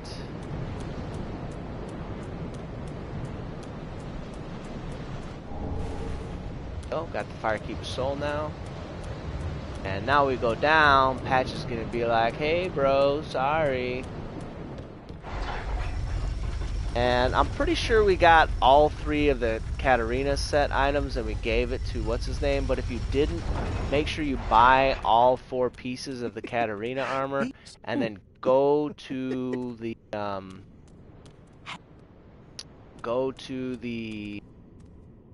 of the deep main bonfire, and there's that little well and you want to throw it down. I'm pretty sure we did that, but you know, I don't know. It was like an hour ago or something like that. Anyhow, that's where the set is, the full set, and this is like the easy way down. So we're gonna go the easy way down first. Kind of hop down on this, hop down on that, hop down. Now we have the Estus ring, which basically when you wear it, it like will help you to recoup much more of Estus when you drink Estus flask. Alright, which is fantastic. Okay. However, we want to get the other thing too. So now we got to go back up there, and we'll get that. And it's really hard to get because where it's at. However, there's a couple methods that I know about. You Don't forgive us. overhaste it. Give us a gold coin. Wait. Now we want to talk. That's that one. That's that one. Alright, cool. And then now we bought all of his gear. We must have gave it to him. I'm pretty sure we did. Buy all of it, then you go over there to that well next to the main bonfire for the Cathedral of Deacons earlier. Alright. Now we try to get the set.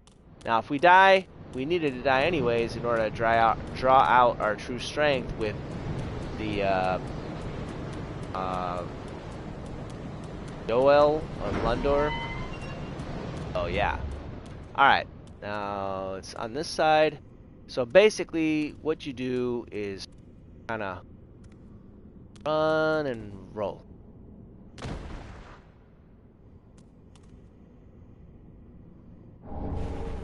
Have it.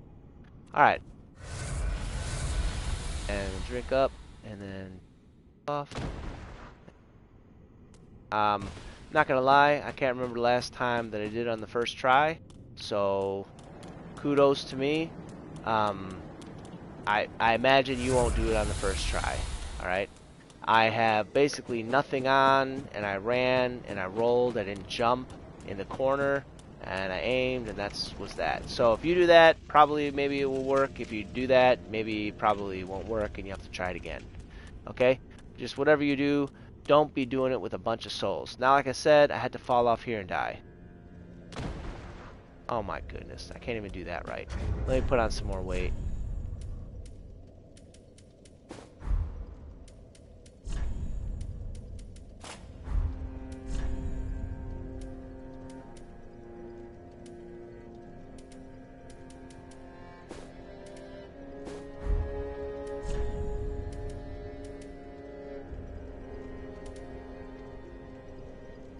Cleric ones, right?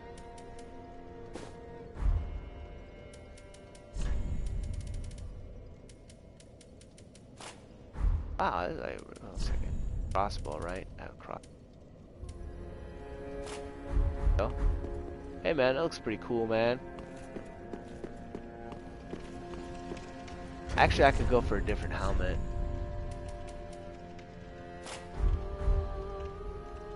Nah, I don't like that. Go with something cool, man. Actually, you know what? Let's go with this. Right? I want something that's gonna hide her face. It's gonna look pretty bad here in a little bit. Go with that. We can go with this. That's cool, man, right? That looks cool. There we go. Perfect. I want to make sure I look good when I die, you know what I'm saying? Because in order to draw out your strength, you need to increase your hollowing. So the next one the next threshold is hollowing to 2. What I'm going to do is come up here, grab this for no reason, and then jump off again. There we go. And actually, what I should have been doing when I was picking my armor, I should have been looking at the fire resistance, because the next enemy we fight has a high threshold for affinity towards dealing out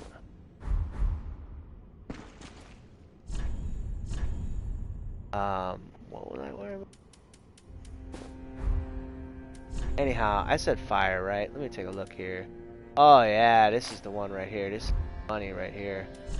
We're gonna turn into a fallen knight. Here, hold up. We gotta get we gotta get our fallen knight gear on. And put on this, you know what I mean? Alright.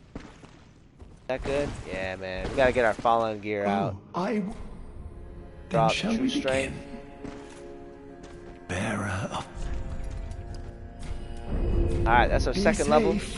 Champ. Second level. And I'm gonna change out my spell too. Something that's more viable. Otherwise I will forget, and that will be not good. Alright, so the spell we're gonna use now, might as well learn this one. Okay. Better than nothing. Then we gotta die twice. What is it? Twice more? Once more? We need, it goes 2, then 6, and then 12, and then 15. I think that's how it is. So we die one more time. So there's a bunch of ways to kill yourself. This is just the way that I do it. I mean, I don't know. What's the way that you kill yourself in order to gain free level? I don't know.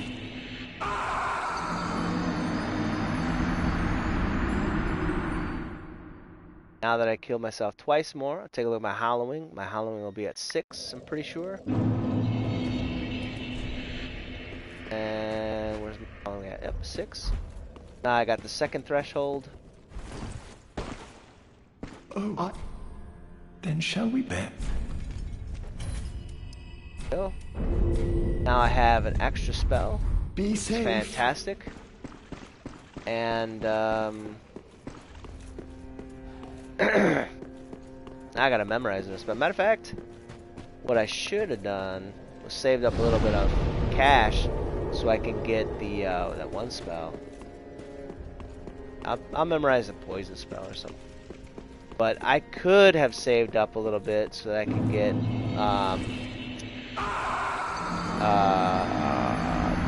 denial. Real good spell. It takes 2 slots, but I have slots now. I got a bunch of slots. And I have the deep ring and I have the saint ring, so technically I can have, I think, 7 slots if I really needed it. Obviously I'd be using rings to do that, but alright. Good, not at 12, because every single time when you actually talk to this dude, he's gonna give you another dark sigil, and each dark sigil will add hallowing whenever you die. So we're Then gonna shall draw bearer out. of the dark sign. So Let your true strength. yeah. All right. So it's gonna increase our faith. Be safe, champ. Alright, and now basically we only have to die one more time, and then we'll be at 15. And once we get to that 5th one at 15, that is our maximum strength.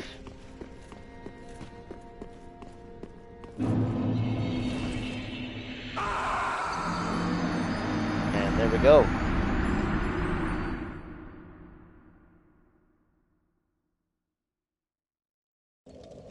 And now let's grab this real quick, actually. I don't want those to be sitting around, and for anyone to just pick it up, you know what I'm saying? That would not be very wise. Alright, so let's draw out strength the last bit. And yeah, all the strength we need apparently. Be safe.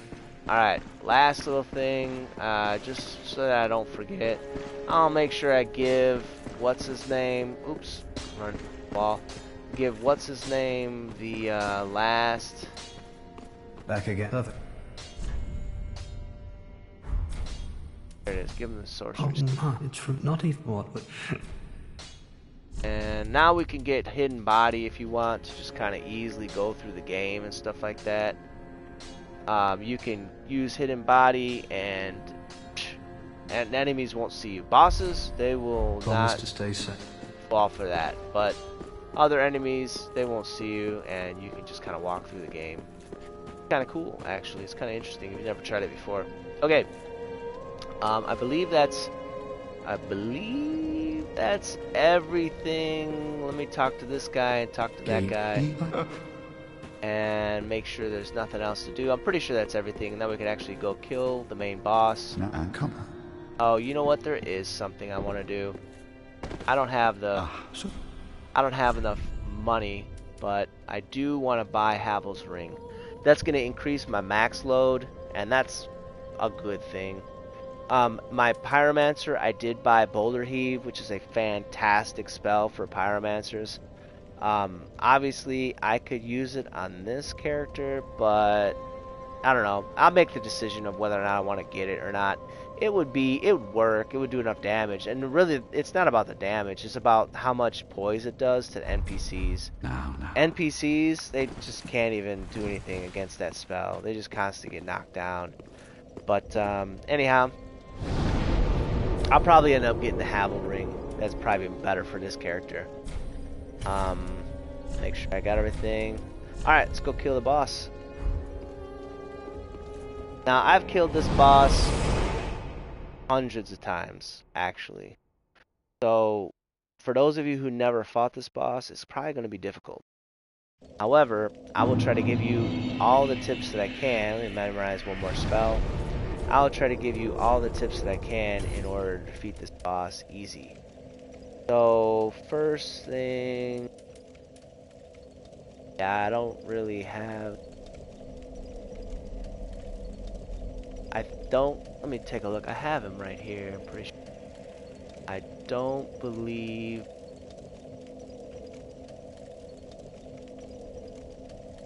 he's weak to poison, but I'll put it on my character. Get it real quick.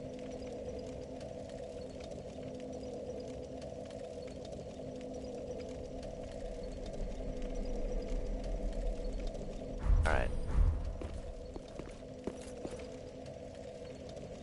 Yeah, they're immune to poison. The Abyss Watchers are immune to poison. So, I have it. It's whatever. I'm not going to use it. I'm not going to need it. Honestly, I could walk through this boss fight. I've killed these guys so many times. But like I said, for those who are new to this game, this boss is probably going to test you. The boss can be difficult. So, before you get to the boss, take your time. These dudes right here will attack you if you show yourself. So you really don't want to let that happen. Yeah, see, if they turn around over here, they will see me and they'll start attacking me. And I really don't want to fight them right now. I want them to fight these other guys, otherwise you gotta fight them both.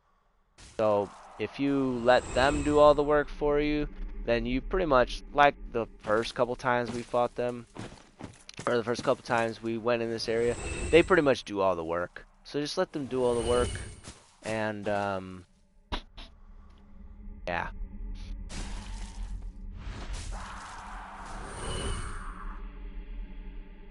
Okay, so the one right there is gonna go up to the wall, and we can take him out one-on-one. On the silent ring, so we can just basically up to him and attack him. Backstab.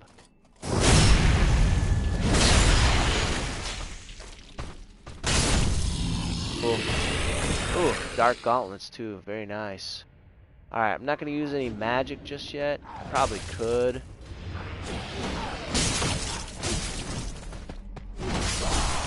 Alright, Dark Knight probably just died actually.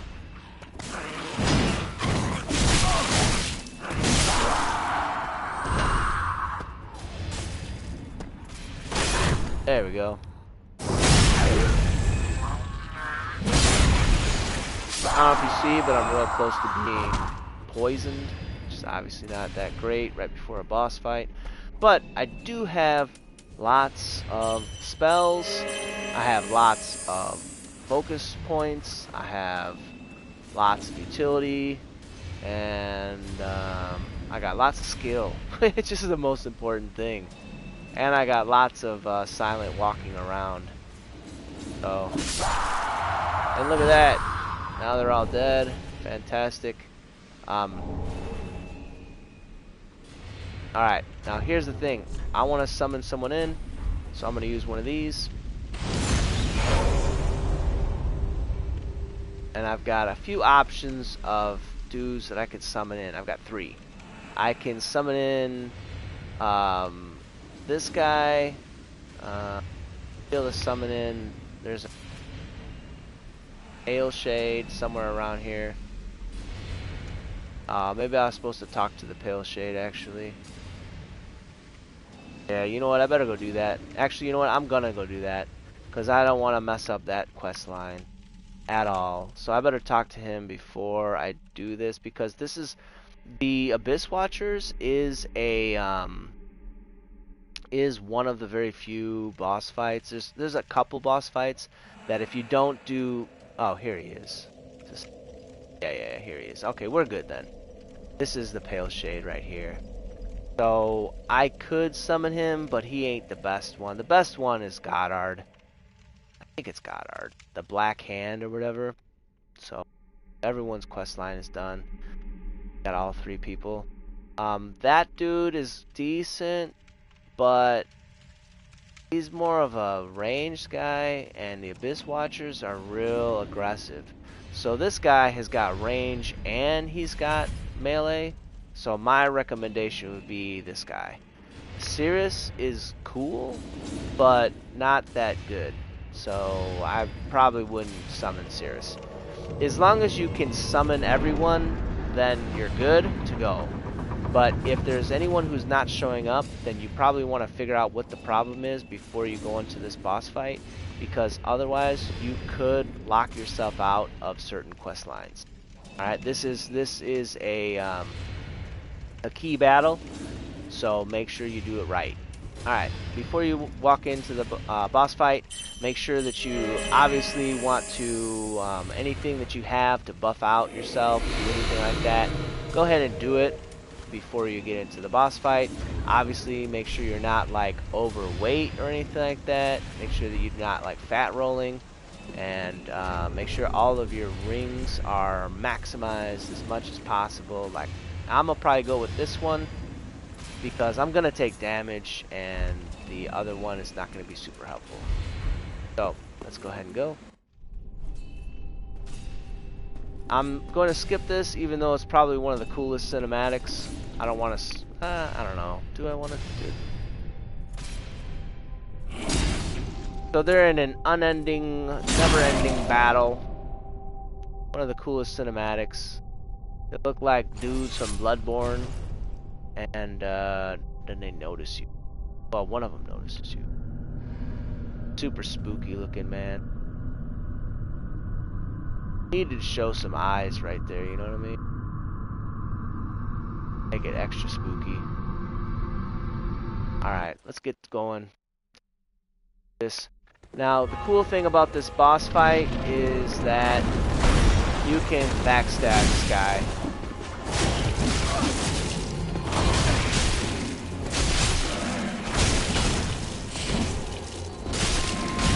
Oh, come on.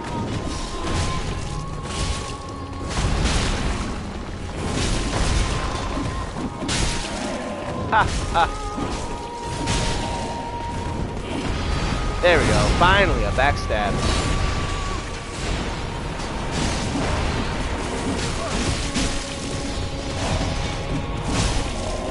Now, obviously, they're gonna fight each other.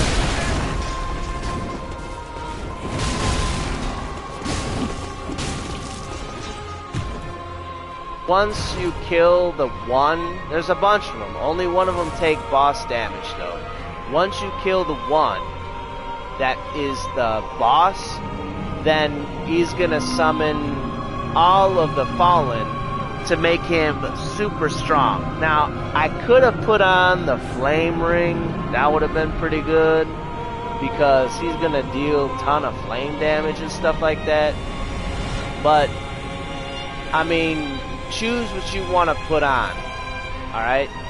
flame ring does really help. Not the fire clutch ring, but the flame stone plate ring, I think it's called. The one that give you extra fire resistance. And basically, he's got a specific sequence that if you know it, then you're good. Alright? So, he does that. And he does a sequence of 3 attacks.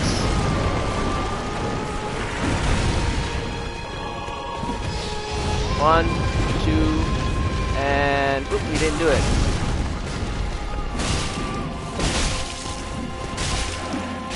Alright.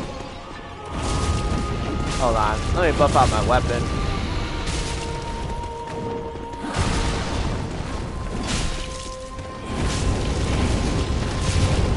There we go. He does sequences of 3, so just be careful not to really do too much. Oh, no.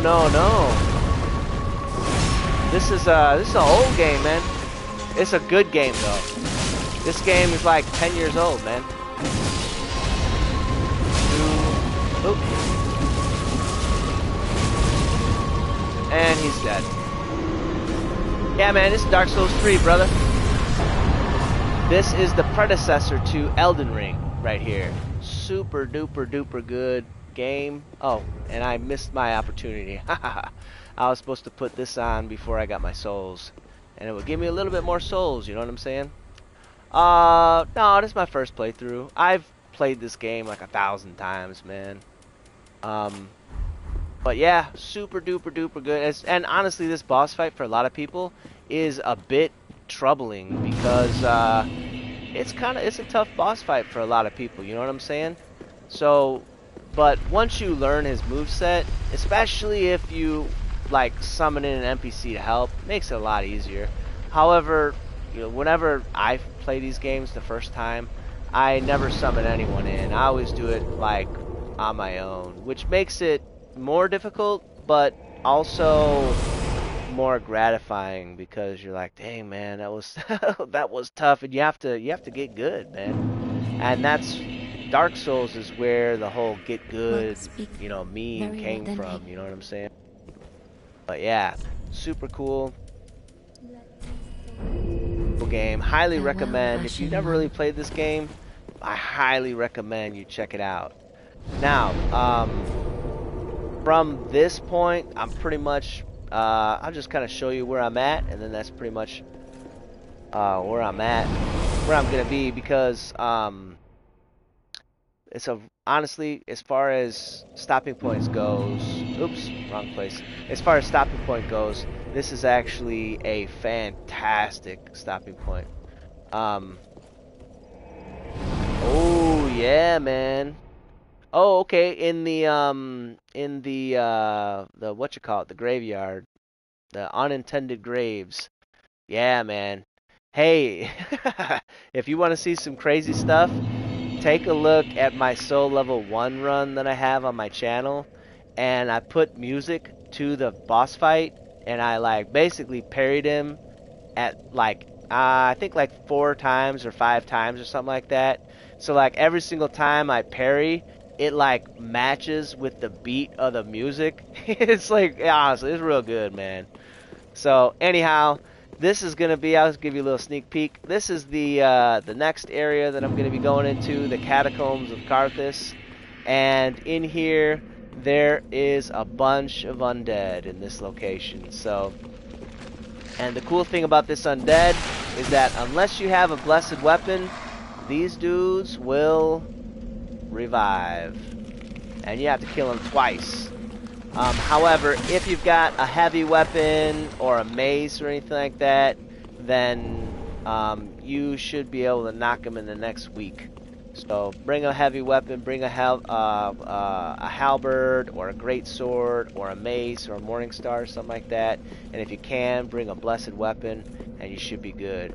So if you want to see that, then I'll probably be doing that. I'll be doing the next part some point this week, and and we'll be continuing on. I'll be playing a different character. This is the rest of, for right now, the Cleric character build that I basically kind of showed off in the OP early Cleric video that I did a few months ago.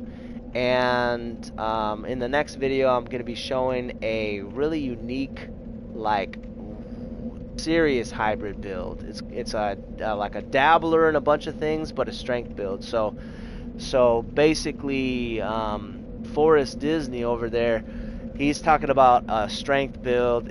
I don't know if it's anything kind of like my strength build, but holy smokes, man, the strength build that I got going is gonna be crazy, absolutely insane. So come and check that out. I'll probably be doing that in a couple days, and I look forward to seeing everyone who was on the stream today, seeing you again down the road. For everyone who did check it out, you're here either now, later on in the future watching this replay. I appreciate you, so thanks, stay cool, and bye everyone.